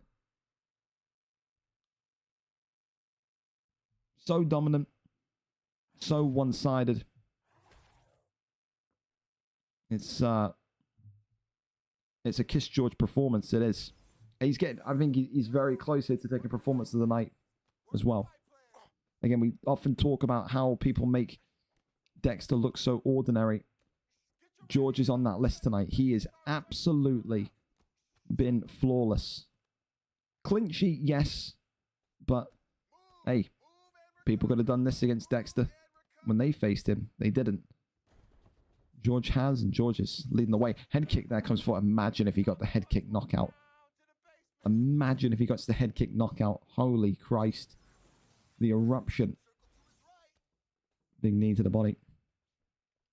Clinches there. Big ones now against the cage. And you got to think this has got to be it soon. Big shots there coming in. More clinch work. Knees against the cage again. Keeps him completely penned in. That body health is on the verge of just giving in. Kiss George leans him into tie clinch again, puts him against the cage again. And he will say it doesn't need to be pretty. It doesn't need to be a fan favorite performance. But it will be a winning one. A takedown there, though, lands from Dexter. But at what cost here? At what cost? Because, oh my goodness me, flips him. And look at this, gets back up. He doesn't want to be down there with Dexter. He knows what's down there waiting for him. More clinch work. It ain't pretty, boys. I can hear the boos. I can sense them. But maybe you've got to do this against Dexter to avoid defeat. Great takedown there, though, lands. And now let's see what he can do from here. Stack guard comes in, rains down a big couple of strikes here. Big shots. And Kiss George nearly in trouble there for a brief moment. Ramdevashvili eating some big shots. Bit of sweet chin music there from Dexter. Clinches him out of the air. Wow. I mean, that is egregious, isn't it? Goes around to that left-hand side. That one is denied. Now down to that right-hand side, denied. Pushes him against the cage. Knees to the body. And this one, could it be? It's all over. Kiss George. Call it what you want with the clinches. Call it what you need to with the clinches. But he made Psychotic Genius. He made Dexter look incredibly, incredibly ordinary tonight.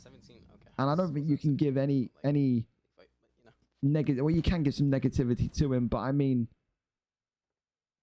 to do that against Dexter, make him look so ordinary. I'm not going to give him performances tonight purely because of the amount of clinches, but he joins that list. Dave made Dexter look ordinary. Tonight, George made Dexter look ordinary, and Kiss George will be in that conversation again, right there with Deco Hebden. And again, with 3 title defenses under his belt, maybe there is the credence to do an immediate rematch if those two face off against each other again. A great victory tonight for George, a big victory tonight for George. For Dexter, it's not a huge setback, but it does mean that maybe he's pegged back again in terms of his urge to go for gold. A huge win for Kiss George.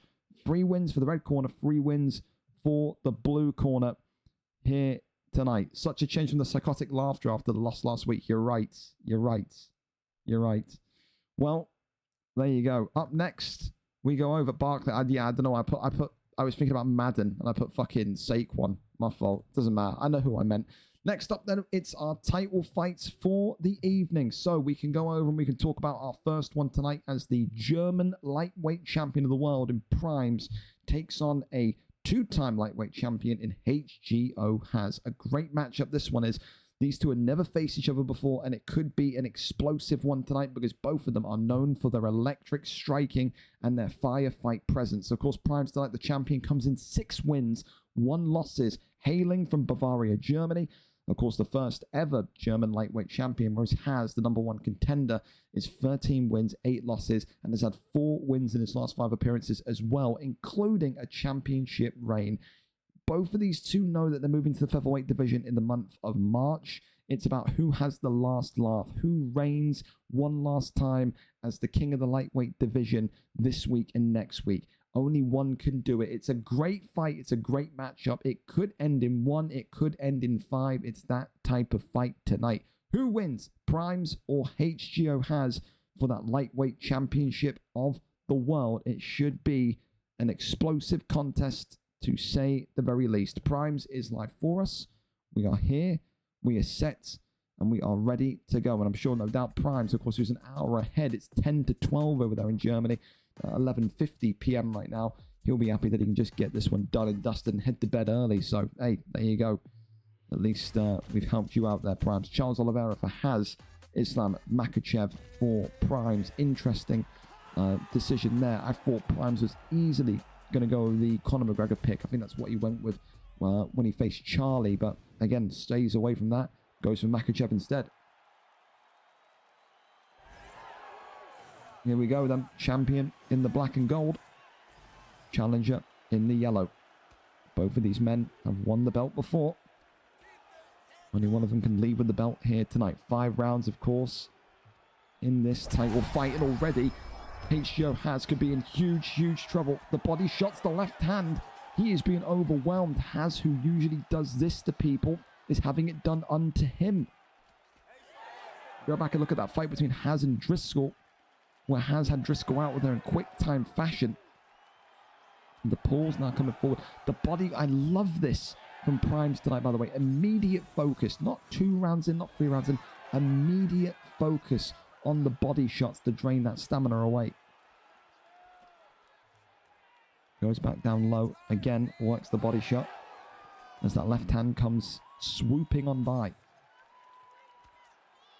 Little jab there comes in again. Left hand is nicely timed. Gonna work this into his game, though. You've got to now start to try and disguise those body shots, I think, because I think Haz such a great fighter in the stand-up arena, but also such a great corner behind him tonight. You see there, he's in his name, NBK Haz, so doing one of those new gyms, whatever you want to call them, camps. I'll be telling him to kind of watch the body, keep mindful of what he's trying to do. And again, it's one of those picks tonight from Primes where I think he's picked Makhachev purely for those defensive stats, those takedown defense stats, those submission defense stats. Tries to get Oliveira down into side control. Not possible, though. Pops right back up. Look at that, though. Right back to the body. And look at the damage on Oliveira's face already. Huge, huge round 1 for the champ, who will believe that he was always ready for that 145 division. He has been knocking and knocking and knocking. He said to me, I think 2-3 weeks ago, let me win that lightweight title. Let me get right into the featherweight division. So he's eager to get up there. However, the first time in this fight, Haz with dominant position on the ground. Not able to keep her in side control, but it's a backside. Not exactly a terrible position. Posture up is there. Now we play the waiting game. Goes over into back mount. That's denied. And this is the kind of performance you needed to see tonight from Haz. Someone that is, again, pretty much boxing, based. Going in with a wrestler and not afraid to wrestle. We saw, we almost kind of lightly criticized Charlie when Charlie went in, Charlie J went in against Primes and picked Makhachev and refused to wrestle himself. So it's almost like tonight, he's taken a leaf out of Charlie J's book. He's picked Makhachev, but he's got no real intent to use any of Makhachev's main qualities. End of round 1 is a good ending for Haz, but I still think that the round obviously belongs to the champion. Primes for me, 10-9 up here in the first round of our first title fight of 5 here tonight. Definitely think he's got to watch the body shots. I think if Haz continues to eat those, then it's not going to last too much longer. Second round of a potential 5 up and underway. Takedown immediately shot. Deny there is good. Spinning and turning himself. Everyone's giving each other vertigo tonight. And again, that damage opened up. That head kick could have been really, really bad if that was avoided. Oh, big shots there. Haz looking to take out Islam Makhachev nice and quickly. Lefts and rights again. Big uppercut flies forward. Left and right hand. Haz still very much alive in this contest. Let's go for that knee. Nothing there. Body shot comes forward. Walks him back towards the cage. Tries to take the back now. Haz here looking to wrestle and does. Really, really nice from his show. One time for the gringos. Denies that one well. Little taps here to the dome. As Makhachev here now resisting the armbar. Goes over into backside. And this is the thing, patience and calmness. You've got 5 rounds, don't need to rush and get in there all at once. And it's definitely what Haz feels like he's doing. He's just trying to piece apart the Makhachev pick. in a way that will set him up for something special in the following round. Works the strikes here. Taps continue to bellow on forward. That one there is denied. Goes over into back, sitting himself. Is that Makhachev now? Will he be thinking about maybe going for an armbar or such? But goes over into sprawl.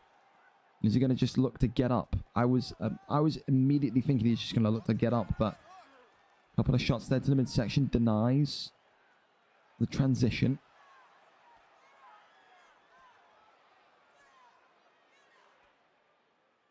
I think Haz is just happy to kind of accept this compromised position. And of course, though, he shouldn't, because that body work was brutal in the first round. If I was Primes, I would have stayed in sprawl until Herb Dean stood me up.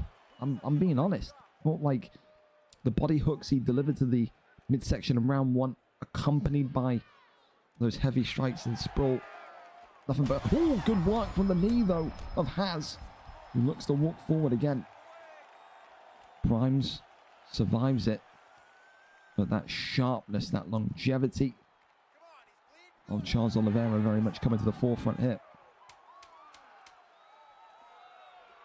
Left hand then was just connected up to the block, and there's a bow of respect there. The champion likes what he sees. I'm going to give round two to Haz. I think 1-1. I think 1-1. Like that round from Haz.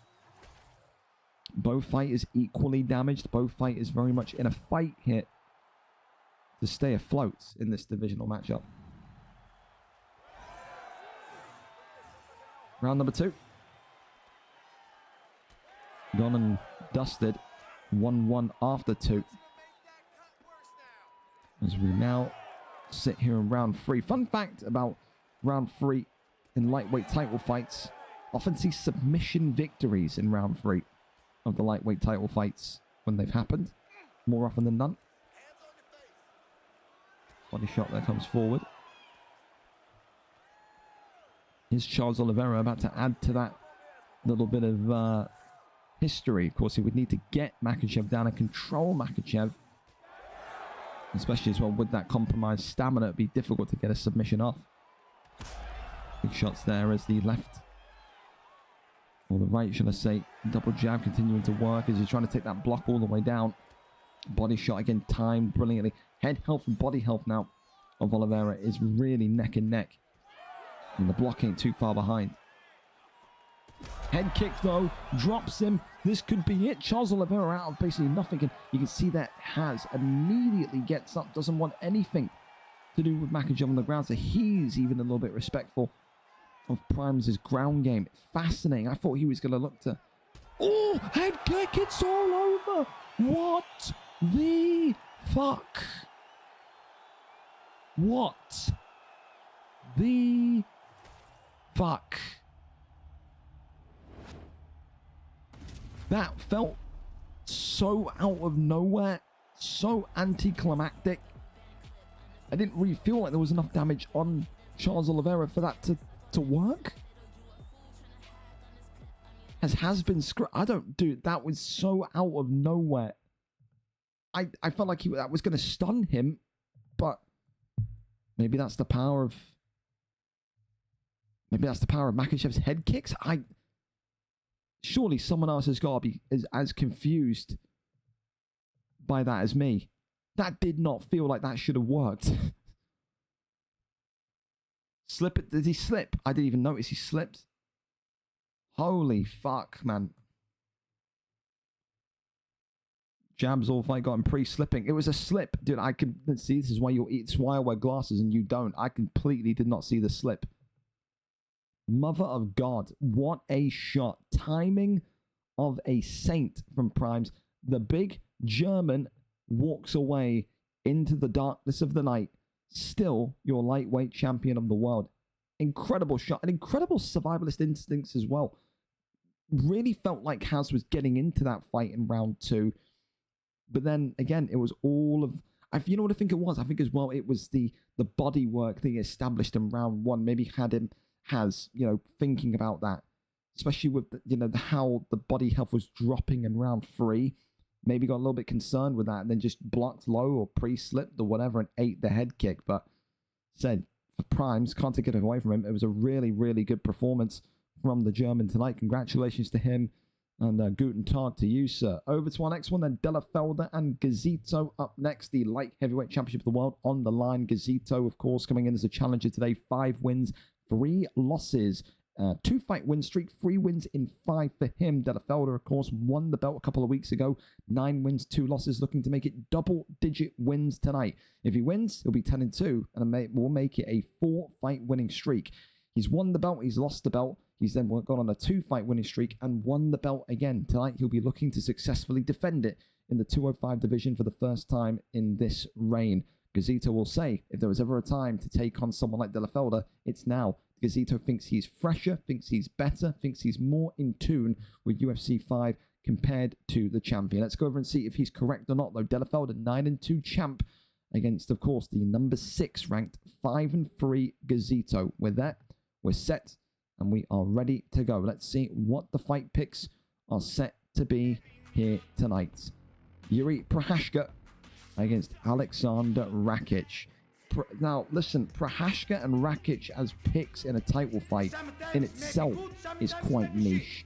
We do not see these two often. Yuri we sometimes see, but it's going to be Ankalaev instead. So both of them change. Pereira, but now being hijacked by the champion. So he's holding Pereira hostage.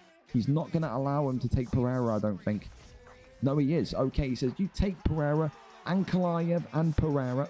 The matchup we're set to see, of course, in the next couple of weeks.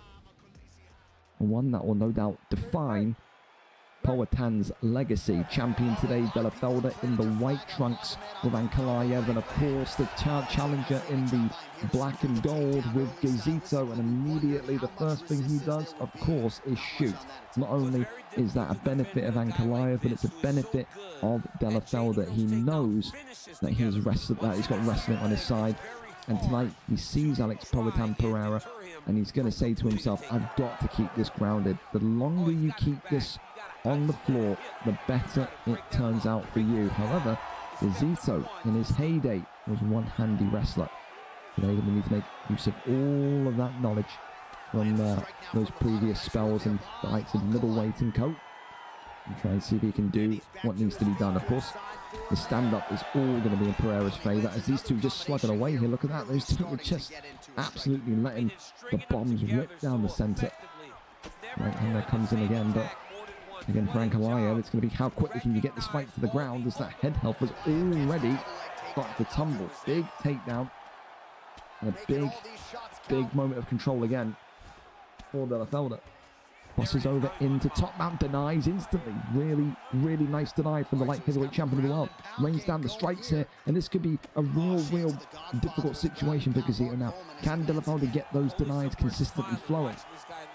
Again, once upon a time, Delafelder called himself the self-proclaimed greatest middleweight champion of all time. He took up the role of Chael's son, but it's Poatan Pereira, who I thought was just for a minute there going to get a triangle choke, slams him down. Wonderful stuff from Delafelder. He keeps this fight in a dominant position in the ground game. Immediately, though, a great reversal. The denies here tonight from this light heavyweight championship matchup who make a grown man cry. That's how well they've developed. Fantastic from Gazito and equally fantastic from Delafelder. Also, for Delafelder, he's going to make sure that his boxing is in tune as well. If Gazito's takedown defense wakes up, he will not last too long on the feet. You can see as well, look at that head of Ankalaev in the top left of your screen there. That is not looking fantastic. Headshot there upstairs. Oh my goodness me, the front kick really crept forward as well. As Poatan Pereira starts to tee away. Clinch works there. Takedown is denied. As Pereira's legs fold into themselves. Because EA Sports is in the game. Gets right back to his feet. Keeps himself modest here. Poatan throws that teep kick towards the moving target of Ankalaev. What's off the 1-2s? The stand-up right now of Gazito is tip-top, man. The De La Felder, you can't spend too many more rounds doing that. Listen, it's a round for Pereira for me. Yeah. And Clive, 6 out of 18 of the last. It's a round for Pereira. You have to get this to the ground, and you've got to keep him there. The most dangerous De La Felder looked in that round was when he was in top mount raining down strikes. You need to do that again. He swung and missed with the fake glove touch. Only De La Felder could fuck up a fake glove touch. Unbelievable, Jeff. Shoots the takedown, gets the land. Gazito's takedown defense just not there. Or is that the deficiencies of Poatan Pereira coming to the forefront? Gets up. Why is he getting up? I just don't understand. Oh, he clinched him out the air. Not for flying knee, clinched him out the air. Don't know why De La Felder continues to want this on the feet. No idea. Right hand creeps on forward, clinches again. Elbows now, double elbows now. Shoots to take down. That one there is denied. Well, now the game of patience comes out. No, never mind. I fought again, Pereira. Maybe going to look to work body shots there. Try and take that stamina down of Ankalaev even more. Already eating a big chunk of it. Look at their slices on through. Big straights though. And Gazito, can he maybe get that headshot execution? Seems to be De La Felder who is the one clamoring for the takedown now. Head health of Pereira though isn't in a rosy situation to say the least.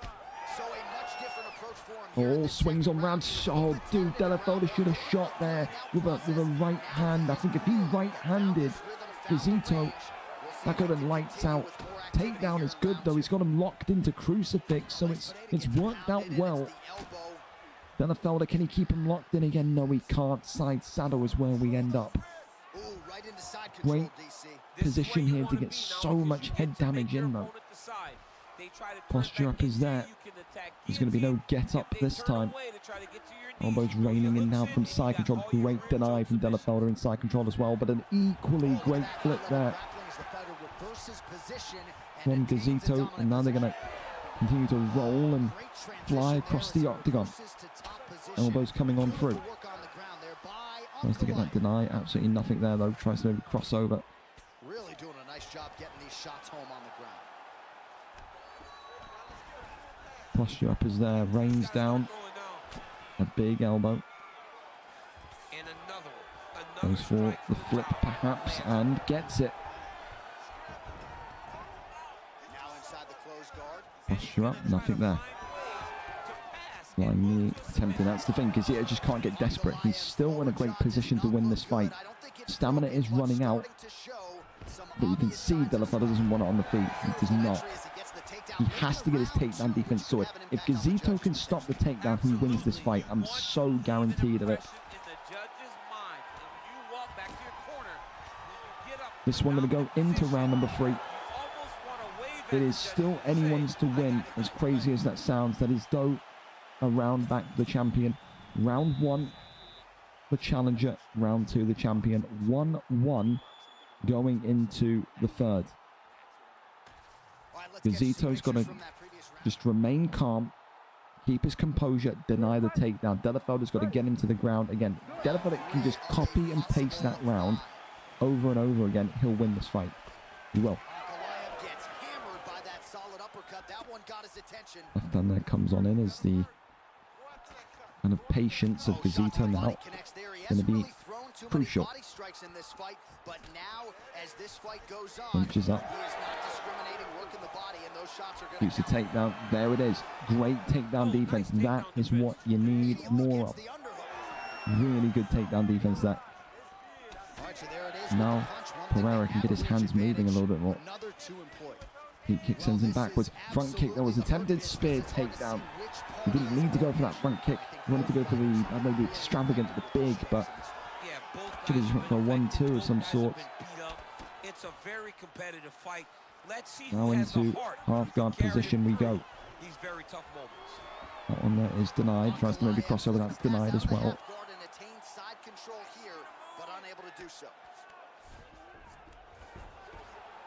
Still Gazito submission or big ground and pound. I keep thinking that Gazito is going to go for, try and go for an armbar. I wouldn't mind it. If Gazito can get one armbar off and keep the fight standing, again, he could have it. But this could be it right here. De La Felder looking to rain this one down, but a couple of strikes away. Gazito now gushing from the temples, from the eyes, from the head.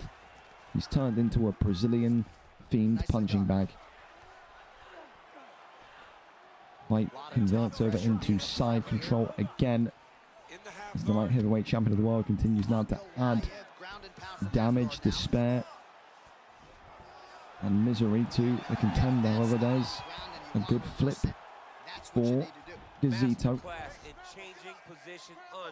Like shots to the body as he notices that Ankalaev's stamina is not too far behind his. Gazito's just going to sit here and just sock the body. I think if De La Felder's smart, again, he just lets this one be stood back up. Whether it's Gazito who opts to stand this one back up. De La Felder doing enough to just continue to make Pereira miss. Shoots the takedown, denies the takedown really good. And then gets right back up. Again, deny the takedown and just keep assaulting him in sprawl. Because that will level up the, level out, should I say, the stamina so quickly. 20 seconds left of round 3 before we head into championship rounds for the first time here this evening. Pereira faking the leg kicks. That's the other thing as well. Pereira could have gone for leg kicks this fight. If you work the leg kicks, takedowns become harder to land. Round 3 in the books. It's an Ankalaev round. The champion 2-1 up. Going into round number 4. Ankalaev, though, has tasted his own blood. Pereira has tasted his own blood. Both fighters have had mere moments of victory. And let's see what happens here in round number 4. And jump is there. Running back fist.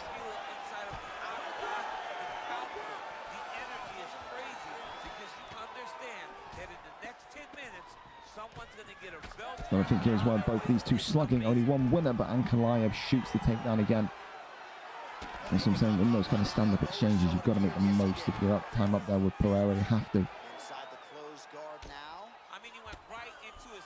And you maybe find an armbar. If you could find an armbar, or you can find any sort of submission, I'm telling you, it'll be game-changing.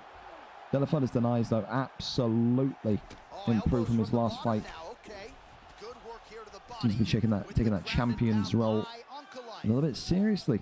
De La Felder's in practice seemingly has gone into his craft the last couple of fights.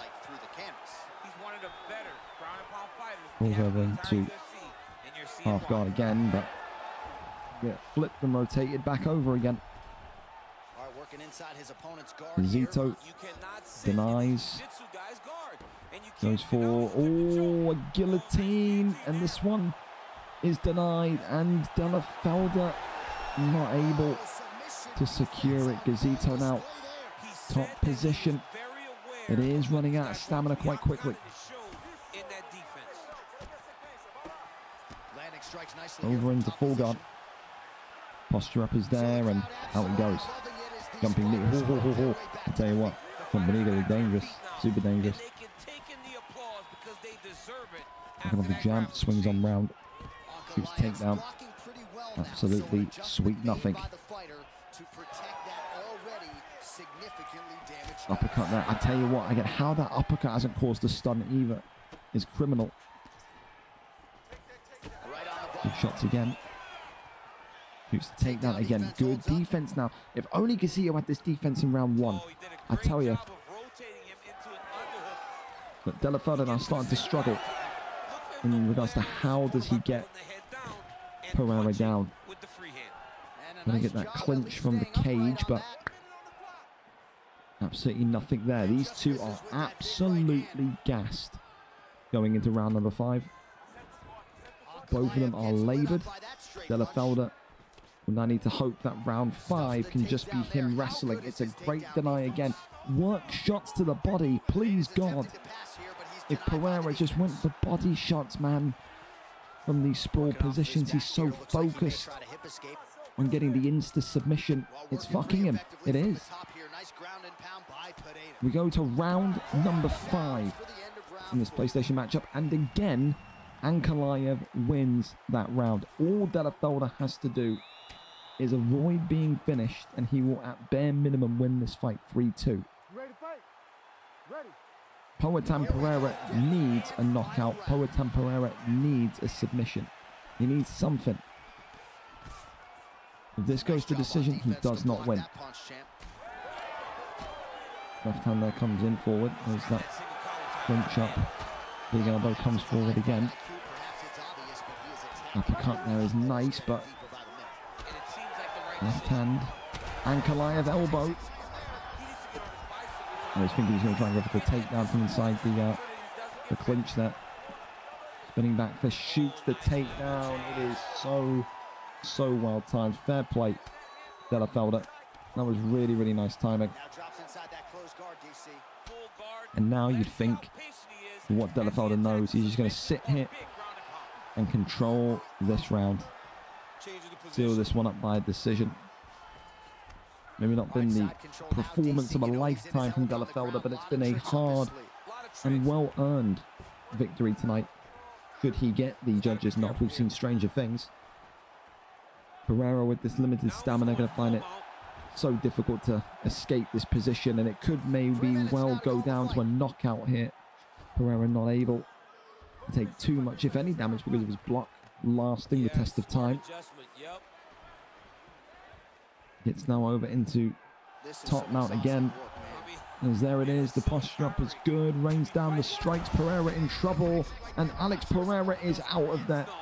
2.5 minutes exactly into round number 5, and finally the defenses of Poatan Pereira crumble. Is that what we're going to see in a couple of weeks in real life? Ankalaev, Delafelder bring the belt home again, and fair play to Delafelder. Really coped with the stand-up performance of Gazito and Pereira well, and for Gazito, he just needed that takedown defense in round 1 and 2, and I think he could have won that fight. It's a round 5 TKO, 2.5 minutes in. Delafelder still your light heavyweight champion of the world. Congratulations to him. A huge victory indeed. Alex P. There we go. I know who that is. All right. Well, we keep on going. 10 minutes early, so we're starting to regain time here. And it's Lewis Bex against Ellis JP. Talk about fan favorites tonight. It is the ultimate good guy against probably one of the ultimate bad guys in the middleweight division. People don't have too much of a problem with Lewis Bex until he starts to complain and moan. Then people get on his back. 8-5 tonight. Lewis Bex comes in as the newly crowned champion, looking for his first title defense. 3 wins in his last 5 appearances. Ellis JP, though, 4 wins, 2 losses, a 2-fight win streak, 4 wins in 5 in general. He's had an incredible career in UFC 4, from competing in that lightweight, featherweight division to now being in this middleweight division, relearning the tricks of his trade once again. Tonight, Ellis JP will look to make it a 3-fight win streak and pave it in gold. However, he takes on Lewis Bex, who does currently have the reputation of being the best striker in this division. He's knocked out some of the tip-top fighters over his course in 185. Will Ellis JP be a name added to the list this evening? Will Ellis JP hold gold once again and bring that 185 strap home? We go over and up to it and see what the case is. Lewis Bex, Ellis JP. Let's go and see what the picks are this evening. Who does Lewis Bex go with? GSP was the option last week. It's GSP again this week as he takes on Anderson, the Spider Silva. So, again, you may look at this and say grapple heavy, but the way that Lewis Bex uses GSP is so similar to the way that VRL Kieran uses GSP, which was just you walk forward and you just use the striking of GSP rather than the ground game. If you go in there tonight and you go gung-ho, there is always the case and the prospect of GSP's chin cracking into 1,000 pieces. But we said it for VRL Kieran, it never happened.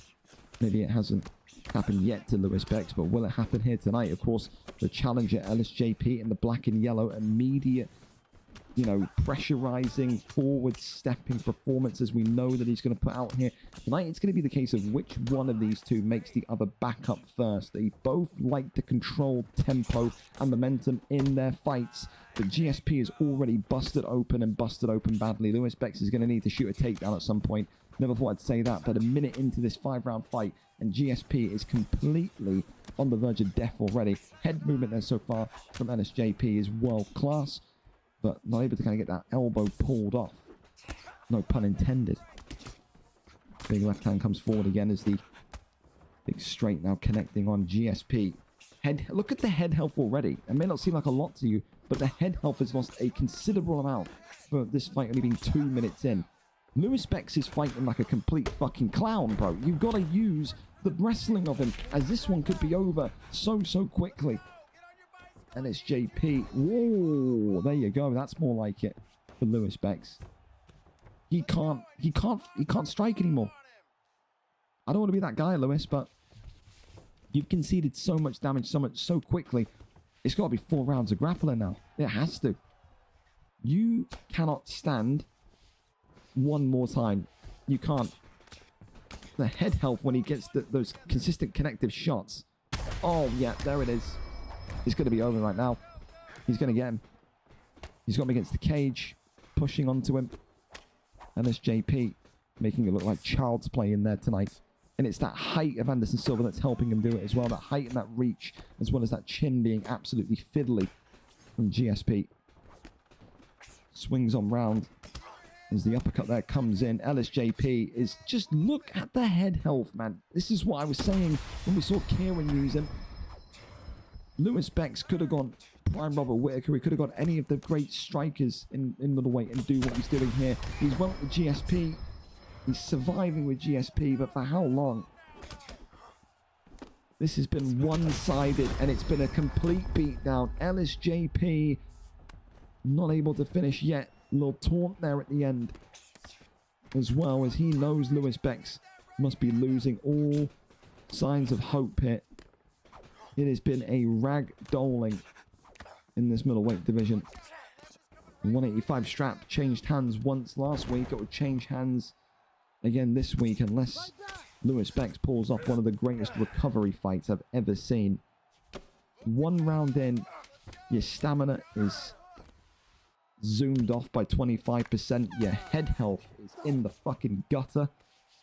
This is the downside of picking GSP and doing nothing but striking with him. Yeah, you have to use your picks best assets, and GSP's best assets is not his chin, it's not his hand power, it is his ground game. You have completely sabotaged yourself, and I would be saying the same thing if Kieran did this and was having this kind of performance right now. You have fucked yourself massively. You have got to be perfect for the next 4 rounds, Lewis. And if you do, I'll put you in the Hall of Fame myself. Big shots there, come forward. Left hand, right hand, straight. Alice not wanting to go down there whatsoever. He's aware of what GSP can do. But how much more damage can he absorb? GSP doing his valiant best to move forward and throw a strike. The left hand clips him this time. GSP now bursting into a bloody crimson red, and it's a minute, not even 52 seconds of round number 2, and LSJP is champion again. It was vicious, it was violent, but was it stupid from Lewis Bex tonight to go against a taller, more physical Anderson Silva with a GSP that has a weak chin, weak punch power, and expect any other result? Lewis Bex may have had a stun, a knockdown, even if you went with prime Robert Whittaker, even if you went with 4-star Robbie Lawler. You can't do that. Kieran did it in a lucky way. You did it in a lucky way last week when you knocked him out with GSP. But that there is exactly why you don't go GSP in a stand-up fight. You will get blitzed. You will get Hiroshimaed tonight. LSJP very much showed that. It's a round 2 win within 52 accelerated seconds. LSJP, the new middleweight champion of the world. Just crazy to even to try that, man. But I mean, I understand it because people saw Kieran do it and went, oh, that works. But I mean, that's the result tonight. Anderson Silva, he's got your belt, he's got your gold. Ellis JP, champion again for the first time in what feels like well over a year. Congratulations to Ellis. A valiant effort tonight. 6 knockdowns, 4 stuns, and only 8 significant strikes landed for Lewis Bex with GSP tonight. Harrowing stats, telling stats, and stats of a GSP pick standing up. Sorry, Lewis, but it's the facts, dude. I don't know what to tell you. Up next, then, our co-main event of the evening, and it's going to be Deco Hebden against Nathan NK. Of course, Deco Hebden tonight comes in with a brilliant record of 6 wins, 1 loss. Made that triumphant return 2 weeks ago, won a non-title fight, then got the call last week to fight against Kiss George. He didn't complain. He said, bring it on. In my opinion, Deco, you were dominated in round 1 and then pulled off one of the great comebacks that we've seen you perform. Great takedown defense, a great wrestler by his own right, incredible jiu-jitsu artist as well. But maybe tonight we'll need to be very wary of Nathan NK's dangerous and sharp striking. Nathan NK is a guy that does not get the respect of others in this bantamweight flyweight division. But again, a guy that was on a once upon a time 5-fight, 6-fight losing streak, now finds himself 4 wins in his last 5, 3 of which have come in a row against some top names, including the likes of Warbsy last week. Nathan has never, ever won that Bantamweight Flyweight Championship of the World. He hopes that today is the day. If he does win it today, it's a 4-fight win streak paved in gold against one of the greatest Jiu-Jitsu Hall of Famers that the league has ever seen. Who wins today?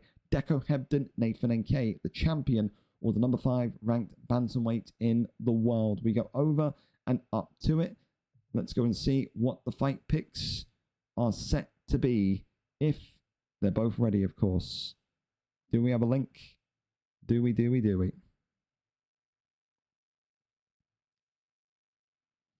Ellis shouldn't be in middleweight. Well, I'm afraid to tell you, Lewis, again, like, because you do this whenever you lose a fight. Yes, he should, because if you want to go and have a look at the person he lost to, let's go and have a look at that together. Was it this one here? That's 2 fights ago.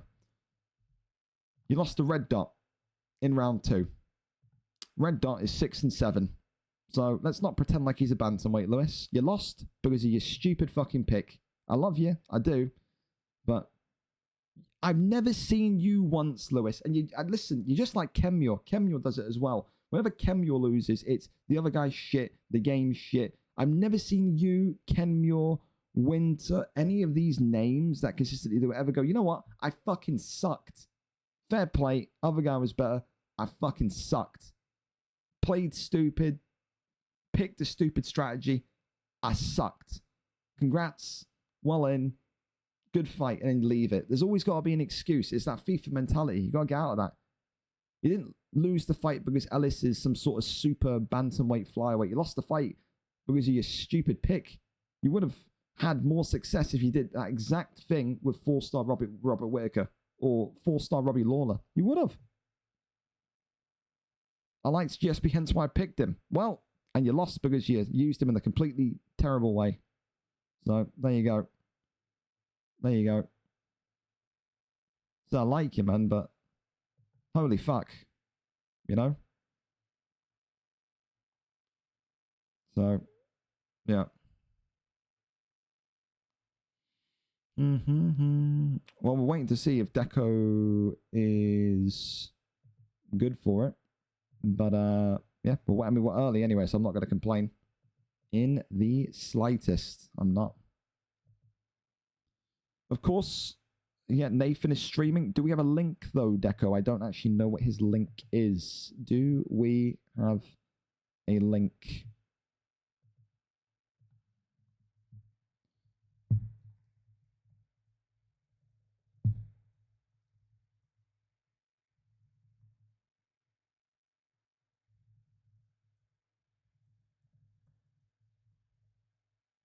Do.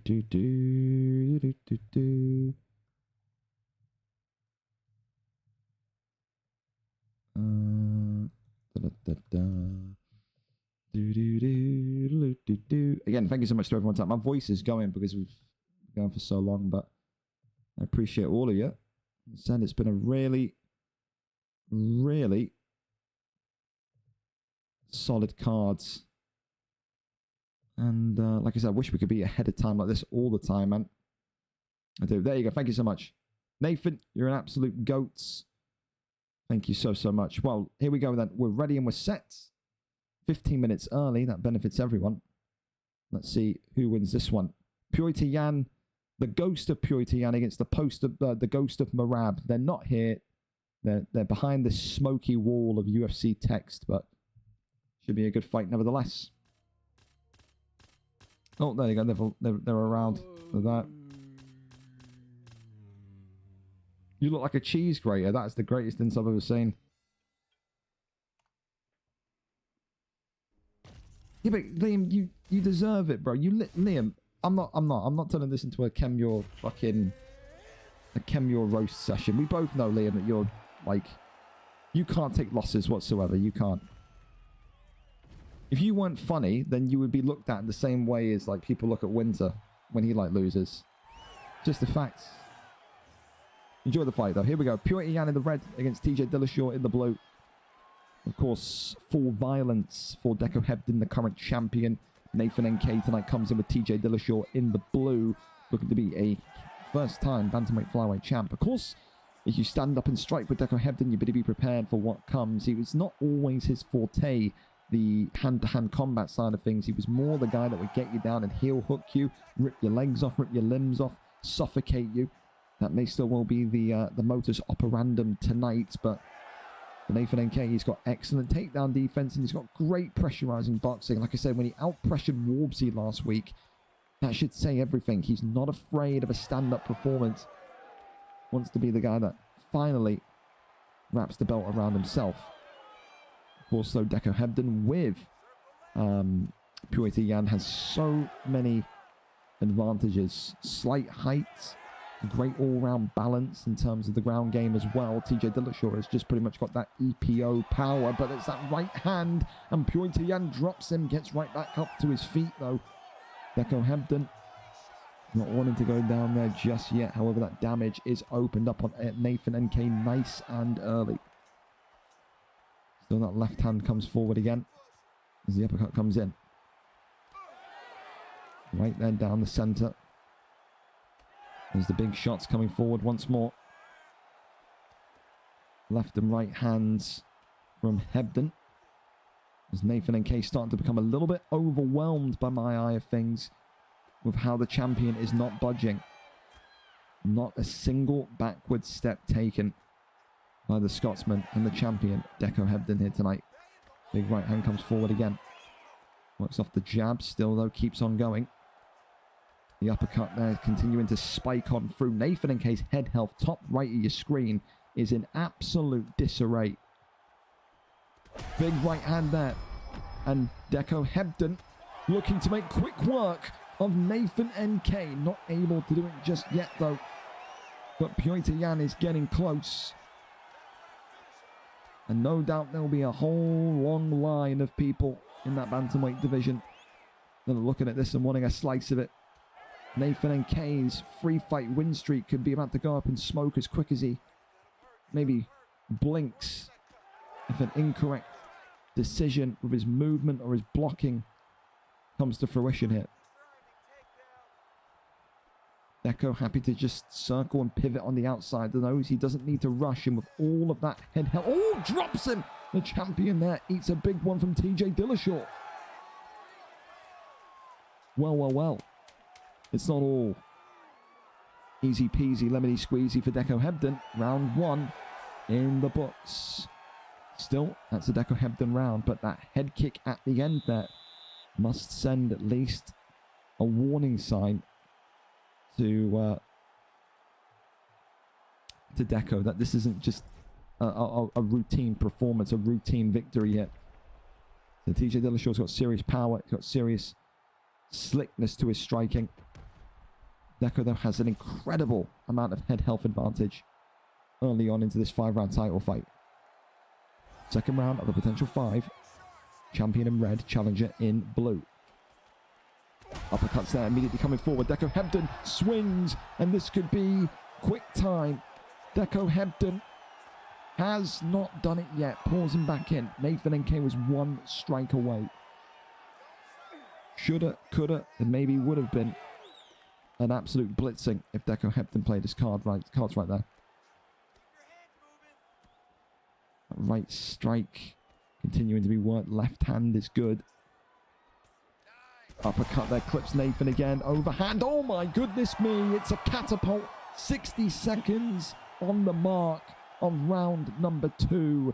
And Deco Hebden shrugs his shoulders. He's a Madrista. He'll be saying, is that all you got? Is that everything? He'll be doing the Mbappe fold celebration there in his dark corridor of a home in Scotland. To be saying, who is next? Is it Kiss George? Is it Ovi Jones? Who is it going to be? He's come back.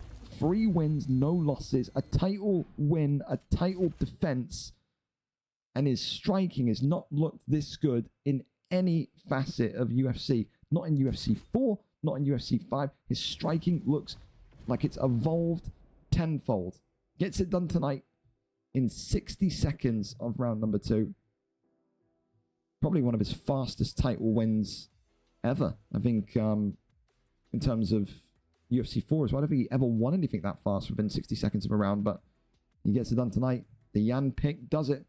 The Yang pick succeeds. Congratulations to him. A huge win there. For Nathan NK, that head kick was the only real promising part of his fight in round 1. It's so difficult to go against Deco in that regard. I said Deco was the guy that you never usually saw strike like that. He would maybe kind of get a couple of jabs off and so on, but it would be the takedowns, it would be the jiu-jitsu, it would be the wrestling that would undo you, unwind you. He seems like he's fully maybe thrown that over the shoulder and just said, fuck it, I'm a kickboxer now. I just do everything. So maybe he's a balanced fighter. Maybe he's still got that jiu-jitsu gene in him. But for now, this week, last week, some of the slickest and dangerous kickboxing I've seen from Deco in any performance, in any stage of his UFC quote-unquote career, if you want to call it that. A wonderful, wonderful, wonderful victory tonight from the champ. Congratulations to you. Thank you as well to Lemon Sarisane. I'm going to call you Lemon. Lemon, thank you very much for lemons are insane. I can't fucking read all the words together, man. I'm so fucking stupid. Lemons are insane. Thank you for the follow. Dear goodness me. Well, all right then. Listen, we go over to our main event of the evening, and I'm sure these two are happy as my voice is happy. We are 20 minutes early for the big one, and of course, it is a huge legacy fight tonight. Main event is now live because it is one of the most in-form champions in VFL in general, not just the PlayStation division, but in general. ThaSpookyGeauxst comes in as a contender tonight, but he also holds Xbox Flyweight Gold. He is the gold standard in wrestling in terms of, I think, fighters in the league in general. He's had some incredible moments in his short career already. You can already see on the Xbox side of things, 9 wins, 1 loss. And you'll be thinking, well, who is that loss against? If I'm not mistaken, the only loss he's taken on Xbox was his first performance when he moved from PS to Xbox. And I think it was Jovi Rami. I think it was. I'll double check it, but Double Champ Boars? That was surely on PlayStation, wasn't it? Dirty Dave, yeah, must have been on that was on PlayStation. So first Xbox. No, that must have been on Xbox. That must have been. Yeah. Lost to Dave. Would that have counted on it? That would have counted on his PlayStation record. So that it wasn't Dave. And then, it was Double Champ Boars. So the only person that's ever beat him is Double Champ Boars. Beyond that, it's been a record of wins and wins and wins. And of course, had that win against Keza at VFL 173. So 9 wins, 1 loss on the Xbox side of things. Add that on to his 9 wins, 2 losses on the PlayStation side of things. 18-3 across both those consoles. He was a dominant PlayStation champion before losing the belt and then migrating over to Xbox. Now tonight he's got the opportunity to do the unthinkable, become a double champ in such a short time here tonight. However, JoeGoldberg, I mean, listen, don't get it twisted. This guy came in as the ultimate underdog against Kruger, if I'm not mistaken. Said, I will not be disrespected in that way. I will show you what I am about. went on, beat Kruger in a really dominating and suffocating performance through the wrestling. And tonight says, I'm going to knock out Spooky within round 1. He's on a 4-fight win streak for a reason, including a title win and a title defense. Of course, Spooky on a 2-fight win streak, looking tonight to add to his legacy. It is win streaks versus legacy, legacies versus win streak. Joe Goldberg will want to send SpookyGeauxst off packing to Xbox full time. For SpookyGeauxst, you win here tonight, you'll be a double champion. Is the move then to call out Deco Hebden for to become a triple champ that's only been done twice before? Can you be maybe the third man to do it? That would be something quite special. Let's go over and see what the picks are set to be in tonight's main event of the evening. It will be a wrestling bonanza. I predicted Islam versus Habib. It is Joe Goldberg versus SpookyGeauxst, the PlayStation Championship of the world, up for grabs. We're there, we're set, and we are ready to go for the final fight of the evening. Umar Nurmagomedov against TJ Dillashaw. So the champion Joe Goldberg tonight takes us to the bantamweight division. It's got to be technical and a tactical decision in order to eliminate the likes of Habib, eliminate the likes of Islam Makhachev. This makes sense to me. It puts the onus on Spooky tonight to maybe strike a little bit. TJ Dillashaw doesn't have the grappling stats to match Umar. Let's see if he can find a way to bypass it. Champion, of course, Joe Goldberg in the black and white. Challenger tonight, SpookyGeauxst in the blue. He has not lost in any competition, Xbox or PS, in well over 2 months. Double champ Boars, the last man to beat him. Of course, though, Joe Goldberg is in the most confident state he's ever been in. Believes that this is a mere formality, that tonight he walks away still champion. And he will say, when I do, I want options myself. Maybe he goes and says to SpookyGeauxst next week, I want you for the Xbox title now. We've seen it happen before. There's that Wavy Pappy who attempted it, tried and failed, arguably the greatest of all time. And we've seen guys maybe like Kruger get so close to having that opportunity and then letting it slip, like we have seen before. But again, it's a really interesting weight class that he's taken us into, because I think he understands that there's so much of a grapple advantage for Umar compared to anyone else in this division. So, and the thing that would be so great for Spooky today is if he wins this matchup, if he wins this fight, doing it with majoritively stand-up performance. You know what I mean? Like, it would be like him saying, okay, I can wrestle, yeah, that's how I'm getting my wins, but I can also knock people out on the feet. It'll be a real telltale sign that he is all-rounded and regarded as number 1 pound for pound for a reason. Body shot that comes in from Umar. As TJ just continues to try and find a way in, if that makes sense. Definitely feels like Spooky's struggling a little bit on the feet because of maybe that size difference of Umar Nurmagomedov. Shoots the takedown there though, but the takedown there is denied. And again, it's the same thing we've often said about maybe those guys like Dexter, maybe those guys against like Kiss George in his early days. If you can deny the takedown, what do they really have? Do they have the ability to end the fight? Do they have the ability to get you down through any means necessary? Do they have the ability to box with you? Doesn't look like tonight that Joe Goldberg's prediction of a round 1 victory will come true. But it does look tonight like Joe Goldberg is not going to be a minnow like so many people predicted him to be. Works that left and right hand forward as Spooky there now on the back foot, a couple of big shots. That's behind the black line, and again, just needs to keep his composure, to say the least. Left and right hands again coming in. Head kick there, brilliantly onto the block of TJ Dillashaw. And I love it. I love like the kind of confidence. I love that kind of no bullshit way that Goldberg is fighting here today. He is walking Spooky down, he is assaulting Spooky because he knows he's dragged Spooky into a division where Spooky can't get the takedown. He has completely nullified that takedown threat, not only through his own defense but through the fighter pick selections. It's actually quite genius if you think of it in that way. Round 1, champions round. Joe Goldberg 10-9 up.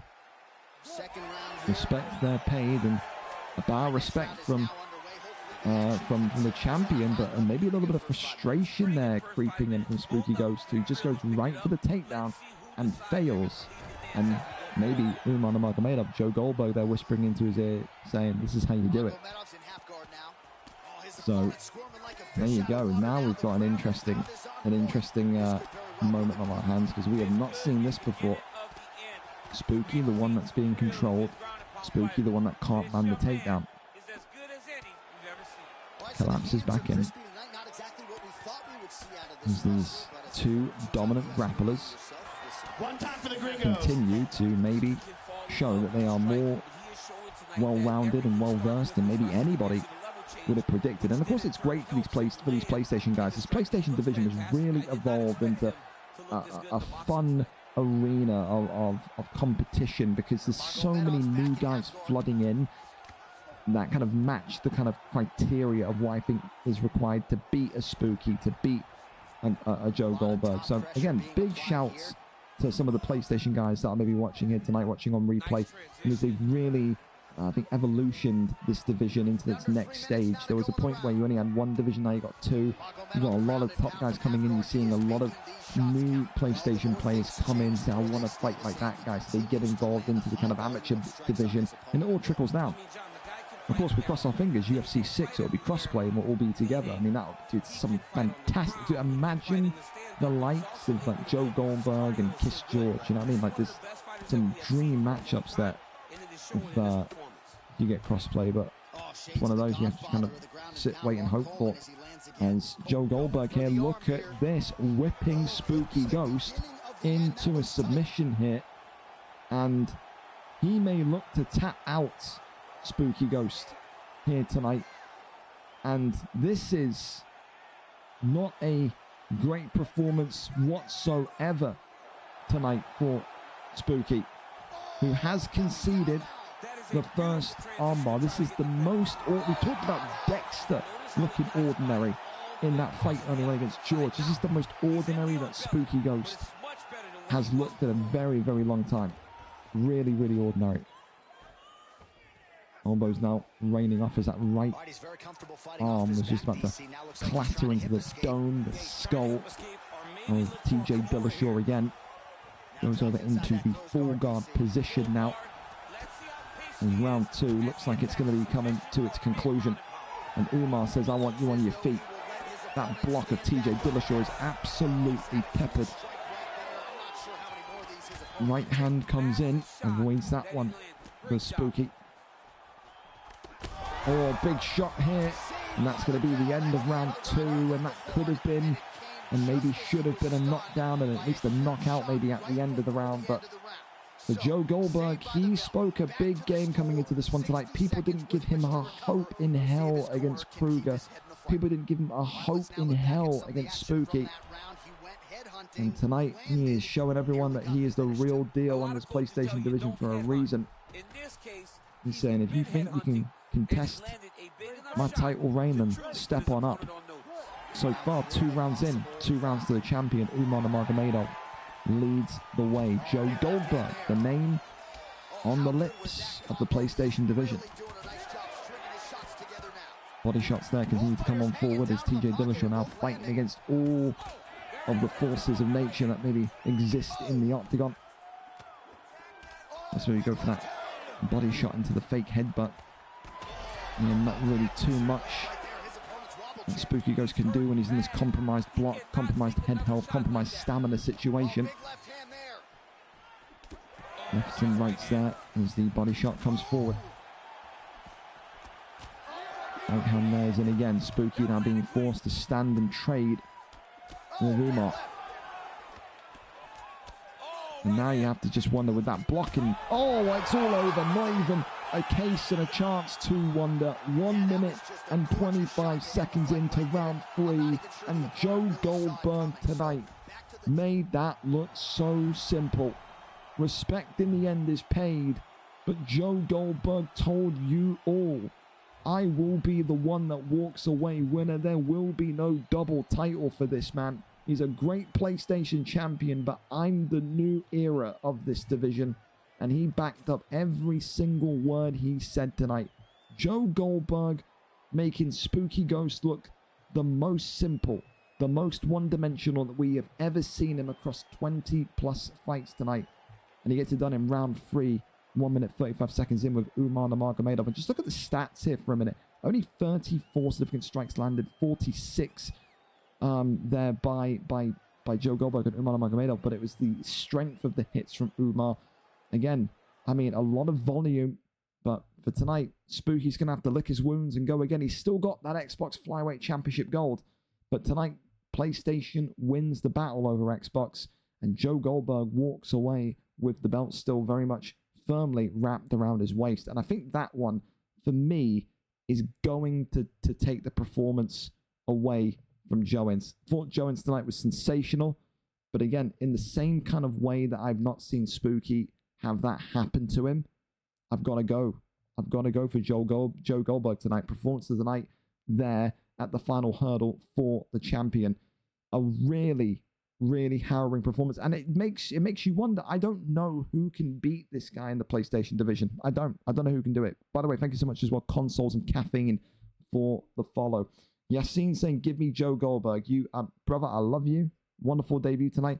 You would be manhandled so badly. Trust me, I've seen enough of your ground game in that fight tonight. You'd be manhandled so badly. I'm going to get you Joseph Kruger. Now that is a fight that I would like to see. Absolutely, that is a fight that I would like to see. Well, listen, let's go over quickly the recap tonight, the championship fights, and still lightweight champion of the world, the German Primes, and still light heavyweight champion of the world, Della Felder, and new middleweight champion of the world, Edis JP, and still bantamweight champion of the world, Deco Hebden, and still PlayStation champion of the world, Joe Goldberg. Performance bonuses tonight. Performance of the night goes to Joe Goldberg. Knockout of the night with a knockout of the year contender goes to Zukins. Submission of the night goes to Fish 14 with that one and done gilly choke with Chase Hooper. And fight of the night, Tomaselli versus Bass Inferno with that absolute bloodbath between the pair of them. Fellas, a great card tonight. We finished early. We got everything done early. You know me. Early is great. I fucking love finishing early and heading off early. The sign-ups for next week will be out as you are sleeping tonight. Those will be there. You have until Sunday night to register. If you're new, !Discord in the chat. Join the Discord. Ask for UFC tags in the tag request channel. We do aired fights. We do unaired fights every Thursday night. VFL 176 next week. We're getting closer and closer to VFL 200. Wowee. For now, though, you have a wonderful rest of your evening. And make sure you tune in tomorrow, because we're going to be there for the VFL Cup action tomorrow. Thanks to Shatankison. No idea. Make sure you're there tomorrow for the VFL Cup action. We're going to be there for the Cup finals on the FIFA pitch. And then on Sunday, we're going to be live on the front page of Twitch for the Champions League final. 3,000 plus people will be watching that on this channel. Come through, support the boys, watch some of the greatest FIFA action that you'll see. Even if you're an MMA guy, you want to watch some high quality soccer, pains me to say that, then come through on Sunday night. You'll see we'll have a whole heap of people in here. The crowd will be bumping. Who wins the Champions League on Sunday should be a great conversation, no doubt. Anyway, for now, listen, I love you and leave you. Get some sleep if you are heading off. And yeah, until next week, take care, take it easy, and I'll see you when I see you. Good night.